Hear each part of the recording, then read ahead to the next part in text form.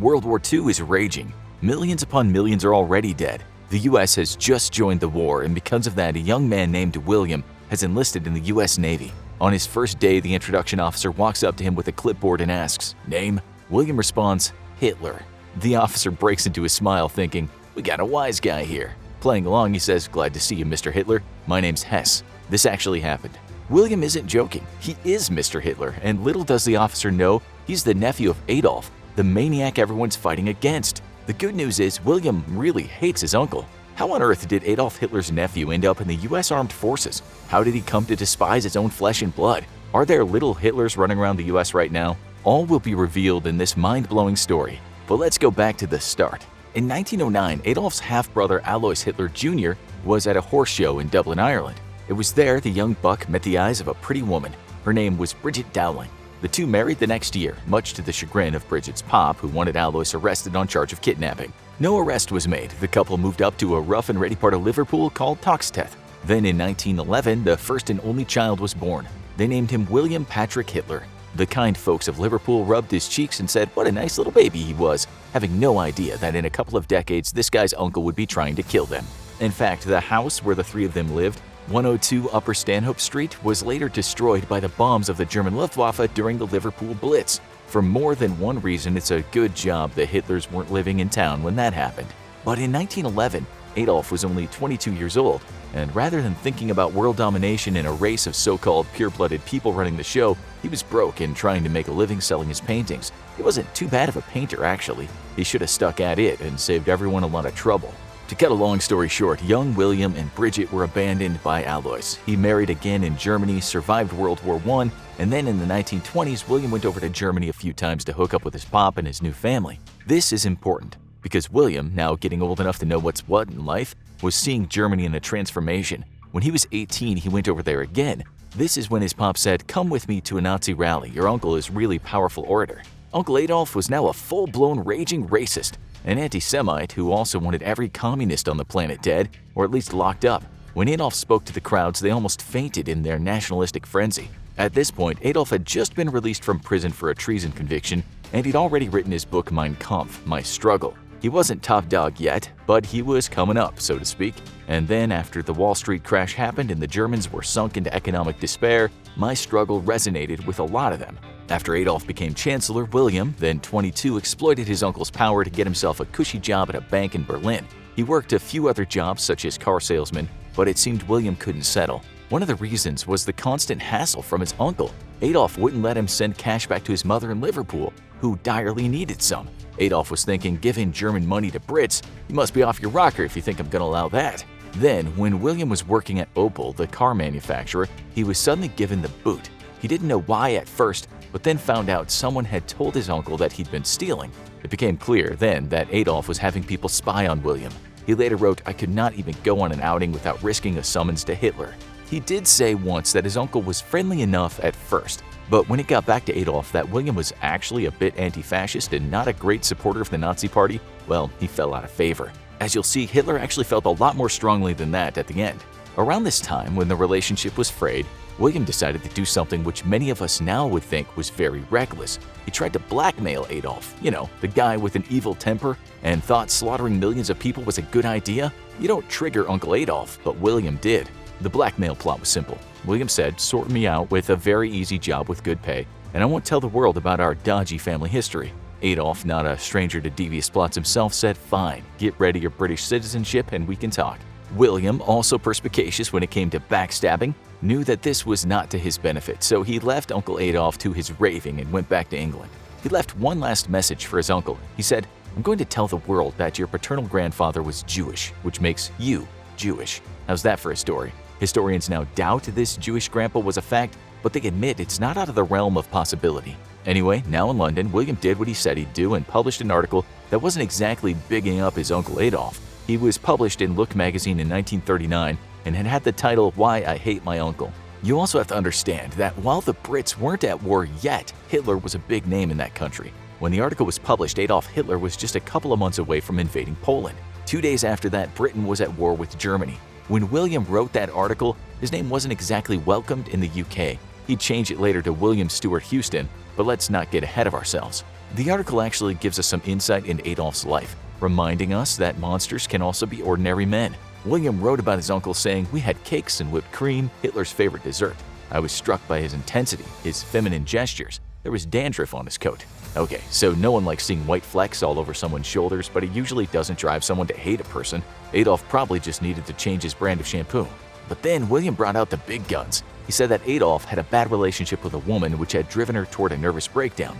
William also said he had written about his uncle before and had some small articles published, and Adolph was absolutely enraged when he saw them.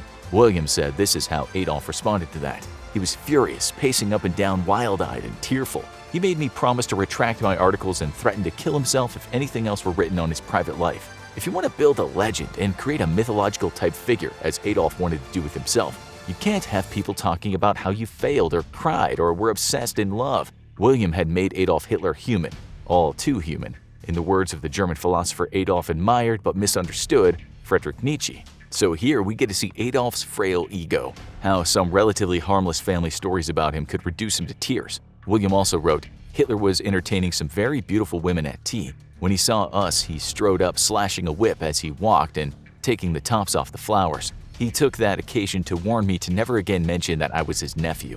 By the time Adolph must have read that article and in a cartoonish style, steam leaked out of his ears, he was likely jacked up on methamphetamine, talking about his plan to blitzkrieg through Poland, with European domination coming at the end of the long assault. Unfortunately, Hitler would surprise the world, and his admittedly almost unbeatable Wehrmacht blasted through the enemy quite easily. William watched from a distance as his uncle's troops seemed to have success upon success. The German Luftwaffe didn't exactly get its way when it tried to take Britain by the air, but the Brits knew their ground forces were no match for the German army. After the Battle of Britain, Adolf just made a plan to save Britain for later. Then Hitler's army seemed to walk right into Russia, having backstabbed a tyrant as bloodthirsty as he, one Joseph Stalin. So many millions died, but the Russians showed mettle no one in the world could believe they had. The invasion is one of the most appalling stories in world history, but those Russians were tougher than the cold ground they walked on in winter. Meanwhile, according to the excellent book on World War II, Inferno by Max Hastings, most Americans didn't want to fight a war in Europe. Why die over there when we're okay over here, they thought? Sure, help the Allies materially, but not with American blood. In fact, many people had the opinion mirroring that of William Kaufman, then the head of Harvard. He said, "Hitler's going to win, let's be friends with him."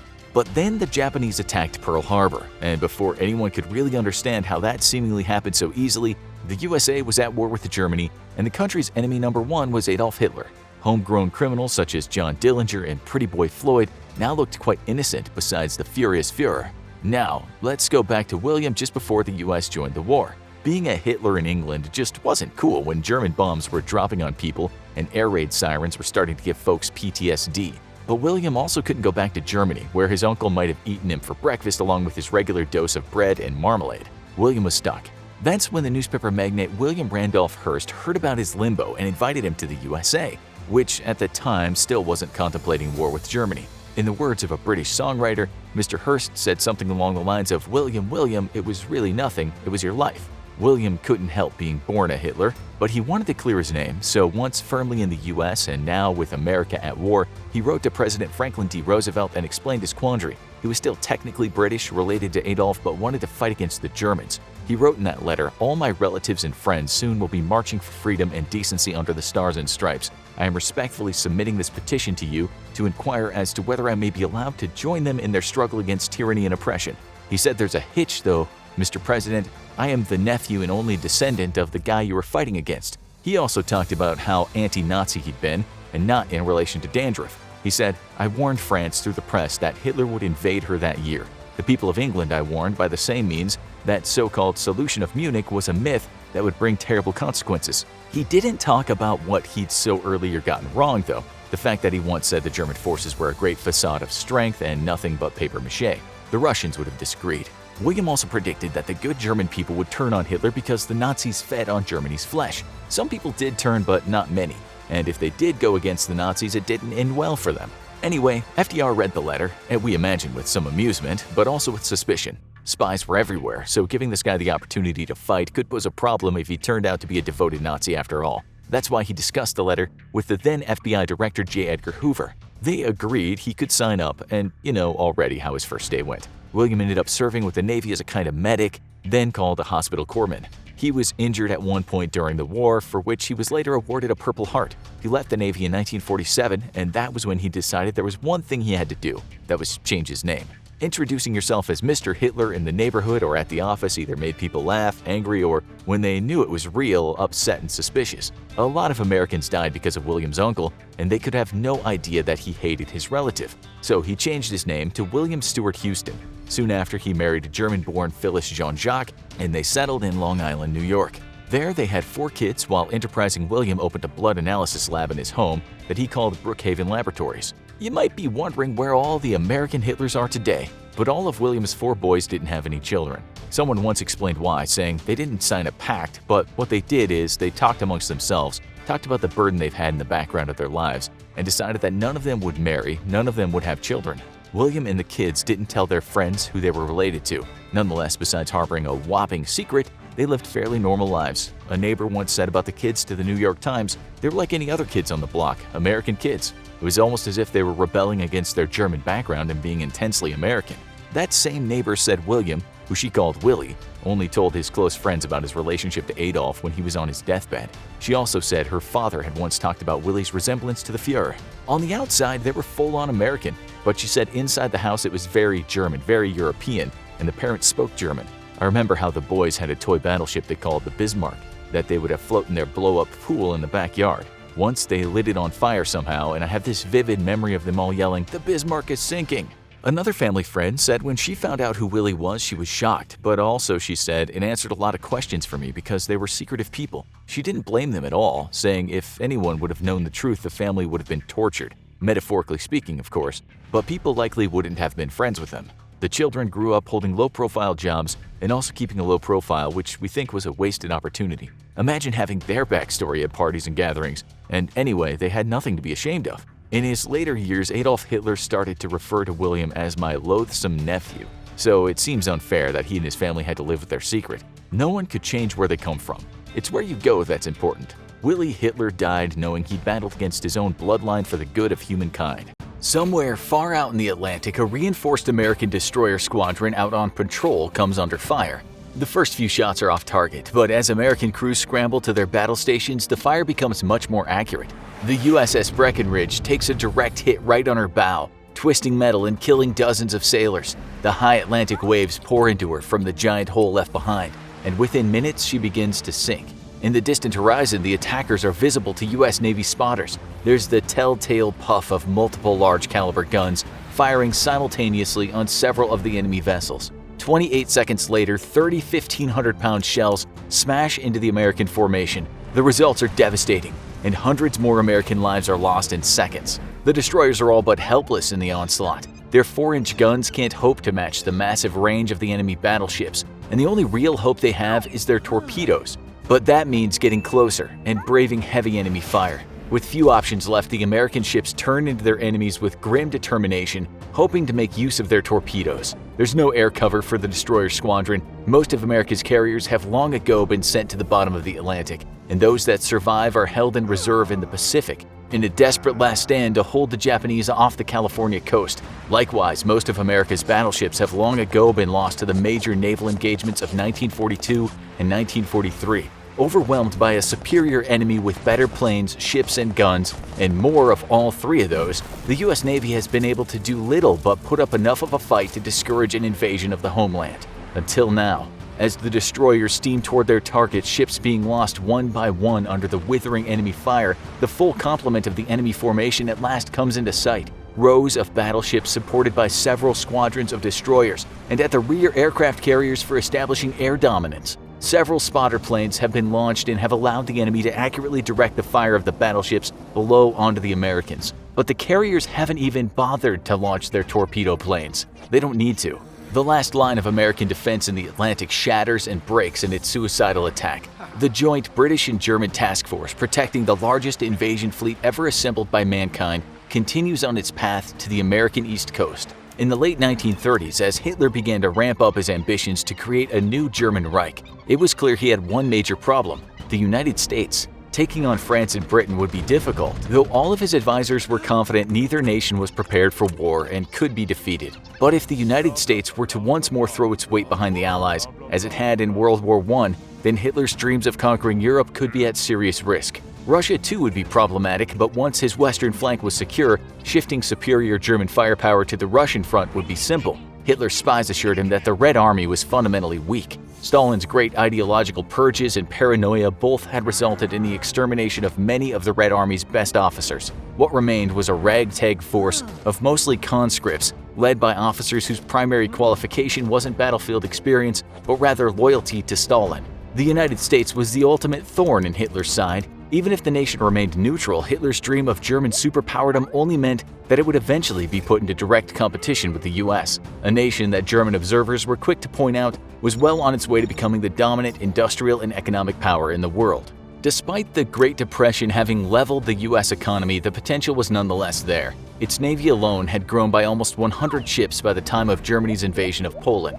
It was obvious. Germany would either have to face America today or defer the conflict to a post-war era when it had consolidated power in Europe. However, postponing the conflict meant that the United States could continue to grow in power while Germany depleted itself in combat, potentially giving America an insurmountable lead.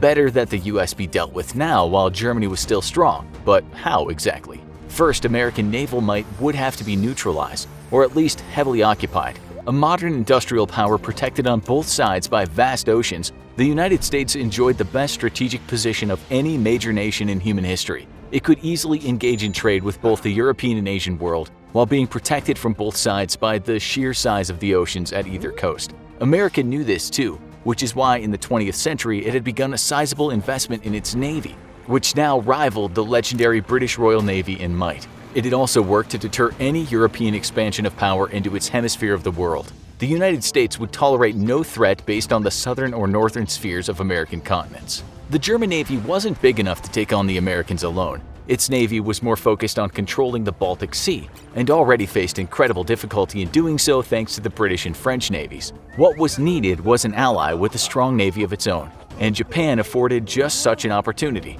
If the United States could be distracted in the Pacific, not only might it be deterred from joining the European war, but when the time came to bring the fight to American shores, the US would have to split its fleets between the Pacific and Atlantic. But Japan would never be able to support an actual invasion of the American homeland, which is what would be needed to truly neutralize the threat that the US posed to German dreams of superpowerdom. It simply wouldn't be economic or realistic to ship German troops and equipment all the way to the Pacific, where it could be escorted to the American coast by Japanese ships. Instead, it would have to be an Atlantic power that aided the German effort. And the only nation that had the naval might to challenge and destroy the American Navy? Great Britain. But how could Britain be persuaded to join its bitter enemy in a fight against the United States? Well, if Britain could be defeated quickly enough, or at least made to suffer heavily, then perhaps Hitler could coerce the British to view America as the enemy, opposed to its own colonial interests. It was no secret that the American President Franklin Roosevelt and his Vice President Harry Truman were both no fans of European colonialism. Already, talks amongst American leadership echoed a sentiment that if the US were to aid the Allies, it would only do so with the assurances that many of Britain and France's colonies would be liberated in the post-war period. With British colonies providing much of its industrial and economic power, surely England could be convinced that opposing the US was in its own best interests. After all, Hitler had no plans to take hold of the British Isles themselves. Britain could be allowed its independence, and even given favorable trading status with the new German Reich in exchange for helping it crush America. However, even before a naval invasion by a joint German-British fleet could commence, American industrial power would have to be pounded into submission, and that was a hell of a challenge, considering New York was 4,000 miles from Berlin. German engineering genius, however, could solve that issue. Enter the America Bomber, a massive, long-range strategic bomber which could take off from airfields in France and deliver several tons of bombs to the American East Coast. With competition from several different manufacturers, Hitler's dream of seeing New York City in flames and Hermann Göring's ambition to stuff the mouth of arrogance across the sea would finally come true. The die was cast. Hitler finally had a plan to crush America and ensure uncontested German superpowerdom in the age to come. There was just one problem. None of Hitler's plans were even remotely realistic.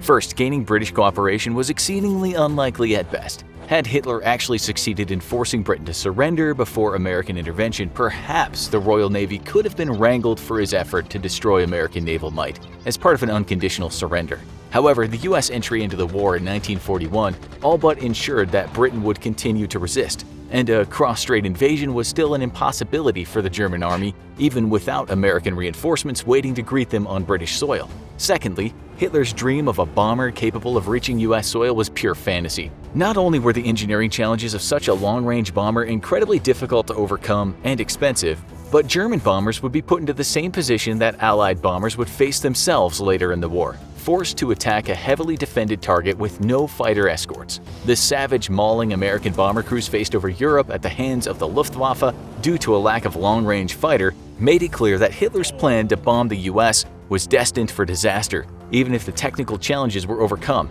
However, the nail in the coffin for Hitler's plan to bomb the US came when Portugal lent the use of the Azores to the Allies, denying Germany desperately needed airfields in the Atlantic. The truth is that other than a hazy ambition to attack the US at home, Hitler never truly had a plan to invade the US that was remotely realistic. In a conversation with the Japanese ambassador in 1942, Hitler admitted that he did not yet know how to defeat the United States. Surely a troubling line of conversation coming from the wartime ally that dragged Japan into a one-on-one death match with America in the Pacific. It's summer 1943, and the Allied forces have moved to secure the Mediterranean from the Axis powers once and for all. This means one thing: neutralizing Italy, a staunch German ally led by the fascist dictator Benito Mussolini, sweeping away the Italian Navy, which performed atrociously against Allied forces. Allied soldiers at last began to make landfall on Sicily. From captured airfields, American and British bombers could now reach Rome, and an intense bombing campaign begins against Italy's capital. The intent is not so much to damage Italian industry and its warfighting ability, but rather to capitalize on the low morale of Italian troops and citizens and force them to overthrow Mussolini,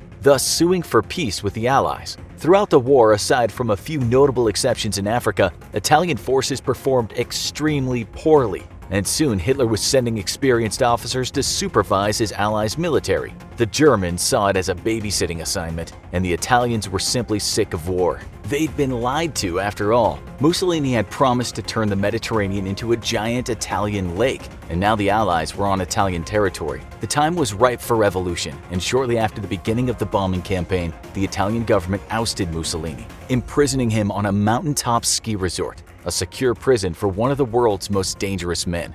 This was a disaster for Hitler, but he had one ace up his sleeve: a single man, Otto Skorzeny, possibly the most dangerous man of World War II. Skorzeny had made a name for himself as a firebrand Nazi and devout fascist, quickly climbing the ranks of the German military. Skorzeny's first ambition had been to become a pilot, and shortly after the invasion of Poland he had volunteered for the Luftwaffe, but was denied for being too tall. At 6 foot 4 inches, Otto was a formidable man indeed, and when his imposing bulk prevented him from becoming a pilot, he joined Adolf Hitler's personal bodyguard regiment instead. As Hitler launched his invasion of the Soviet Union, Skorzeny was back on the front lines, fighting with elite SS units. As the Nazis pushed closer to Moscow, Skorzeny received orders from Hitler himself. He was to capture several key Communist Party buildings and the NKVD headquarters. This would have afforded the German military with huge amounts of valuable intelligence and bid a devastating blow to Soviet fighting morale. But Skorzeny's greatest prize was the sluice gates to the Moscow Canal.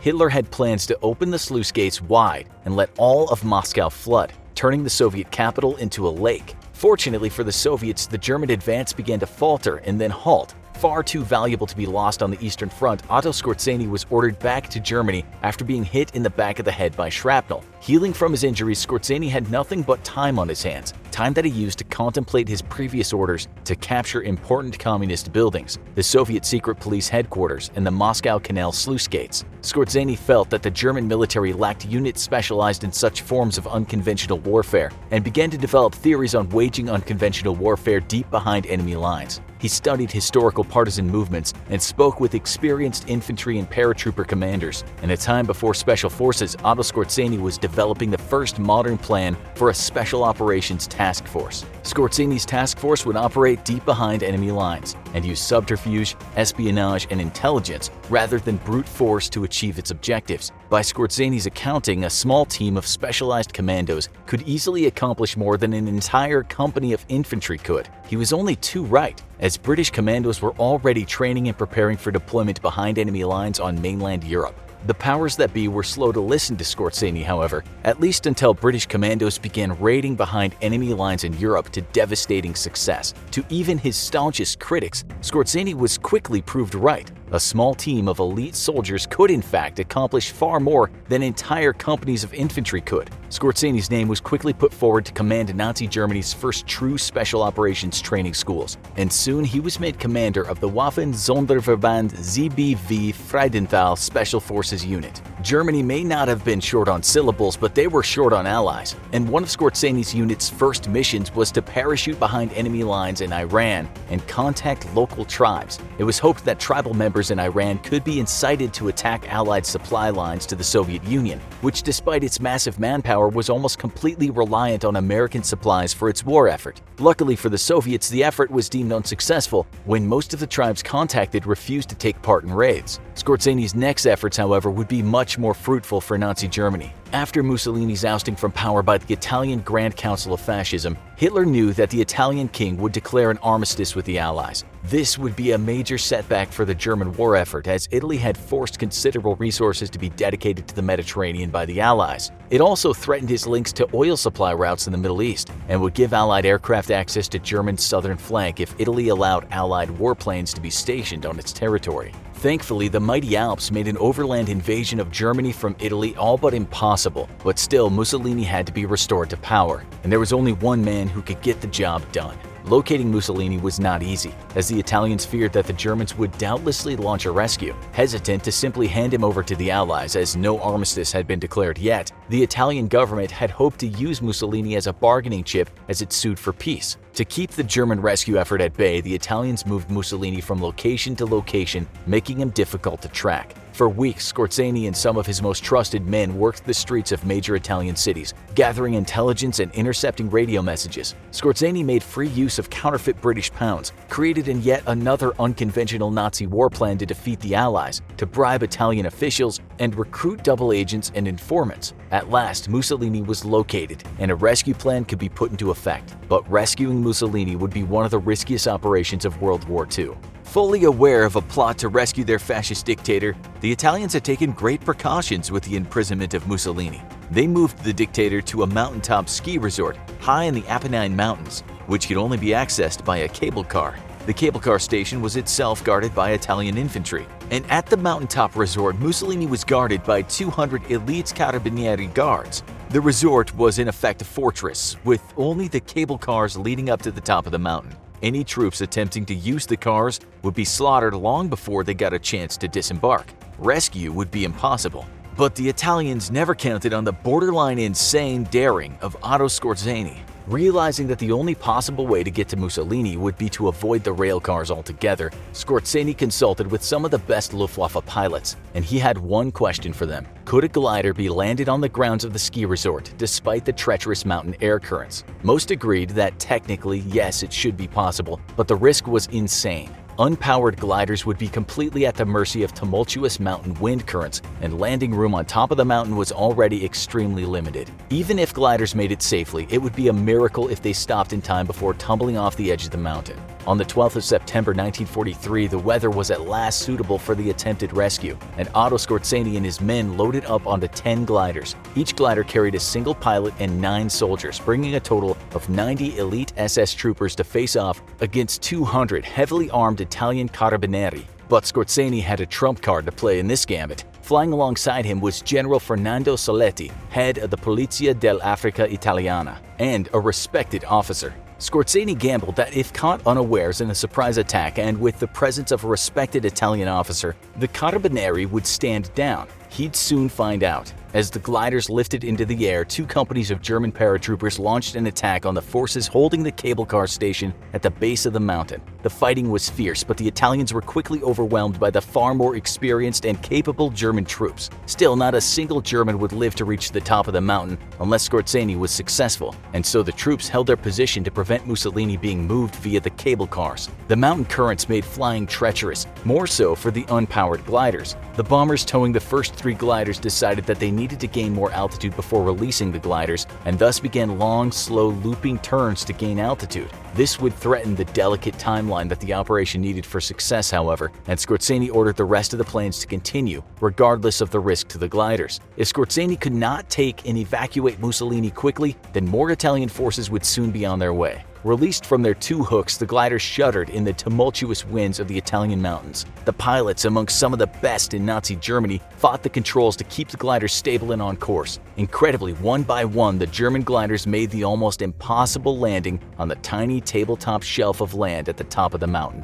Although one of the last to arrive crashed, severely injuring many of its occupants. Leaping from the gliders, though, the bulk of Scorzani's force was soon running toward the hotel. Scorzani had given his men a strict order. Not a single one of them was to open fire unless Scorzani opened fire first. If Scorzani was injured or died, then one of his officers would be the first to open fire. It was critical that the assault force capture Mussolini without having to fight the 200-strong Italian defenders. With General Fernando Soletti ordering the guards to stand down, the Italians laid down their arms and allowed Mussolini to be taken. In less than an hour, one of the riskiest operations of World War II had succeeded without a single shot being fired. Scorzani would be an overnight hero to Nazi Germany and earn his place in the Special Forces Hall of Fame if he survived the final phase of the plan to rescue Mussolini, the escape. German forces would be unable to provide security for Mussolini if they tried to bring him down the mountain and move him by land. Therefore, a small plane was ordered to make the incredible risky landing atop the mountain. This would be Mussolini's ticket off the mountain. But there was a problem. The small plane only had enough power and room for its pilot and one other passenger, and Scorzani refused to leave Mussolini out of his sight. The pilot argued with Scorzani, telling him that there was little chance that the plane could hit the required speed for liftoff if it were carrying the weight of the three men. Scorzani refused to budge. Mussolini was his personal responsibility, and he would be the one to see him brought before the Führer himself. Then Scorzani pointed out the obvious. If the airplane required velocity to generate lift and the takeoff area was too short, then it would simply have to gain speed by falling off the side of the mountain. Scorzani climbed aboard the tiny plane alongside Mussolini and, under the threat of being shot, ordered the pilot to take off. The tiny plane sputtered to life and began to roll toward the edge of the mountain, slowly picking up speed. As the precipice loomed before them, the pilot's worst fears were realized. The plane could not take off overburdened as it was. The wheels soon left the ground as the plane pitched over the mountainside. By some miracle, however, the plane shuddered its way back to horizontal after a brief dive. Against all odds, Scorzani had pulled off one of the most daring rescue operations in history. Otto Scorzani would go on to achieve great success during the waning days of World War II, cementing his place as one of Nazi Germany's most dangerous soldiers. The man became an international special forces legend, and most of his training and operational methods would go on to influence or be outright adopted by special forces programs around the world. Perhaps most surprising of all, however, would be Scorzani's eventual role as a Mossad agent working for the Israeli secret organization and helping bring Nazi war criminals to justice. Hitler was an incredibly rich man when he wrote his last will and testament in the bunker where he would take his life. He had amassed a fortune from the sales of Mein Kampf, business deals, and private investments. But who got Hitler's money after his death? What else was in his will? And could there be a massive fortune hidden away somewhere waiting to be found? As Nazi Germany fell during the end of World War II, Hitler committed suicide and transferred his power to other members of the Nazi regime. But before he did this, he wrote a will. There were 3 copies of the will distributed, and all that might have been lost to time if it not had been for a British intelligence officer named Hermann Rothman. He was deployed to Germany to interrogate high-level Nazi officials for information. While on assignment, he spotted a suspicious man dressed in civilian clothing. Rothman decided something didn't seem right, and that the man warranted further investigation. He discovered the German man was carrying falsified documents. It turned out the imposter was Heinz Lorenz. Lorenz was the press secretary for Joseph Goebbels, the man who was made Chancellor of Nazi Germany by Hitler just before he committed suicide. Sewn into one of the seams of Lorenz's jacket were 3 documents. They were a final political statement written by Hitler himself, a document written by Goebbels, and Hitler's will. As you might expect, the political statement was wildly racist against the Jewish people. Hitler blamed them for his own shortcomings and for causing Nazi Germany to lose the war, thus reinforcing what a lunatic Hitler was. But what was in his will? Who got his fortune? The first thing Hitler talks about in his will is his new wife, Eva Braun. Up until right before their double suicide, Eva and Adolf were not yet married. Eva was the aide to Hitler's official photographer. They first met during a photo shoot of the Führer. Hitler and Braun developed a relationship and when opportunities presented themselves, spent time alone together. Hitler explained in his will that he was too busy to marry, and that was why they did it right before their deaths. Some scholars have their own theories about why Hitler waited so long to marry Braun, but according to Hitler's will, at the end of April 1945, the two were joined in matrimony. Hitler goes on to declare that Eva Braun made the decision under her own free will to commit suicide with him. Whether this is true or not, we'll never know, but in his will, Hitler claims this to be the case. In the next part of his will, Hitler discusses what will happen to his belongings and money. He states that everything he possesses and has any value should be given to the Nazi Party. However, Hitler writes it in a way that seems as if he doesn't own much of anything. This is far from the truth, as he had amassed a fortune from the sales of Mein Kampf, as well as through royalties on images of himself and business deals. Hitler continues by saying that if the Nazi Party does not survive, that his belongings should be given to the state. And if the state does not survive, then all is lost and his wishes are no longer necessary. Hitler does not make specific arrangements for his paintings and pictures, which he had collected over the years. They were to be given to Linz, Austria, the town in which he grew up. There he also wanted the art to be displayed in a gallery for the public, and not as a private collection. It's in the next part of the will that Hitler mentions his money, yet he still does not acknowledge the massive sum he's accumulated over the course of his rise to power. Hitler gives Martin Bormann, his private secretary and Nazi official, full legal authority to make decisions based on his will. Hitler states that everything of sentimental value and the funds necessary for a modest life should be given to his brothers and sisters. However, it would seem his own family was not quite as important as someone else. Hitler goes on to say that, above all, Eva Braun's mother should be taken care of. He was more intentional in including her directly in his will than his own family. This seems odd, but then again, Hitler was an odd man. He also put in his will that of all his faithful co-workers, particularly his secretary Frau Winter, should be looked after as well. There is no specific number or amount of money each should receive, which means it was up to the discretion of Bormann. However, we know that Hitler's fortune was massive, so if his last will and testament was followed, there was a hefty sum of money that could have been distributed among the parties described in the will. Hitler concludes his will by saying that he and his now wife Eva Braun would rather escape disgrace by choosing death over being captured. He also included that once he took Eva's life and then his own, their bodies were to be immediately burned. He signed the will given in Berlin, 29th of April 1945, 4 a.m., A. Hitler. Below his name, the three witnesses of the will are signed as well. They were Dr. Joseph Goebbels, Martin Bormann, and Colonel Nicholas von Below. It was not a very long will and did not contain many specifics, but it did give us a glimpse into what would happen to Hitler's belongings once he took his own life. However, this begs the question, what really happened to all of Hitler's possessions and money? The surprising thing is, we aren't entirely sure. We know for a fact that Mein Kampf made Hitler very rich. By the time of his death in 1945, the book had sold about 8 million copies and had been translated into 16 languages. It was estimated that Hitler earned around $1 million per year in royalties. Some of this money was used to buy his alpine retreat, named the Berghof, which was located near the town of Berchtesgaden in Germany. This was not a cheap estate, so Hitler must have spent a significant amount of money on it. He also felt he had enough money that once he became Führer, he forewent the salary associated with the position. In Mein Kampf and other writings, Hitler talked about his earlier life in poverty and hardship. He was a struggling artist in Vienna before fighting in World War I and the publication of his influential book.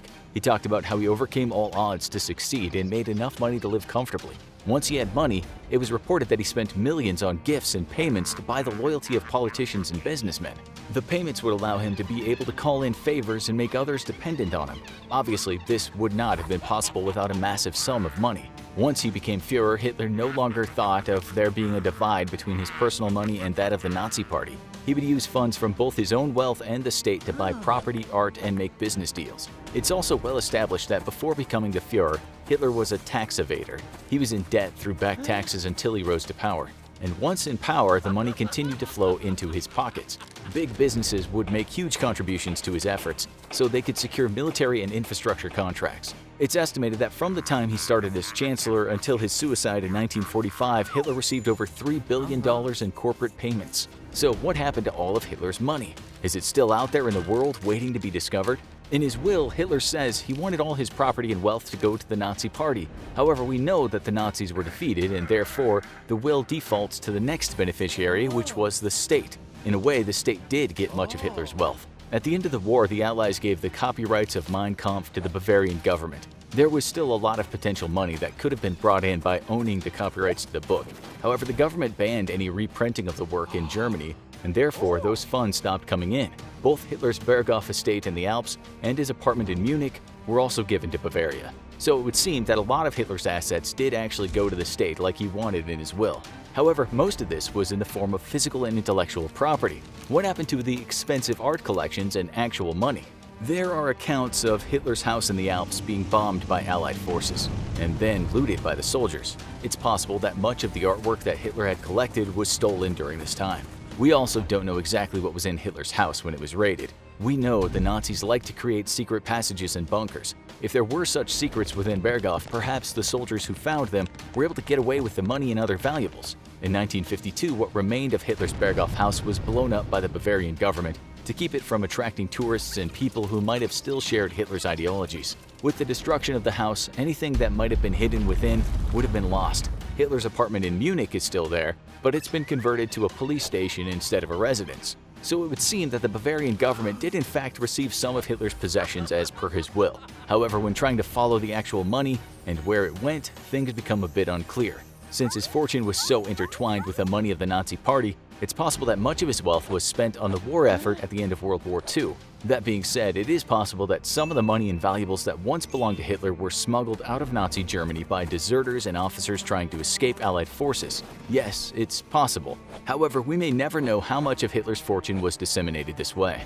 Hitler knew he would lose World War II, and rather than being tried for his crimes, decided to take his own life and that of his brand new bride. Just before he committed suicide, Hitler did write a will, and in it he laid out what to do with his possessions, but he was somewhat vague about the extent of his actual wealth in the document. It would seem that most of what Hitler owned went to the Bavarian state. However, his fortune is not completely accounted for. Perhaps some of Hitler's money and valuables are still out there waiting to be discovered. Or perhaps everything he had and owned was lost or plundered during the war that he started. The villain stares up at the plans for the powerful weapon. This is no ordinary gun or rocket. When complete, it'll harness the power of the sun itself and rain fire and death down on his enemies. A mad scientist looking for revenge on a superhero? No, the villain was Nazi leader Adolf Hitler, and this weapon and many others were really built or planned by his scientists. What was the Wunderwaffe? The secret German program of wonder weapons? It was 1942 and the Nazi war machine was flagging. The United States had entered the war, the United Kingdom was stubbornly refusing to fall, and Hitler had the brilliant idea of invading Russia, which meant the German army now had to fight a war on two fronts. The morale of the military was fading. Hitler was devoting more and more resources toward targeting German citizens, and even many of his own generals were starting to whisper. Was the Führer losing his marbles? Did Germany need a change in leadership? Naturally, that meant there was only one thing to do: turn up the propaganda. Led by Joseph Goebbels, the propaganda ministry started putting out news that would help turn the tide of the war. Because Germany's scientists were on the case and they were designing a whole new crop of Wunderwaffe, or wonder weapons, that the world had never seen before. These weapons, straight out of science fiction in some cases, were said to pack a power the world has never seen. 3 years before the first atomic bombs were perfected, these secret weapons were said to turn the tide of any war and send the enemy running. So, was there any truth to these announcements? As usual, the answer is yes and no. The Germans did in fact have a top-secret weapons program, and it was led by some of the world's best scientists. Men like Werner von Braun, the aerospace engineer who was later taken out of Germany by the United States and became one of the heads of the space program, regularly presented Hitler with blueprints for wildly ambitious weapons. The only thing standing between Germany and unleashing these beasts on the battlefield was a lack of time and money, and Hitler was more than willing to give both of these to the Wunderwaffe program. And the results were impressive, at least on paper.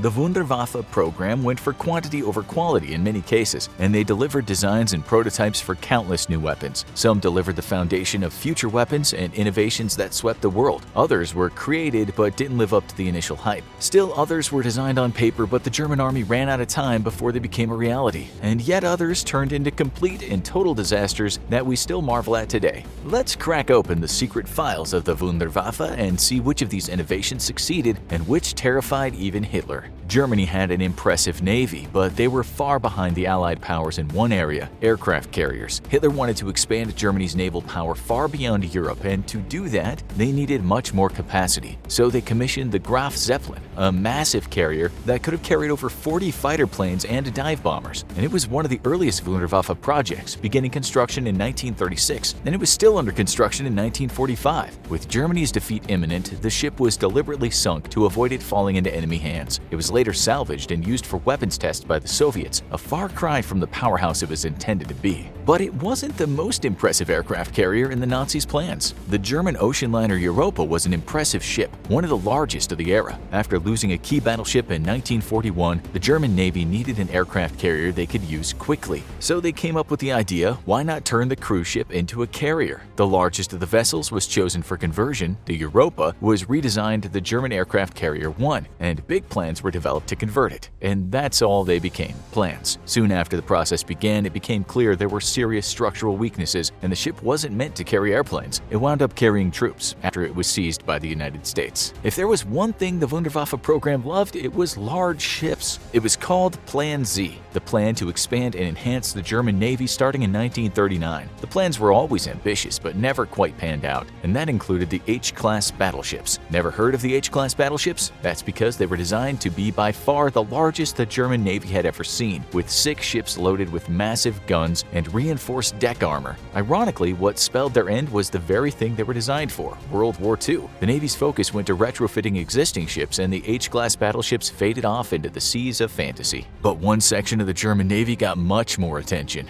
The U-boat was the terror of the seas, as the German submarines sank countless Allied ships, but Hitler wanted them to be faster, stronger, and deadlier. Countless new models were proposed, starting with the rocket U-boat. Most U-boats use standard torpedoes, but these blueprints intended to replace that with higher-powered rockets and missiles. This would allow the Germans to not only sink enemy ships more effectively, but potentially launch attacks on Britain and even the United States from the sea. The first tests were promising, but the lack of a guidance system made them ineffective. Ultimately, the rocket U-boat wasn't ready for combat by the time the war ended, but the scientists continued to refine them for other countries. There was a constant quest to upgrade the U-boat, and some got closer than others. The biggest challenge of using submarines in combat was that they weren't meant to stay underwater at length. They had to coast along the surface and could only submerge for short periods at a time. The Type 21 submarines aimed to change that, being the first ships to operate primarily underwater and only need to resurface for charging. The prototypes worked, and they were put into production in a hurry. Over 100 were completed and 2 were put into service, but at that point the sea war of the European front was all but over. Neither ship saw combat, but the design was impressive enough that both the US and USSR built on it in the future.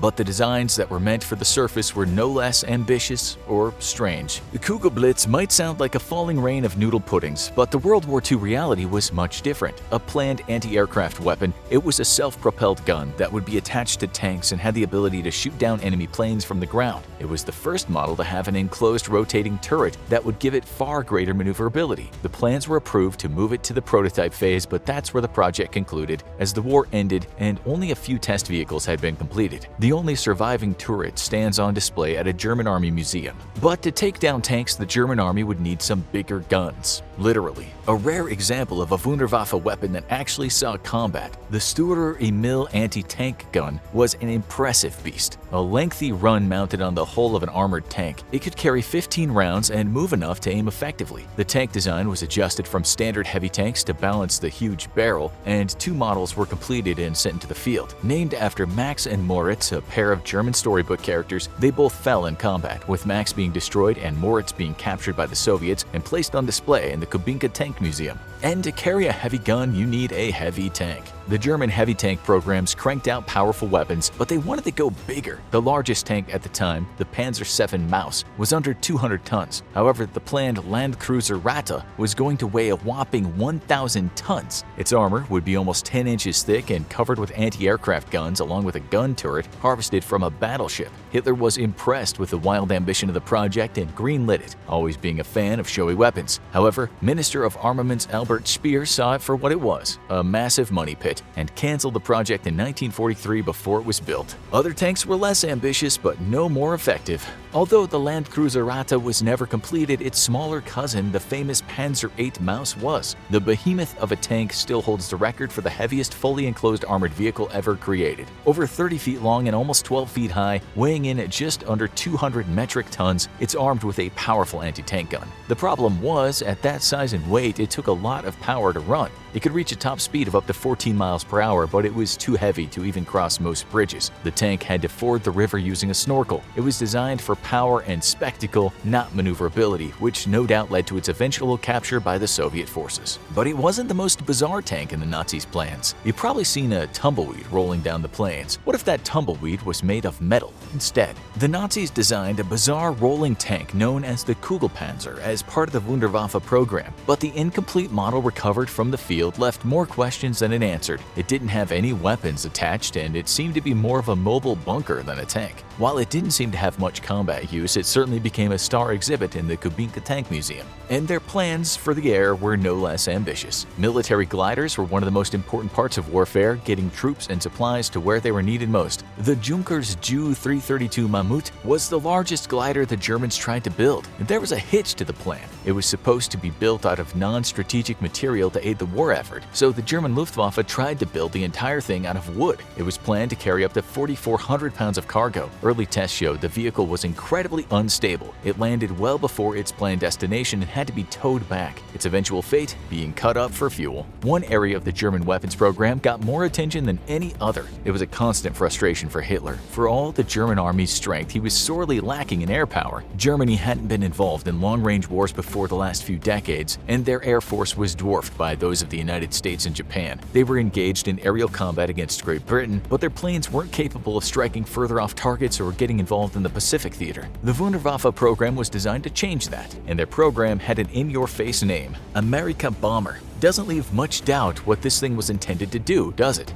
Germany wanted a long-range bomber that would be capable of delivering a Pearl Harbor-like attack against the East Coast American cities, especially New York, which Hitler fantasized about destroying. The German Air Ministry gathered several of the country's best aircraft designers to submit their own candidates for the plane that could deliver a shocking punch to the US on their home front. The results were mixed. Ultimately, two designs stood out from the crowd and were destined for production. The first, the Messerschmitt Me-264, was a long-range strategic bomber for the Luftwaffe. It was an all-metal heavy bomber similar in design to the B-52 and had relatively little in the way of armor and guns, so it could carry more bombs. 3 prototypes were built and overall impressed the brass, but Messerschmitt was already under a lot of demand for their fighter planes, and so the project was abandoned and the competitor was chosen. And that competitor packed its own impressive payload. Junkers might have had a flop with its massive wooden glider, but their other models were anything but. The Junkers Ju-390 was the model ultimately chosen for the Amerika Bomber project for one main reason. It could be adapted from some of their existing planes. Extra inner wing segments were added to the classic Junkers Ju-90 and 290 models, and they quickly went into testing. But how successful they were is a subject of ongoing debate. Some say the test plane made secret flights to South Africa, Japan, and even New York, but there is no concrete proof of this. What's clear is that work on them continued into 1944 until their contracts were canceled, and the planes were eventually stripped for parts and destroyed. But the Nazis might have been more interested in one specific device. The future of warcraft was rockets, powerful devices that could provide fast launches from the ground and deliver massive payloads, or even take a man to the moon one day. Werner von Braun was known as the master of rockets, and many of his innovations were rocket-powered. Hundreds of designs were built for jet fighters, rocket-powered planes, bombers, ramming interceptors, and tactical bombers, but the jet fuel needed to power rockets was expensive, and the technology was new, and most of the Nazi rocket projects wound up as little more than expensive proof-of-concept displays for von Braun's future career.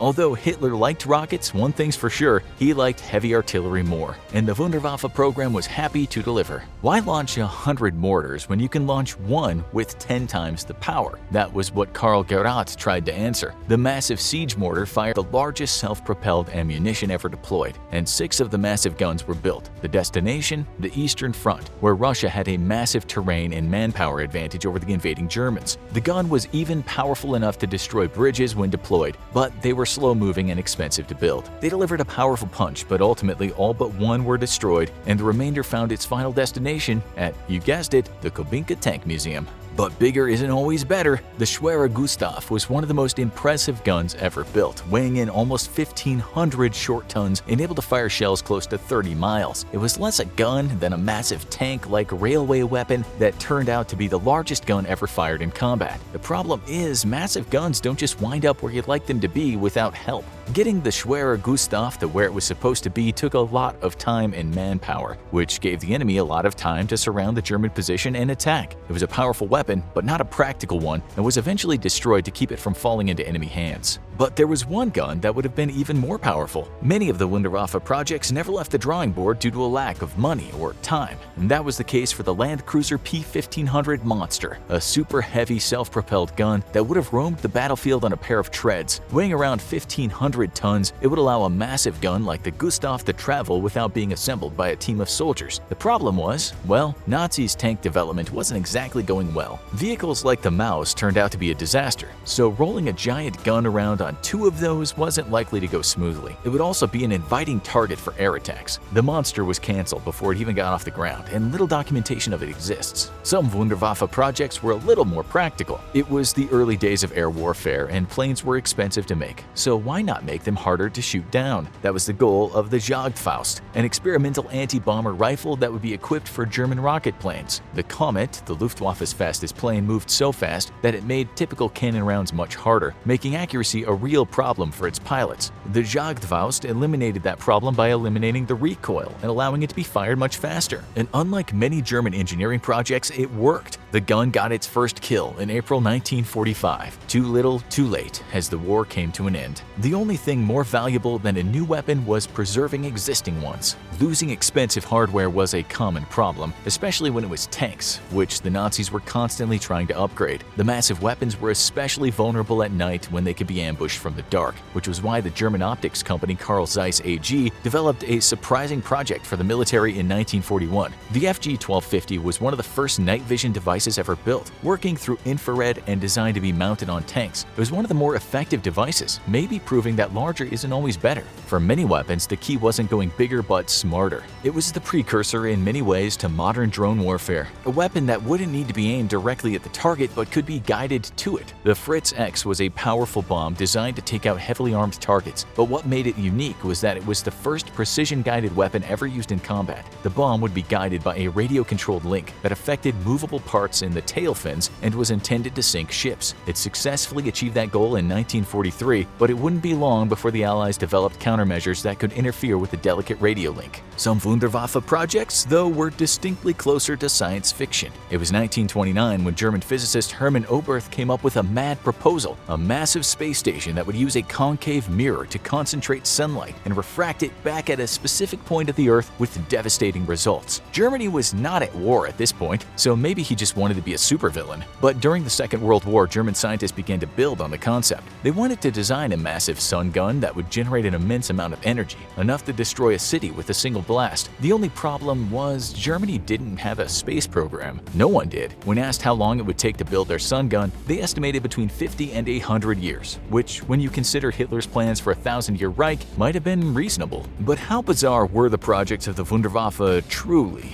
What was Die Glocke? The mysterious bell-shaped superweapon was one of the most mysterious supposed projects of the Wunderwaffe. It was exposed by Polish journalist Igor Witkowski in the year 2000, as he claimed he had uncovered a secret device that never saw the light of day. Some claimed the glowing contraption was an anti-gravity device, with some even saying it could be related to time travel. But in reality, all evidence is that Die Glocke was nothing. There's no evidence that Witkowski was exposing a true project instead of creating a clever tale. Other devices never got close to reality. The Wunderwaffe teams repeatedly came back to the idea of a directed energy weapon. Who wouldn't like a gun that never ran out of ammo, just needing to be recharged? That technology for Star Trek phasers wasn't there yet, but that didn't stop them from trying. The first attempt was a sonic cannon that could kill via high-intensity vibrations. It worked, but was too expensive and vulnerable to enemy fire to become a mainstay of combat. Undeterred, Hitler's mad scientists explored X-ray beams that could take down aircraft, but the electron accelerator they built as a test was eventually captured by the Americans. But one question has puzzled people for decades: how close did the Wunderwaffe get to the ultimate weapon? Nuclear fission was discovered in 1938, and only 4 months later, Hitler already had scientists working on a short-lived nuclear bomb project. While it was shut down shortly before the Nazi invasion of Poland, a new project would soon begin as the Nazis started producing nuclear reactors, uranium, and heavy water in earnest. The project continued to be funded until the very end of the war, but contrary to popular belief, it was not a tight race for which side got to the finish line first. While the Manhattan Project was full steam ahead, the German nuclear bomb project was understaffed, and many of the scientists left to pursue more short-term war projects. It didn't help that many of Germany's top scientists had fled the Nazi regime. In the end, the Nazi nuclear bomb project met the fate of many other superweapons, being harvested for parts by the Allies as they took over after the war. So what went wrong with the Wunderwaffe? Why did a project that created so many fantastical weapons ultimately deliver so many duds and completely fail to help the country win the war? For one thing, the scientists involved had to split their focus between so many projects that few got the opportunity to develop and be refined. Many were scrapped after one failed test. Torn between Hitler's mad ambition and Albert Speer's penny pinching, the scientists were often between a rock and a hard place. While many did change the future of warfare, few were around long enough to deliver in combat, and those that were often rolled out right before the close of the war.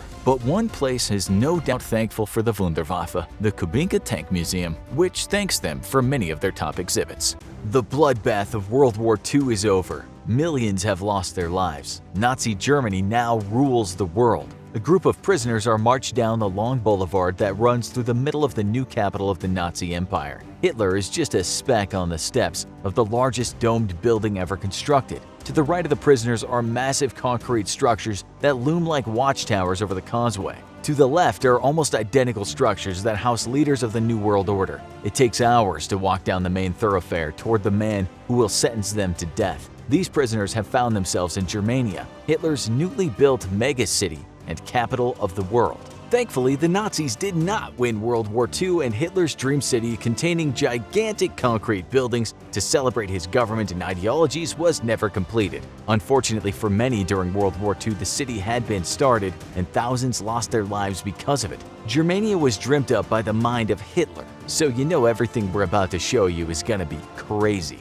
Adolf Hitler started mapping and planning Germania as early as 1926. This is over a decade before World War II started. His obsession with creating a master race and controlling the world was nothing new when he launched his war to conquer Europe. Accounts suggest that Hitler always disliked Berlin as a city. He thought of it as dirty and disorganized. It was filled with too many left-wing progressives, people who wanted equality and peace, and there was no room for these ideologies in Hitler's future. He promised to fix the city once he had secured power in Germany. Hitler may have dreamt up the idea of Germania, but the head architect for the project was Albert Speer. Speer might have been deranged as Hitler. They became good friends and spent a lot of time planning and designing Germania together. Apparently, Hitler got along well with people who were as crazy as he was. For many years, their plans were kept secret. This may have been because many members of the Nazi Party thought that Germania was not feasible and made their leader look slightly obsessed. Hitler described his world capital to be comparable to the cities of ancient Egypt, Babylon, and Rome.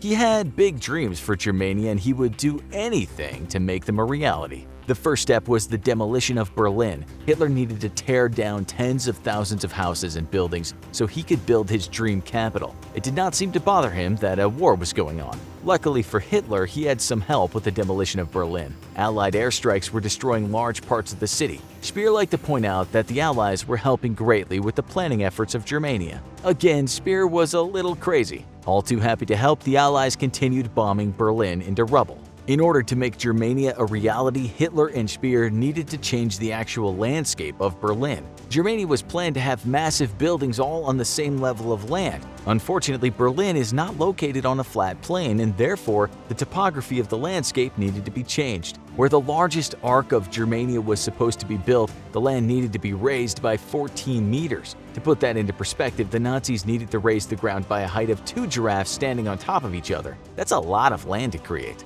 Reshaping the Earth was not the only insane feat of engineering that Germania would undertake. The city itself needed to be centered around a grand thoroughfare that would be called the North-South Avenue. It would be around 4.3 miles long and lined by massive theaters, shops, and government buildings. In the middle of the North-South Avenue would be a massive arch. It would be named the Triumphal Arch and would tower over the Arc de Triomphe in Paris. In fact, the Triumphal Arch was planned to be so large that its French predecessor would be able to fit underneath it. Everything needed to be grandiose so that military marches and parades with thousands of soldiers and tanks could traverse the city. The main causeway was not to be used by pedestrians, and so plans to create underground walkways and roads were drafted. Hitler could not have the common folk crowding up his massive avenue. Above ground, the streets would be lined with statues and monuments to celebrate the Nazi Party. Below ground would be a series of barren tunnels. People would only use the tunnels to get from one spot above ground to another spot above ground without creating visible congestion.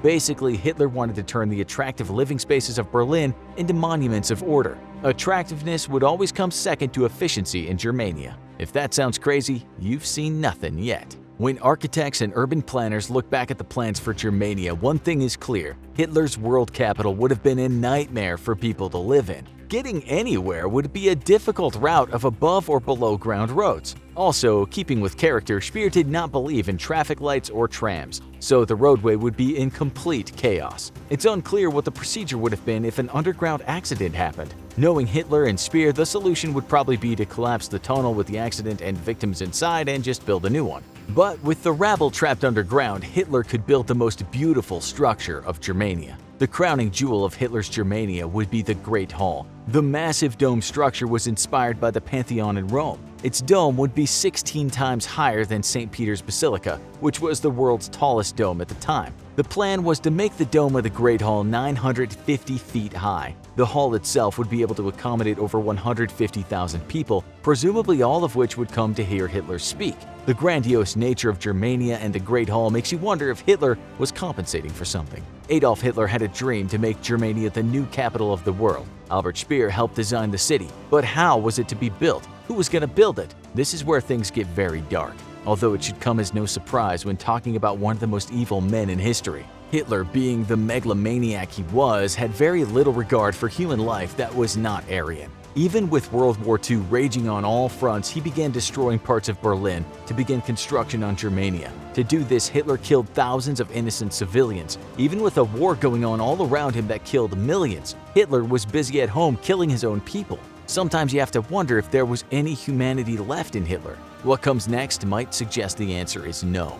The Nazi regime began systematically kicking Berlin citizens out of their home to start construction on Germania. This began in 1939 as World War II started. German citizens who were removed from their homes were often given the houses that once belonged to Jewish families. Jewish people had been moved earlier to more cramped accommodations in run-down parts of the cities. These later became known as ghettos and then evolved into concentration camps. This brings up an important point. Hitler's dream of having Germania be his world capital played a key role in enabling the Nazi Party to carry out the Holocaust. In preparations for the construction of Germania, the Nazis had systematically gathered up the Jewish families and moved them into areas where they could be easily controlled and eventually killed. Germania was to be built using the blood and lives of the Jewish people. Albert Speer would use the SS to ensure the Nazis had enough slave laborers to begin construction of Germania. Speer pushed for more and more Jewish people to be rounded up and sent to labor camps so that materials could be produced faster and he could begin construction on the megacity.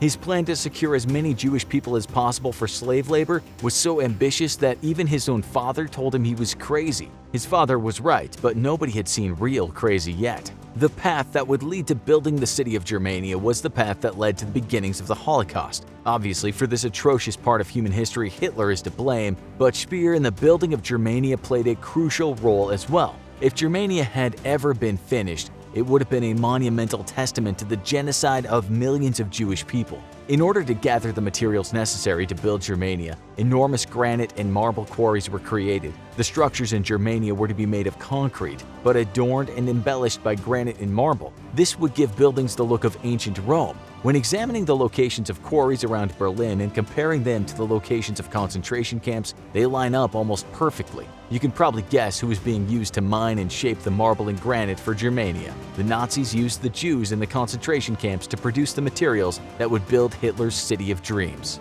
Though the Jewish people were affected the most by the building of Germania, no one was safe from Hitler and Speer's mega city.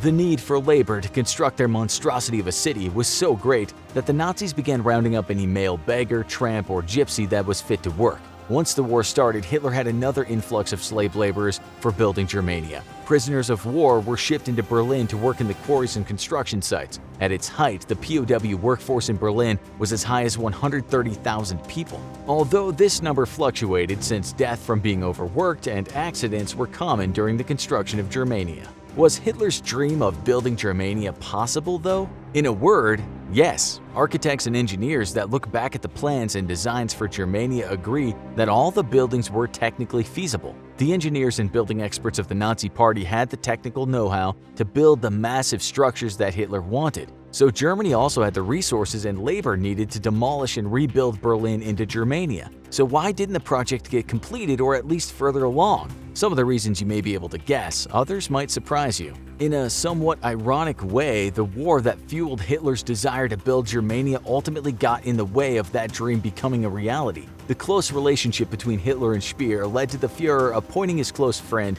as the Minister of Armaments and War Production. This meant that Speer's attention was shifted away from constructing Germania and to more pressing matters that would support the war effort. The plan was that after Germany secured victory, the building of Germania would resume. Thankfully, this did not happen. There was no doubt in Hitler's mind that he would win the war. He expected that once he controlled vast quantities of lands and people, there would be an endless supply of materials and labor to construct Germania to all his specifications. This thought process was made evident by the lack of discussion around the monetary cost of building Germania. It was just assumed that the newly conquered territories would provide all the materials and slave labor free of charge. Once everyone was incorporated into the Nazi Empire, Hitler and Speer could do whatever they wanted with them. It never occurred to the duo that they would have to pay for labor or materials. It was all supposed to come from winning the war. Would Germania have been an impressive architectural site? Sure, if you could get past the death of millions and homicidal ideologies of the Nazi Party, but the world is grateful that it never came to that. Germania was a megacity dreamt up by an insane dictator, and although it was never completed, tens of thousands of lives were lost solely because its construction started. This video is sponsored by Raid Shadow Legends. Bring a true console-level experience to your phone with Raid. I've been playing Raid for years, and I love the constant updates, and their latest might be my favorite yet. Say hello to the new legendary champion from the High Elves faction, Deliana. Anyone can add her to their roster, even brand new players, but you have to act right now since Raid's currently running a special Deliana Chase event. All you have to do is log in and play Raid for 7 days between now and July 28th, and you'll get Deliana for free. And for all the new players, enter promo code MyDeliana to get 50 XP brews to instantly get her to max level 50, as well as a ton of silver. There's tons of other new stuff in Raid too, like an all-new champion skin for the oversized Hammer Queen herself, Trunda Gilt Mallet. So what are you waiting for? Click my link in the description or scan my QR code to get bonuses worth $30, including a free Epic Champion Ina, 200,000 silver, 1 energy refill, 1 XP boost, and 1 ancient shard. So download Raid now, and I'll see you in the game. The Allies are winning in Europe, and the end of the war is finally in sight. Suddenly, though, as British and American forces cross the German border, they come face to face with a 1,000-ton beast. The gunner that first spots one of those behemoths thinks he's seeing an optical illusion. He doesn't survive to figure out he's wrong, as the mechanical monster fires its massive cannon and tears his tank in two. What follows is a bloodbath of epic proportions as titanic Nazi war machines tear through the hordes of Allied troops. This is the 1,000-ton German mega tank, Land Cruiser P-1000 Rata, and there is no stopping it. Luckily, this gigantic tank would never see the light of day. It's scary to imagine what would have happened if Hitler and the Nazis had made it work, but the fact that precious resources were needed elsewhere to defend against Allied forces and the sheer magnitude of the project, the Rata was never built. That being said, the Land Cruiser P-1000 Rata has an incredibly interesting history, especially when you consider how massive the tank was actually supposed to be. It would have been capable of carrying numerous turrets and anti-aircraft guns. Hitler's dream was to make the Rata into a battleship that moved across the land, hence the name Land Cruiser. The main armament was even supposed to come off of an actual battleship, although it would need slight modifications. Being the biggest and heaviest tank ever built came with all sorts of problems, but Hitler was willing to overcome all of them to see this monstrosity of a tank become a reality. It was 1941 when the first ideas for the Landcruiser P-1000 Rata came about. German researchers were given orders to conduct a survey on Soviet heavy tanks and the best way to fight against them. The company that was in charge of the survey was a munitions and weapons company called Krupp. This project ended up being a source of inspiration for Nazi engineers, as it would end up leading to the Panzer VIII Maus super heavy tank being built. This tank was the precursor to the Rata. The man in charge of the study was Edward Grote, who was the director of Krupp at the time. Grote had previously been a special officer in charge of submarine construction for the Nazi Party. He used his background in naval construction along with the survey conducted on Soviet tanks to come up with the design for the Landcruiser P-1000 Rata. On June 23, 1942, Edward Grote met with Adolf Hitler and other high-ranking members of the Nazi Party. He was absolutely giddy about the plans for a new superweapon that he held in his hands. He pulled out the concept drawings for the Rata and began spewing out his ideas on how it would work and how it would essentially be a battleship that can move across a war zone, destroying every Allied force in its path. The Landcruiser would be unstoppable, and the enemy would cower at its greatness. Hitler loved the idea and wanted one built as soon as possible, but as Grote talked more about the tank specifications, other members of the Nazi Party became concerned with the amount of resources that would need to be diverted from the production of other vehicles and weapons to complete the project. But as Grote talked on and on about how powerful the Landcruiser P-1000 would be, Hitler couldn't help but dream about the look on his enemies' faces as they gazed upon his massive tank. Edward Grote explained that the main cannon would be a 28-centimeter SK-C-34 naval gun turret, which could be taken from a Scharnhorst-class battleship.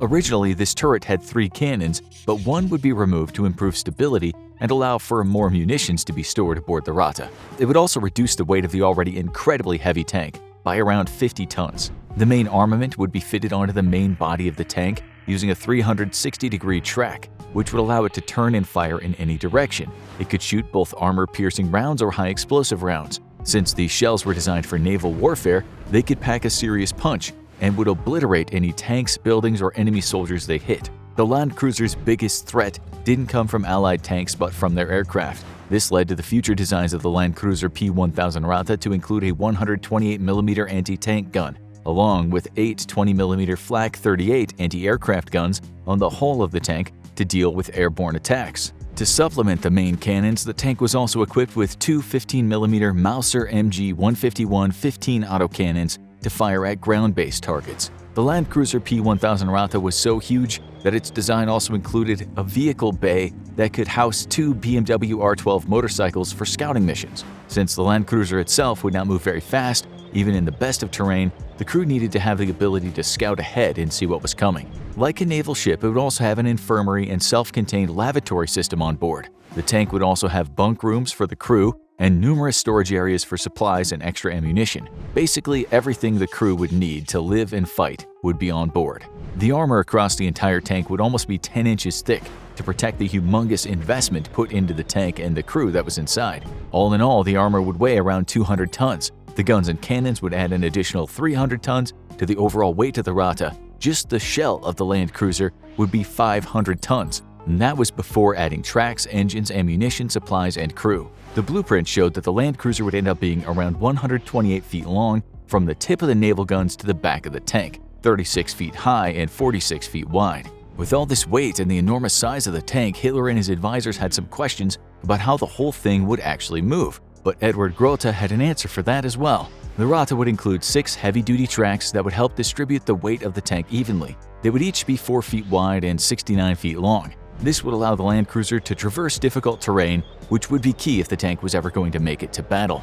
A 1,000-ton tank could easily get stuck in muddy or rocky areas, but if the tracks worked according to plan, the Landcruiser would be able to roll right over anything that stood in its path. However, a main concern for everyone who saw the initial plans of the Rata was that even with the tracks, the weight of the tank would cause the moving fortress to sink deep into even the most solid ground. Wheels were out of the question, as they would need to be so gigantic the whole vehicle would be unstable. Tracks were needed to cross rivers, ditches, and forested areas because they gave the tank better weight distribution and grip on difficult terrain.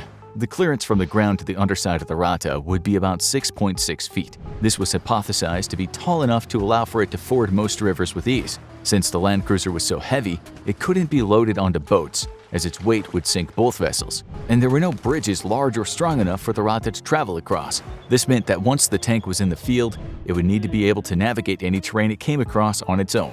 Now that Grote had sold his design to Hitler, who could barely contain his excitement over the idea, he needed to explain how this moving fortress would actually move. Grote and his team believed that two MAN V12 Z32 44 24-cylinder marine diesel engines could do the trick.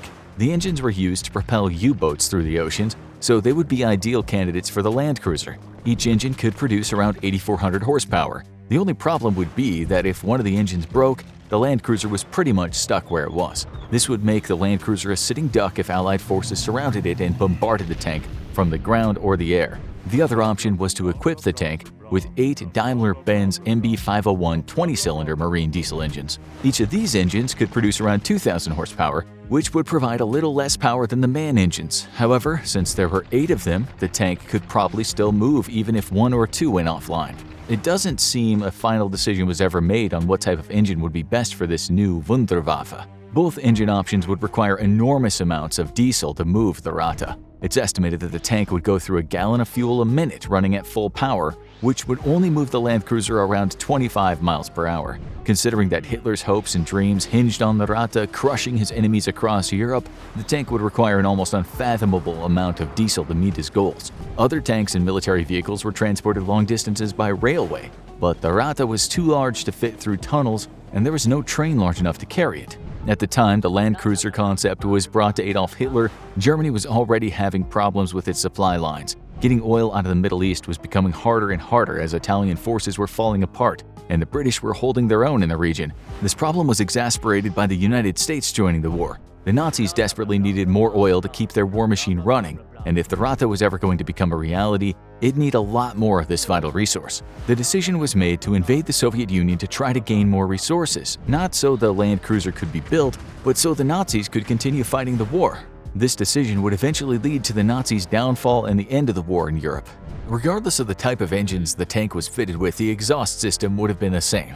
All engines would be provided with snorkels similar to those used on German U-boats. Their connections between the submarine technology and the land cruiser were clearly Edward Grote using what he already knew and then transferring it to the weapon of his dreams. The snorkels would be constructed in a way that oxygen could still reach the Rata's engines even when the tank was traveling through deeper waters. The last thing the Nazis would want was their 1,000-ton tank stuck in a river with no power as the entire vessel began to fill up with water. One of the reasons Hitler might have been so open to the idea of the land cruiser was because he already loved another giant tank design called the Maus. The original design was created by Ferdinand Porsche, the same gentleman responsible for creating fast sports cars and the people's car, better known as Volkswagens. But the Maus was not a car, it was actually the heaviest fully enclosed tank ever made. It ended up weighing around 200 tons. The Maus was about 33.5 feet long, which was twice as long as the Panzer III tank that had brought the Nazis success throughout the war. The Maus was 12 feet high and had armor thicker than any naval ship at the time.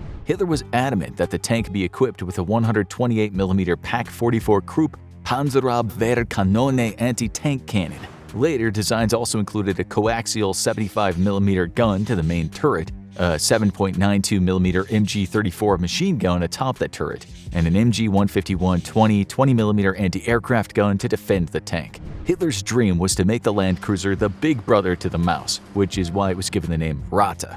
The Panzer VIII Maus had one huge thing going for it that the Rata didn't though: it was actually built. Only 2 were ever completed, and of the 2, only one of them made it to the battlefield before the end of the war. The Maus and the Rata would have had very similar problems that made these tanks pretty much useless when it came to fighting in a battle. What were the biggest problems for a 1,000-ton tank? As 1943 progressed, the Nazis just couldn't afford to commit the amount of resources and manpower needed to build the Rata. Nazi leadership could not justify trying to construct the behemoth of a tank when it would end up being so impractical even if the Fuhrer wanted it to be a reality. Military strategists examined the Rata and determined that it could likely have been built, but it would not end up being the dream weapon that Grote and Hitler had imagined. Its 1,000-ton weight meant it would pulverize any roads it drove across. Maybe this wouldn't be a big deal for the Rata itself, but it would make everyone else's lives miserable. Other Germans who used the roads regularly for supply runs or just to move around the country would have had to travel across the jagged remains of concrete that the Rata left behind. As mentioned before, the size and weight of the Rata also meant it wouldn't be able to use bridges or trains, so deploying the tank anywhere quickly wasn't a possibility, which is kind of a problem during wartime. The size of the tank would also make it an easy target for Allied bombers. Even though the Rata would be equipped with anti-air guns, there just wouldn't be enough firepower to stop multiple bombers from targeting the tank and managing at least a few direct hits during a run. The Rata's armor was thick, but multiple bombs slamming into the hull at the same time would be enough to at least damage some of its more vital components, such as the engines or the tracks. After about a year of planning and crunching the numbers to see if the land cruiser Rata could somehow be built, Hitler's Minister of Armaments and War Production, Albert Speer, finally put an end to the madness. He explained that Nazi Germany was at a crossroads, and they needed to focus their resources on weapons that had already been proven to be effective, such as the Panzer IV. However, the craziest part is that Grote and his team at Krupp had already started designing an even bigger tank. They'd taken the idea for the Rata and implemented a new weapon system. The idea was if they could build a 1,000-ton tank, then adding another 500 tons to it couldn't be all that hard. The team designed a second land cruiser and named it the Monster. Instead of using the 28cm SK-C-34 naval gun turret, the P-1500 would use a more powerful weapon that Krupp had already designed. The Monster would be fitted with a modified version of the heavy Gustav 80cm railway gun. This was another massive weapon that just wasn't practical. It had been used once at the siege of Sevastopol, where it took 4,000 men about 5 weeks to get the gun into firing position. After the heavy Gustav was in position, it required another 500 men to fire it. The siege lasted about a month and the heavy Gustav fired 47 rounds. The problem was that it had worn out its original barrel. The massive cannon needed to be shipped back to the Krupp factory in Germany to be refitted with a new barrel. This would be the only time the heavy Gustav would see battle, as the massive cannon was impractical and abandoned by the Nazi military. It was dismantled and its pieces spread throughout the factory to keep the incoming Soviets from using the Nazis' own gigantic cannon against them. Yet, the planners of the Monster didn't see the heavy Gustav as just a useless cannon. They were convinced that by incorporating the heavy Gustav onto the land cruiser P-1500 Monster, all the problems with the original weapon could be solved. It would be more versatile and could travel wherever it was needed without the necessity of train tracks. Obviously, it would be incredibly slow and an easy target, but that didn't seem to concern Nazi engineers when they were designing the Wunderwaffe for the Führer. However, Speer would have none of it. When Hitler was preoccupied with news of his forces being defeated across Europe, Speer canceled all projects related to the land cruiser, as well as the construction of any more Maus tanks. Unlike others in the Nazi Party, he wasn't captivated by the dreams of gigantic weapons that may or may not have been practical. He was focused on building tanks and weapons that could possibly turn the war back in the Nazis' favor. Luckily, no matter what Speer did, the Nazis had already made too many mistakes and would not be able to recover. There is one terrifying thought, though, that we want to leave you with. What if Edward Grote had come up with the idea of the land cruiser P-1000 Rata earlier? Could it have affected the outcome of the war? This huge tank would most certainly be a formidable machine to go up against in battle, but perhaps it would have been an even more dangerous psychological impact. The heavy Gustav was originally supposed to be constructed to aid in the demolition of French fortifications when the Nazis' invasion commenced. However, the Nazis found that capturing France was easier than they anticipated, and the invasion was complete before the heavy Gustav was in its testing phase. Likewise, World War II had been raging for a few years before the Rata was brought to Hitler's attention, which did not allow enough time for him to ever see this nightmare of a tank become reality. But what if those superweapons had been built before the start of World War II? The date is September 1, 1939. Adolf Hitler did the unthinkable and invaded Poland. The rest of Europe braces for what will inevitably be an all-out war. As reconnaissance planes fly over the borders of Germany, they spot gigantic moving structures from the sky. The crew notes that they didn't even need binoculars to spot these monstrosities, as they were so large that they could be seen from cruising altitude. What the Allied recon pilots have witnessed is a platoon of land cruiser P-1000 Ratas moving toward the French border. In this unthinkable imaginary scenario, the idea for the land cruiser was developed right when Hitler came to power, and its construction started almost immediately. The massive tanks are slow-moving, but it seems as if nothing can stand in their way. France quickly falls with minimal casualties to Nazi forces. With the land cruisers on the battlefield, German forces move from town to town and decimate any resistance by rolling the Ratas right into the middle of the fight. Nazi soldiers wait patiently in the bellies of the beasts until the battle is over, and then enter French towns and cities to round up anyone who's left alive. Germany begins fighting land battles as if they were naval battles. They deploy their land cruisers across Europe with panzer tanks as support. When Allied forces try to reach the mainland on D-Day, they're greeted by a land cruiser P-1000 Rata on the beach of Normandy. Their bullets do nothing to its thick armor, and the main cannons are able to fire at the ships that sit offshore, causing them to retreat. In the Soviet Union, the Rata platoons are slowly making progress through the harsh Russian landscape. Luckily for the Nazis, the moving fortresses keep them warm during the brutal Soviet winters. They've begun capturing oil wells as they progress deeper into Soviet territory to keep the diesel engines running. It's not a pleasant experience living for months inside of a Rata, but it is doable. As the winter gives way to spring, the land cruisers move forward and capture more land. By having dozens of land cruiser P-1000 Ratas at their disposal, the Nazis have been able to establish footholds in the region that they would have not been able to otherwise. Once a land cruiser is deployed and is set up in a defensive position, it's almost impossible to destroy. As Allied forces focus on trying to eliminate these huge deadly targets, the German Air Force and infantry launch counteroffensives. In a worst-case scenario, the land cruiser P-1000 Rata would serve as a powerful distraction. With Allied forces tied up trying to destroy these monstrous tanks, the Nazis can devote more forces to secure resources and fuel for their war machine.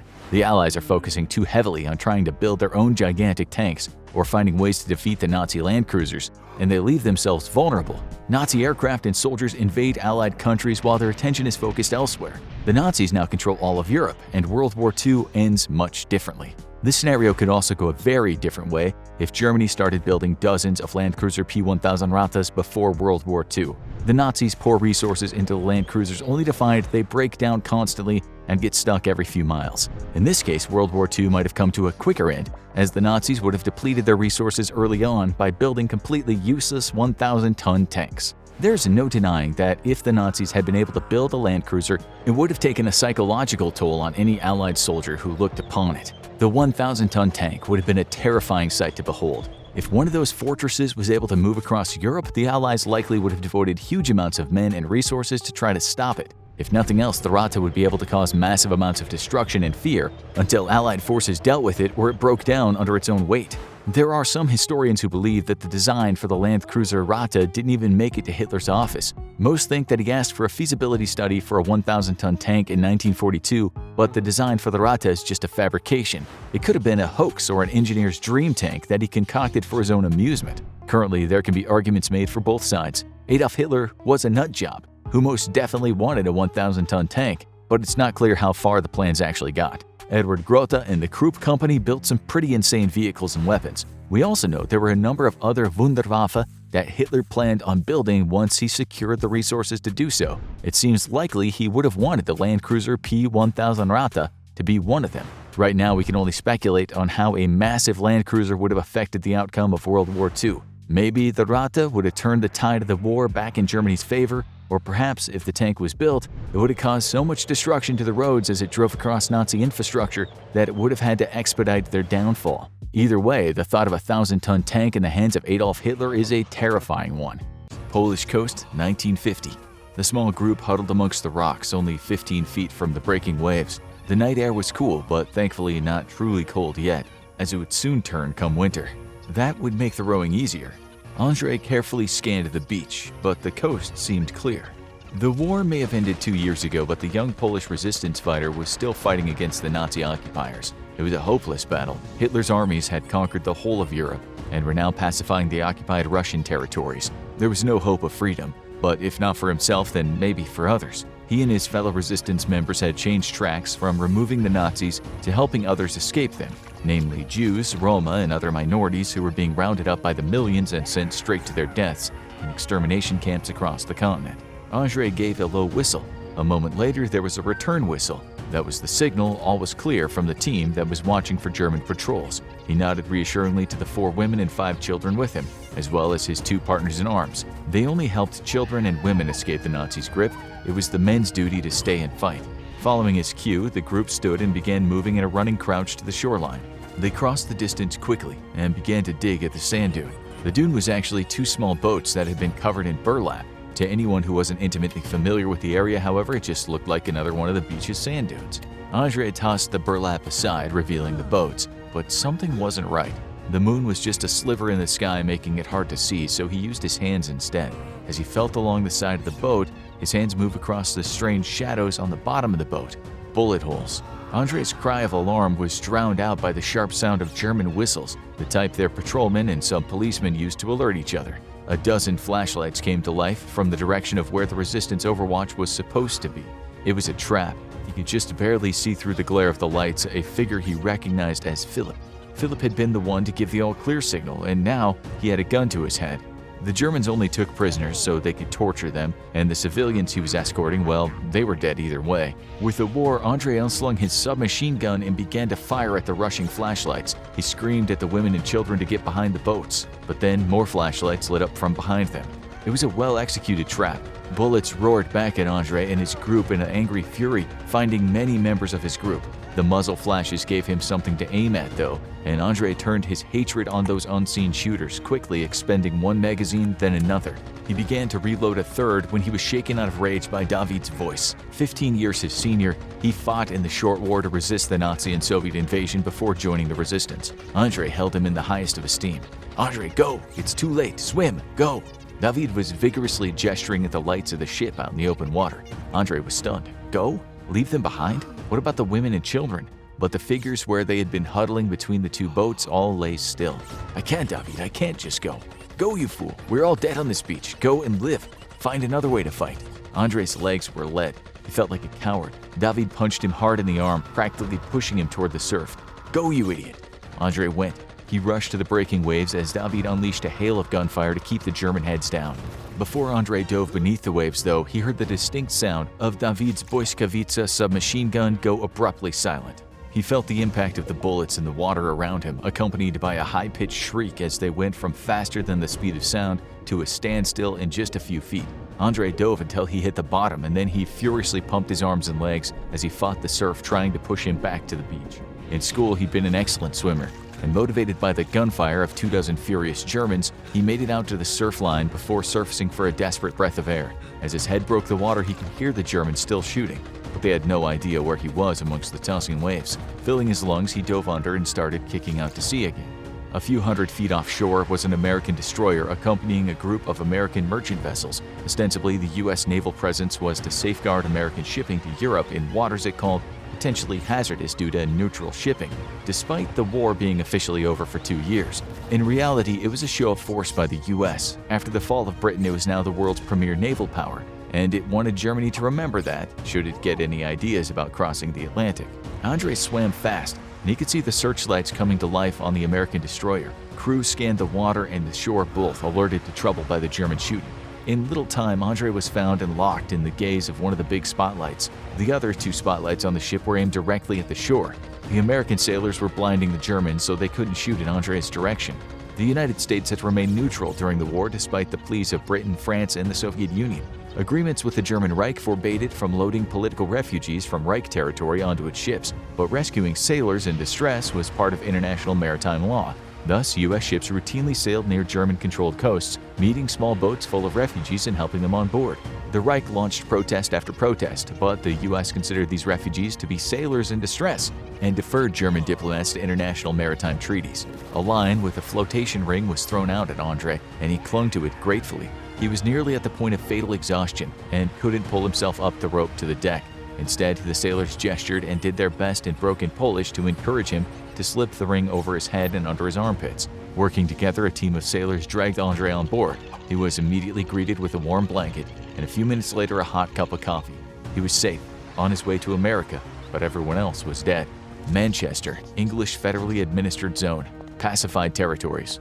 Gerald impatiently waited his turn at the Reich's Cultural Affairs Office. In the last year, the Nazis had set to stabilize England and gotten on with the process of direct administration. It felt strange to him. Just a few years ago, this was the Kingdom of Great Britain, the most powerful empire in the world, with direct control over 25% of the world's economic activity. Now, it was just another piece of the Reich's territory, nominally independent, but in truth directly under the control of Berlin via proxy leaders. Perhaps most surprising is how most of the population simply went along with it.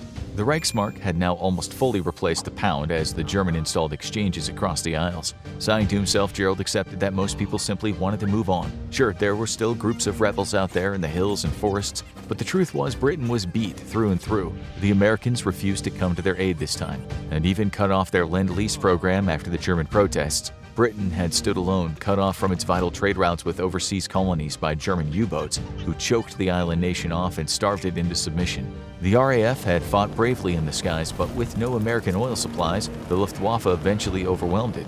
The entire countryside still bore the scars of German bombers and the subsequent fighting that raged after the invasion. Gerald's business had been one of the many destroyed in the fighting, and in exchange for government grants to get himself back on his feet, he was here at the Reich's Cultural Affairs Office along with dozens of his countrymen. It was illegal to operate or start a new business within the Reich without a license from a local administrator, and the process inevitably involved a trip to the Cultural Affairs Office. Soon, he heard, it would be mandatory for every citizen. But for now, the Reich's bureaucracy was overstretched with reconstruction. At last, it was his turn to enter one of the 5 interview offices. The man seated behind the desk was unmistakably German, not a British collaborator, but still greeted him with a polite smile. Gerald wished he was looking at that smile from down the iron sights of his Lee Enfield. "Welcome, Mr." The bureaucrat looked over Gerald's file briefly. "Gerald Adamson, I see you're here to complete your application for federal assistance." Gerald nodded. The bureaucrat's English was pretty good, with only the slightest hints of a German accent. He wondered if he'd been trained for his job back home or if he had been one of the thousands of spies and infiltrators who had sabotaged Britain from within during the war. "Excellent. We're eager to see your business restored and once more profitable." He didn't doubt the German was being honest here. The Reich liked efficiency and productivity. For all its evils, it was a very well-organized institution and pretty good about bringing order to the post-war chaos. "And I believe you brought your genealogy records, marriage license?" "My wife is dead, killed in the bombings." The German blanched for a second. Maybe he was human after all. "Ah, yeah, very unfortunate, Mr. Adamson. You have my condolences. I'm grateful that the unpleasantness is behind us now and we can turn to the task of rebuilding together." Rebuilding together, that was the Reich's favorite slogan, plastered all over the occupied territories it held. Every week, it seemed the Nazis' propaganda ministry churned out dozens of new posters, films, and slogans, but rebuilding together was a classic that never really went away. The bureaucrat had clearly been trained to use this phrase as often as possible. Yet, Gerald thought he detected a very real moment of sympathy when he'd offered his condolences. He took the man in for a moment. He was young, maybe young enough to have been in school during the fighting and recently graduated. After the brief silence, the bureaucrat continued. "Your current records will suffice, Mr. Adamson. A moment, please." The man went to work poring over the assembled paperwork Gerald had presented him. It was common business documents, tax records, insurance statements, but also documents personal to Gerald himself. Genealogy and family records, old wedding licenses, birth certificates. The Reich called it proof of culture, but everyone knew what it really meant. Just like everyone knew what happened to those individuals of unsuitable cultural background. Officially, the Germans were only deporting these people, but Gerald had been privy to intelligence reports during the war. He was pretty sure they hadn't shut down their extermination camps. Unofficially, he was pretty sure those camps were busier than ever. He ought to have been nervous. Who knew what the German Reich would consider unacceptable to their fanatical desire for pure bloodlines? But truthfully, he felt very little anymore. He'd faced death too many times on the battlefield only to end up surrendering to an enemy who was evil incarnate. The same enemy represented by this boyish bureaucrat in a smart suit, whom had shown real regret at the news of his wife's death. The more Gerald thought about it, the more he was sure the kid really was young enough to have spent the war in school. Shame, he thought to himself. Wasn't his fault, not really. But how many innocent British kids had been caught up in the crossfire of a war they hadn't started?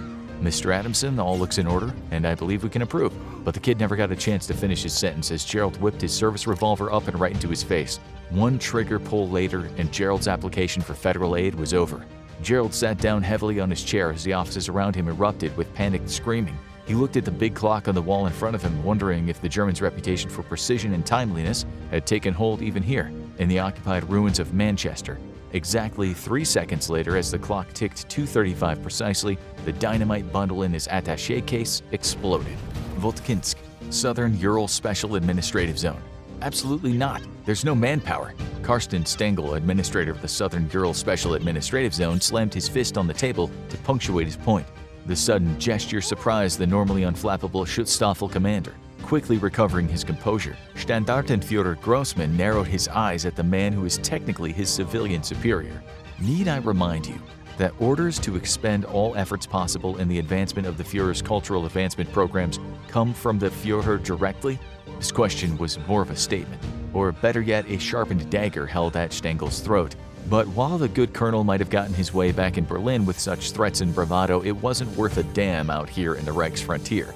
Facts were facts, and the fact of the current matter is that there was simply not enough manpower. My dear Standartenführer, you're more than welcome to lend your men to assist in the pacification efforts. I'm sure the Wehrmacht would appreciate the help of such elite soldiers." The SS colonel's face went red with barely restrained rage. For a moment, Stengel thought he might unholster the pistol at his side. For his part, Stengel struggled mightily to hide the tiny smile that stubbornly crept into the corner of his mouth. Everyone in the Wehrmacht considered the SS mostly a joke, pretty boys with fancy uniforms. It had been the army that had broken the French and English, and it had been the army who, after crossing the Channel and subduing England, turned on the Soviet Union. While the fighting was at its fiercest, the SS had busied itself murdering POWs and civilians who couldn't put up a fight. The entire organization disgusted Stengel, and so did its cultural advancement programs. Many in the army felt the same way. If Stengel gave the orders for Wehrmacht soldiers to assist the SS in rounding up communists, Jews, and God knows who else they had a problem with, he was pretty certain things wouldn't go the way the Standartenführer Grossman hoped. The southern Urals were far from the stable occupied territories of Europe and rife with partisans. The loss of an entire SS detachment wouldn't be entirely unlikely. The Standartenführer stood stiff as a board. "Very well, Administrator Stengel. I will inform Berlin of the delays and your choice to not alleviate those delays." Stengel waved the SS man away and out of his office. Even if he could spare the manpower, which, with partisan activity rife throughout the Urals, he couldn't, he still wouldn't have done so. He knew where the SS prisoners went, and he wanted no part of it. Besides, other than putting him directly in one of the SS's camps, there was little more Berlin could do to punish him than make him an administrator of freezing territory in the former Soviet Union that practically swarmed with partisans. Damn communists didn't know they'd been beat. If only they'd reached Moscow sooner during the war, lamented Stengel. They might have captured Stalin. Instead, that bastard fled to the other side of the Urals, and the Reich, well, gave up wasn't the right term. Decided it wasn't economical to pursue into the worthless eastern stretches of Russia was more accurate. The Reich had all the important economic and industrial centers as well as the rich oil fields of southern Russia. Anything east of the Urals was frankly not worth the money or manpower to take from the surviving Soviet Union. With a sigh, Stengel turned back to reading the latest casualty and material loss reports from the never-ending peacekeeping operations against the communist partisans. The issue of the SS camps nagged at his conscience, though. They'd grown in number out here in the east over the last few years, and even more were being built to process the vast population of the occupied Russian territories. He grabbed another stack of reports, this time from his urban development supervisor. Chief amongst many of his concerns was the issue of unpopulated homes, which grew by the day. Entire population centers were becoming ghost towns. Wild animals were spreading into cities and bringing disease with them, an issue for the future German colonists, not to mention they'd be moving into cities falling apart around them from a lack of basic maintenance, a serious potential safety hazard and health hazard. His supervisor's recommendation was that vacated quarters simply be demolished. Future colonists would have to build from scratch. Berlin would be very unhappy about that. Northwest Saudi Arabia neutral zone, 32,000 feet. The roar of the B-36's engines was deafening, requiring the use of headsets for the crew to communicate. Captain Jonathan Frogs had to push up against his ear to hear his bombardier clearly. He'd already swapped his headset for a backup, but the issue persisted. Must be an issue with the actual connector then. He caught his co-pilot eyeing the horizon warily, and he couldn't blame him. They both served in the Pacific together during the war against Japan, and gotten into a habit of keeping a sharp eye out for enemy fighters. Despite receiving an absolute wallop from the US Navy, the Japanese still managed to put up a pretty stiff resistance on the home islands. Rather than invade, America had opted to bomb and starve the Japanese into submission by destroying their industrial centers and blockading all Japanese shipping. After 4 years, the Japanese were starving to death and had little to no industry to speak of, prompting them to the negotiation table. Their forces in Manchuria suffered a little better. The Chinese nationalists had easily won over the communists after the collapse of the Soviet Union, and United Nationalist China backed up the might of the U.S. Army and had pummeled Japanese forces cut off from resupply. Perhaps if the U.S. had split its forces between the Pacific and Europe, Japan might have stood a chance. But with a united American military in the Pacific, even Japan's Pearl Harbor surprise did little more than slow the U.S. retaliation by a few months. The big intercontinental bomber had been in flight for 16 hours already, taking off from the U.S. base in China, skirting the Indian border on its flight west, since India was now administered by the German Reich. It had no escort because no fighter aircraft had the range for it, and if push came to shove, the B-36 could climb to a maximum ceiling of 40,000 feet and avoid any German fighter currently operational. Its mission was top secret, and there was a long list of contingency plans to put into effect should the bomber crash and the crew and payload miraculously survive. In fact, the Air Force probably preferred that nothing salvageable survive a crash. His bombardier alerted him. There was now only a few minutes from their drop point. Somewhere out ahead and below him in the desert were German positions, 23,000 German troops threatening to cross into the neutral zone, set up by an agreement between Germany and the US after the end of the war in Europe. Germany had driven a spear deep into former British holdings in the Middle East and then pushed deeper. Hitler's ambitions threatened to place the entirety of the world's greatest stockpile of oil in German hands. The US had threatened war should it continue south and east. The truce had held, but now German troops were gathering at the edge of the neutral zone. Hitler was either testing the Americans or didn't believe they were serious about intervention. This B-36 was here to prove otherwise. Captain Frox began to climb altitude.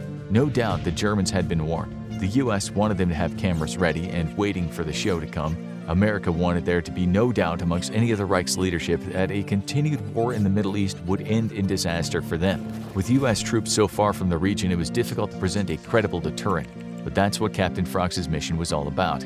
The bomb bay doors opened with a shudder, causing the whole plane to shake as its aerodynamic qualities were compromised. In his headset, he heard the bombardier calling for him to hold course. Hold, hold, hold, deploy, egress. There was the audible thunk of a payload being disengaged from the aircraft, and Frox didn't need his bombardier to tell him to begin egress. He had seen film footage of what came next and already had the plane in a steep banking turn. He'd been assured there was plenty of time to egress, but he wasn't taking any chances. The plane was already several miles from the drop point when it happened. A bright flash of light, bright enough to compete with the sun, and moments later a supersonic shockwave that rattled and shook the aircraft, but the B-36 powered through it unharmed. The eggheads had been right.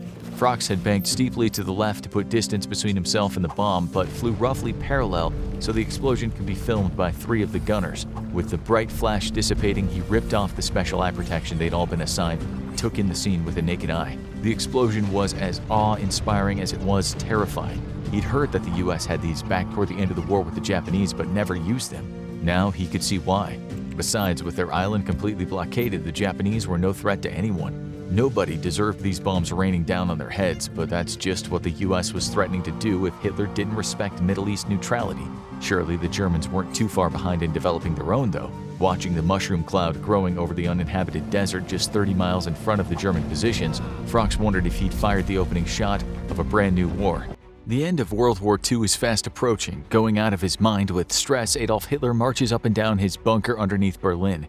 He's acutely aware that he's not getting out of this alive. Above ground, Russian bombs blast Berlin as Nazi child soldiers throw down their arms and cry for their mothers. Women scream as merciless Red Army soldiers pull them out of their houses. Hitler won't let himself be paraded through the streets to be beaten and spat at and hanged from a rope. He has a plan that will ensure that this does not happen. And as he contemplates his grim end to his life, the definitive failure of his wretched ambitions, he has one more thing on his mind: the loot. Insane amounts of money, gold, art, jewels, and furniture. It all has to be hidden. The Nazis have a fortune of unimaginable proportions. They don't want to give that up, so they'll hide it where no one will ever find it. This boundless treasure, taken in such endlessly harrowing circumstances, will be hunted for a long time to come. Today, we'll touch on this Nazi fortune and the many treasure hunters who have spent years trying to find it. But first, I want to tell you about the sponsor of today's video, Morning Brew. Nothing is worse than starting your day by endlessly scrolling through news and social media apps, hoping to find something relevant to you. And when you do find something that sounds interesting, the actual story is often dry, dense, and boring. Believe me, I had the same problem, and it was starting each and every day off on the wrong foot. And that's why I now begin each day with Morning Brew. Morning Brew is the free daily newsletter that's really the absolute best way to start your day. It'll get you up to speed on everything you need to know in minutes, with business, finance, and tech stories that actually respect your time and get you the info you want quick. Want to find out the real reason why a random company is suddenly the latest meme stock? Or learn what types of content TikTok finally decided to ban from their platform? Or maybe you want to impress your friends with in-depth knowledge about how Lego became a multimedia powerhouse. It's only a 5-minute read. But to get it, you'll have to sign up for Morning Brew yourself. It's completely free and takes less than 15 seconds, so do yourself a favor and become smarter in just 5 minutes every day by signing up for Morning Brew at morningbrewdaily.com/infographics, or click the link in the description. When the Nazis invaded a nation, the first thing they would do is usually head to the central bank. They wanted the gold, they wanted hard cash, they wanted everything of value. The invaded country knew this was going to happen, of course, so they'd usually try to get as much gold as possible out of the country. Sometimes it went to New York Federal Reserve in Manhattan before ending up in Fort Knox. But that didn't always happen. On March 12, 1938, the German Wehrmacht marched into Vienna, Austria. Soon, a businessman and friend of Hitler, Wilhelm Kepler, arrived at the Austrian Central Bank. At his side were armed men. They ordered the bank to hand over about 100 tons of gold. They knew that Austria had already sent 5.7 tons of gold to England, where they thought it would be safe. Kepler told them to bring it all back. He said it's now the property of the Nazi Party. This was just one case, one country. Wherever the Nazis landed, they looted with abandon. We can't say for sure how much gold Germany stole during the war, but some say it was at least $20 billion worth in today's money. Some sources have it in the hundreds of billions. On top of what they took from banks was the gold, houses, and other belongings they stole from the Jewish people during the Holocaust. There were also the artworks. Lots and lots of very valuable artwork. Wherever the Nazis went, they stole the art. Hitler hated a lot of modern art. He called it degenerate. That might have had something to do with the fact that he himself was a failed artist. But for someone with such an unartistic outlook on life, he wasn't actually that bad, or at least in terms of the basics. You can see what was going on in his mind when you look at this painting of Jesus and the Virgin Mary. His blonde-haired, blue-eyed Jesus doesn't really look like someone from the Middle East who spent a long time under a hot sun. He looks more like a baby version of one of the Hanson brothers. Hitler wasn't someone who could appreciate an art form such as Cubism or Expressionism, but the Nazis, and especially the Reichsmarschall Hermann Göring, stole a lot of valuable modern art despite what Hitler thought about it. The Nazis also took ritual silver pieces from all the synagogues they plundered. This amounted to a lot of silver. Many of the items were eventually recovered by the Monuments, Fine Arts, and Archives program, aka the Monuments Men. But a hell of a lot of the Nazi plunder was not so easy to find. This included a lot, and we mean a lot, of hard cash, on top of all the gold and silver and hundreds of thousands of valuable cultural items. If we take into account everything the Nazis looted over Western Europe, parts of the Soviet Union, and as far away as Africa, you could say the years-long robbery was the biggest robbery ever. Just take into consideration something like this. In 1943, when the Nazis were in Tunisia, North Africa, they took a load of gold from the Jewish folks on the island of Djerba. As usual, the Nazis intended to send the gold back to Germany, but it may have gone down with a ship on the way. We say may because it's not certain what happened to that gold. As you'll soon see, separating the myth of Nazi gold with the reality of Nazi gold isn't always easy. How much treasure is still out there is hotly debated even today. But we think by now you have a good idea about how much wealth the Nazis had. This is why when the Russians entered Germany at the war's end and the UK, US, and France were soon to be there, one of Adolf Hitler's chief concerns was all that Nazi loot. During the war, much of it was kept in the Reichsbank, the central bank of the German Reich in Berlin. Hitler knew that once the enemy got to Berlin, one of the first things they would do is head to the bank. It was a chief concern of his that he'd lose the gold. In February 1945, the bank was almost destroyed when close to 1,000 B-17 flying fortresses started dropping bombs on Berlin. With these planes, the US dropped around 1.5 million tons of explosives. The Soviets' Red Air Force, as well as the British RAF Bomber Command and the French Air Force, also did their fair share of dropping bombs on Berlin. Berlin had taken a beating for years, but that February attack by the Americans destroyed many major buildings and left many people homeless or worse, dead.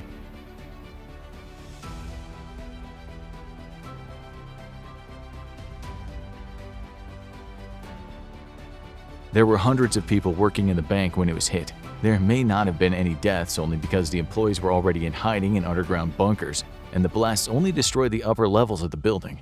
Still, Hitler now knew that it was time to move much of what was in the bank's vaults out of there.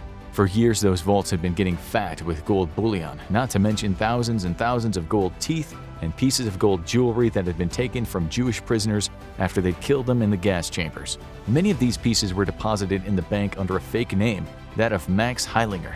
Under this name, the Nazis stored not just gold items but also banknotes, arts, and valuable furniture. The gold would later be melted and other things eventually fenced to dealers. We should also say that the Nazis stole from thousands of Poles, Russians, and other Europeans, Romani and Sinti, as well as Jehovah's Witnesses and homosexuals. The Nazis thought this little scheme would make them rich and leave no obvious tracks, but after the bombing of the bank, it was looking like Hitler and the Nazis might lose it all. This is why Hitler ordered some of his commanders to start emptying the vaults. Part of the removal consisted of about 100 tons of gold bullion, worth millions back then, so a fortune in today's money. The removal also included 3,682 bags of German marks, 80 bags of foreign money, 63 bags of silver, some platinum bars, lots of jewelry, artwork, and hundreds of bags of valuables that had been stolen by the Nazi elites. All this was sent to a salt mine in the village of Merkers, about 200 miles from Berlin. This was only part of the Nazi stash, but it was enough to help Hitler breathe a sigh of relief. Not long after Hitler started thinking the loot was safe, Lieutenant General George Patton's Third Army was crossing the Rhine. On April 4th, the 3rd Battalion of the 358th Infantry Regiment walked into Merkers unaware of what was stored down in the salt mine. 2 days later, Lieutenant Colonel William A. Russell of the 19th Infantry Division's G5 was outside the mine asking questions. He'd become suspicious after talking to a few people, so he told the German mine bosses he wanted to have a look down the shafts. When a few of his men went down there, they could not believe their eyes. It felt like a dream.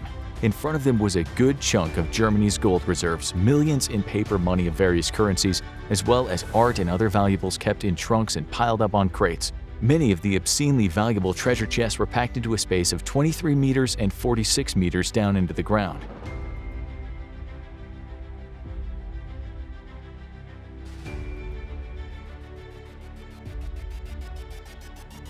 Dwight D. Eisenhower inspected the loot for himself and later wrote, "Crammed into suitcases and trunks and other containers was a great amount of gold, silver, plate, and ornament, obviously looted from private dwellings throughout Europe.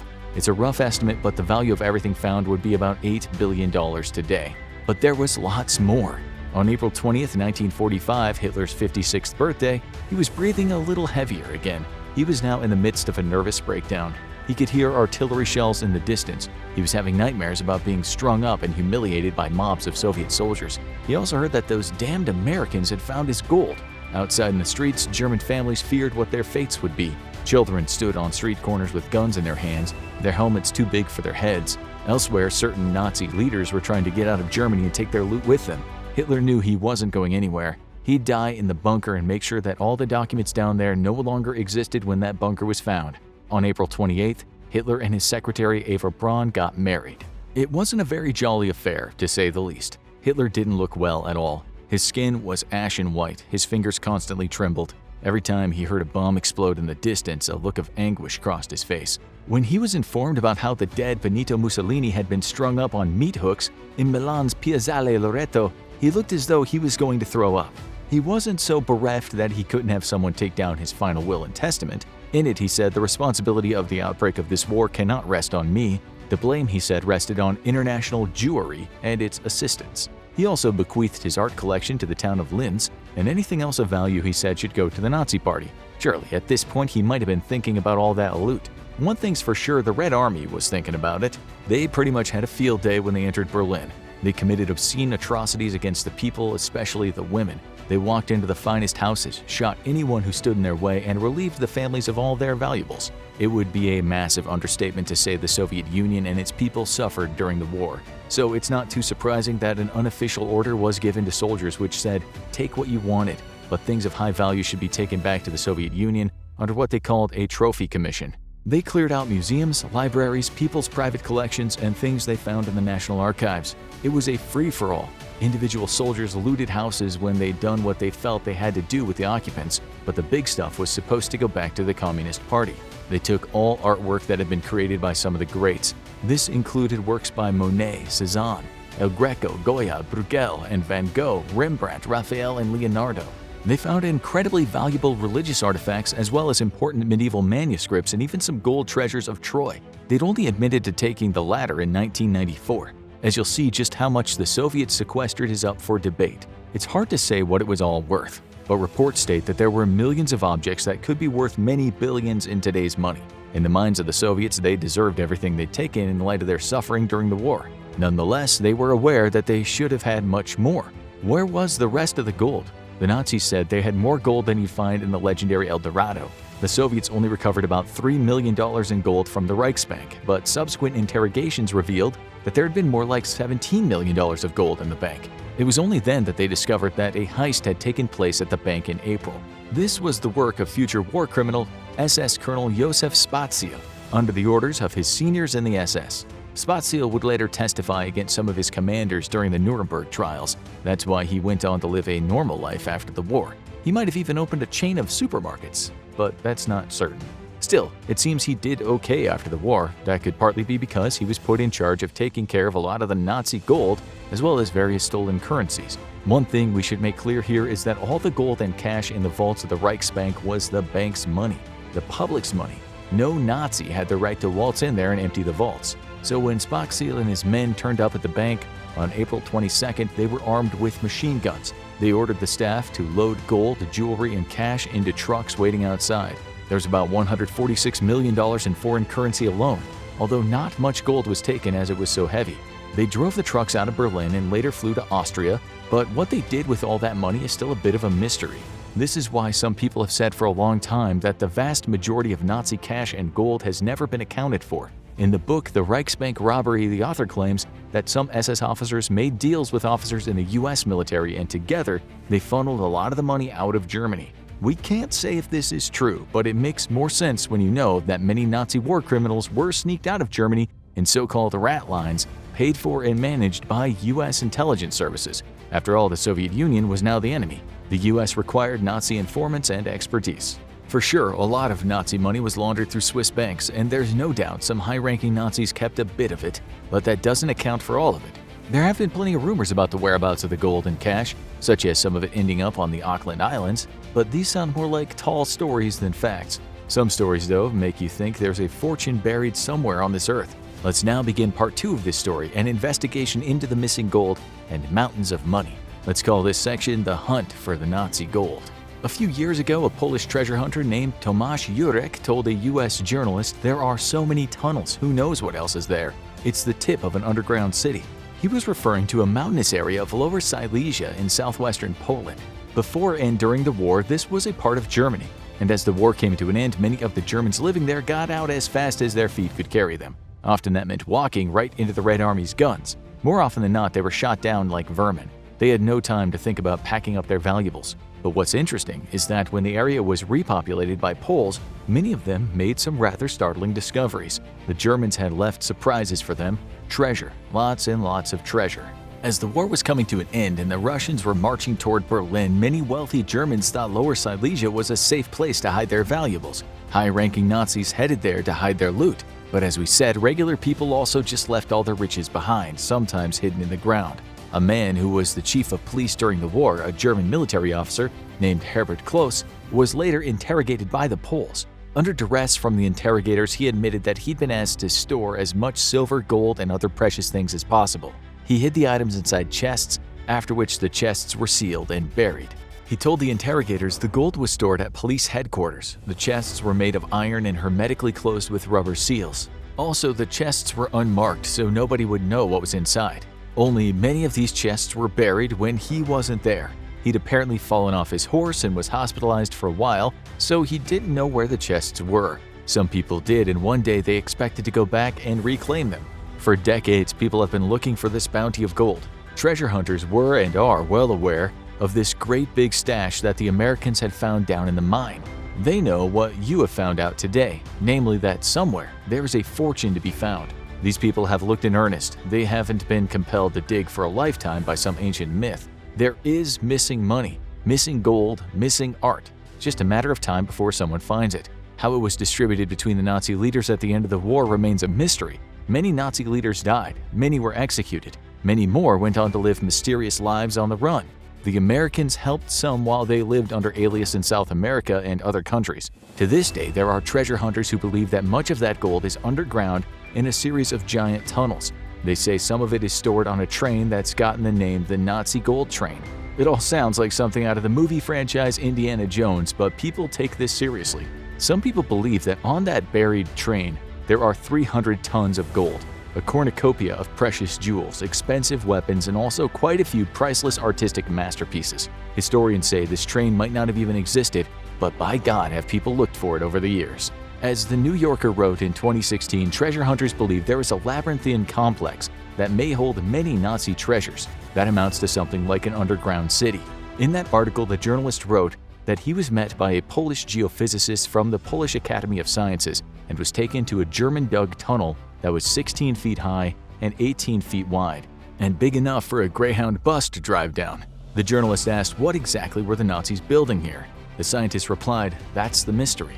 Were they building a subterranean city that would store all their valuables and money? Were they intending to build superweapons down there, or were the tunnels just a place to hide for Nazi leaders? At the end of the war, the Germans closed most of those giant tunnels off, although most of them were a work in progress. Some of them were almost done. 11% of them were reinforced with concrete and others had just been started.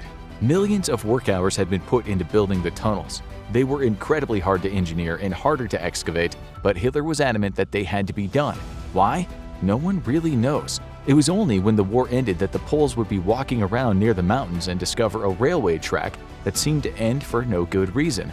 Sometimes they'd find a hole that led to a shaft. Sometimes they'd be strolling through the forest and discover they'd just walked over a ventilation shaft. The Nazis had been very busy bees indeed. We should point out that the labor involved in the underground city construction had been done by many thousands of enslaved people whose lives often ended with a shovel in their hand. Some of them were worked to death and others died from disease and malnutrition. It's thought that about 5,000 prisoners died working in the tunnels. Documents show that some were sent back to Auschwitz concentration camp. One document states that 14 tunnel workers were executed after trying to escape. As much as treasure hunters have dug and have spent their entire lives exploring such tunnels and looking for new ones, no one has yet come across a major stash of treasure. Some valuable items have been found, but not the billions they believe are missing. The story gets even more interesting when you hear what a treasure hunter named Krzysztof Szpakowski recently said.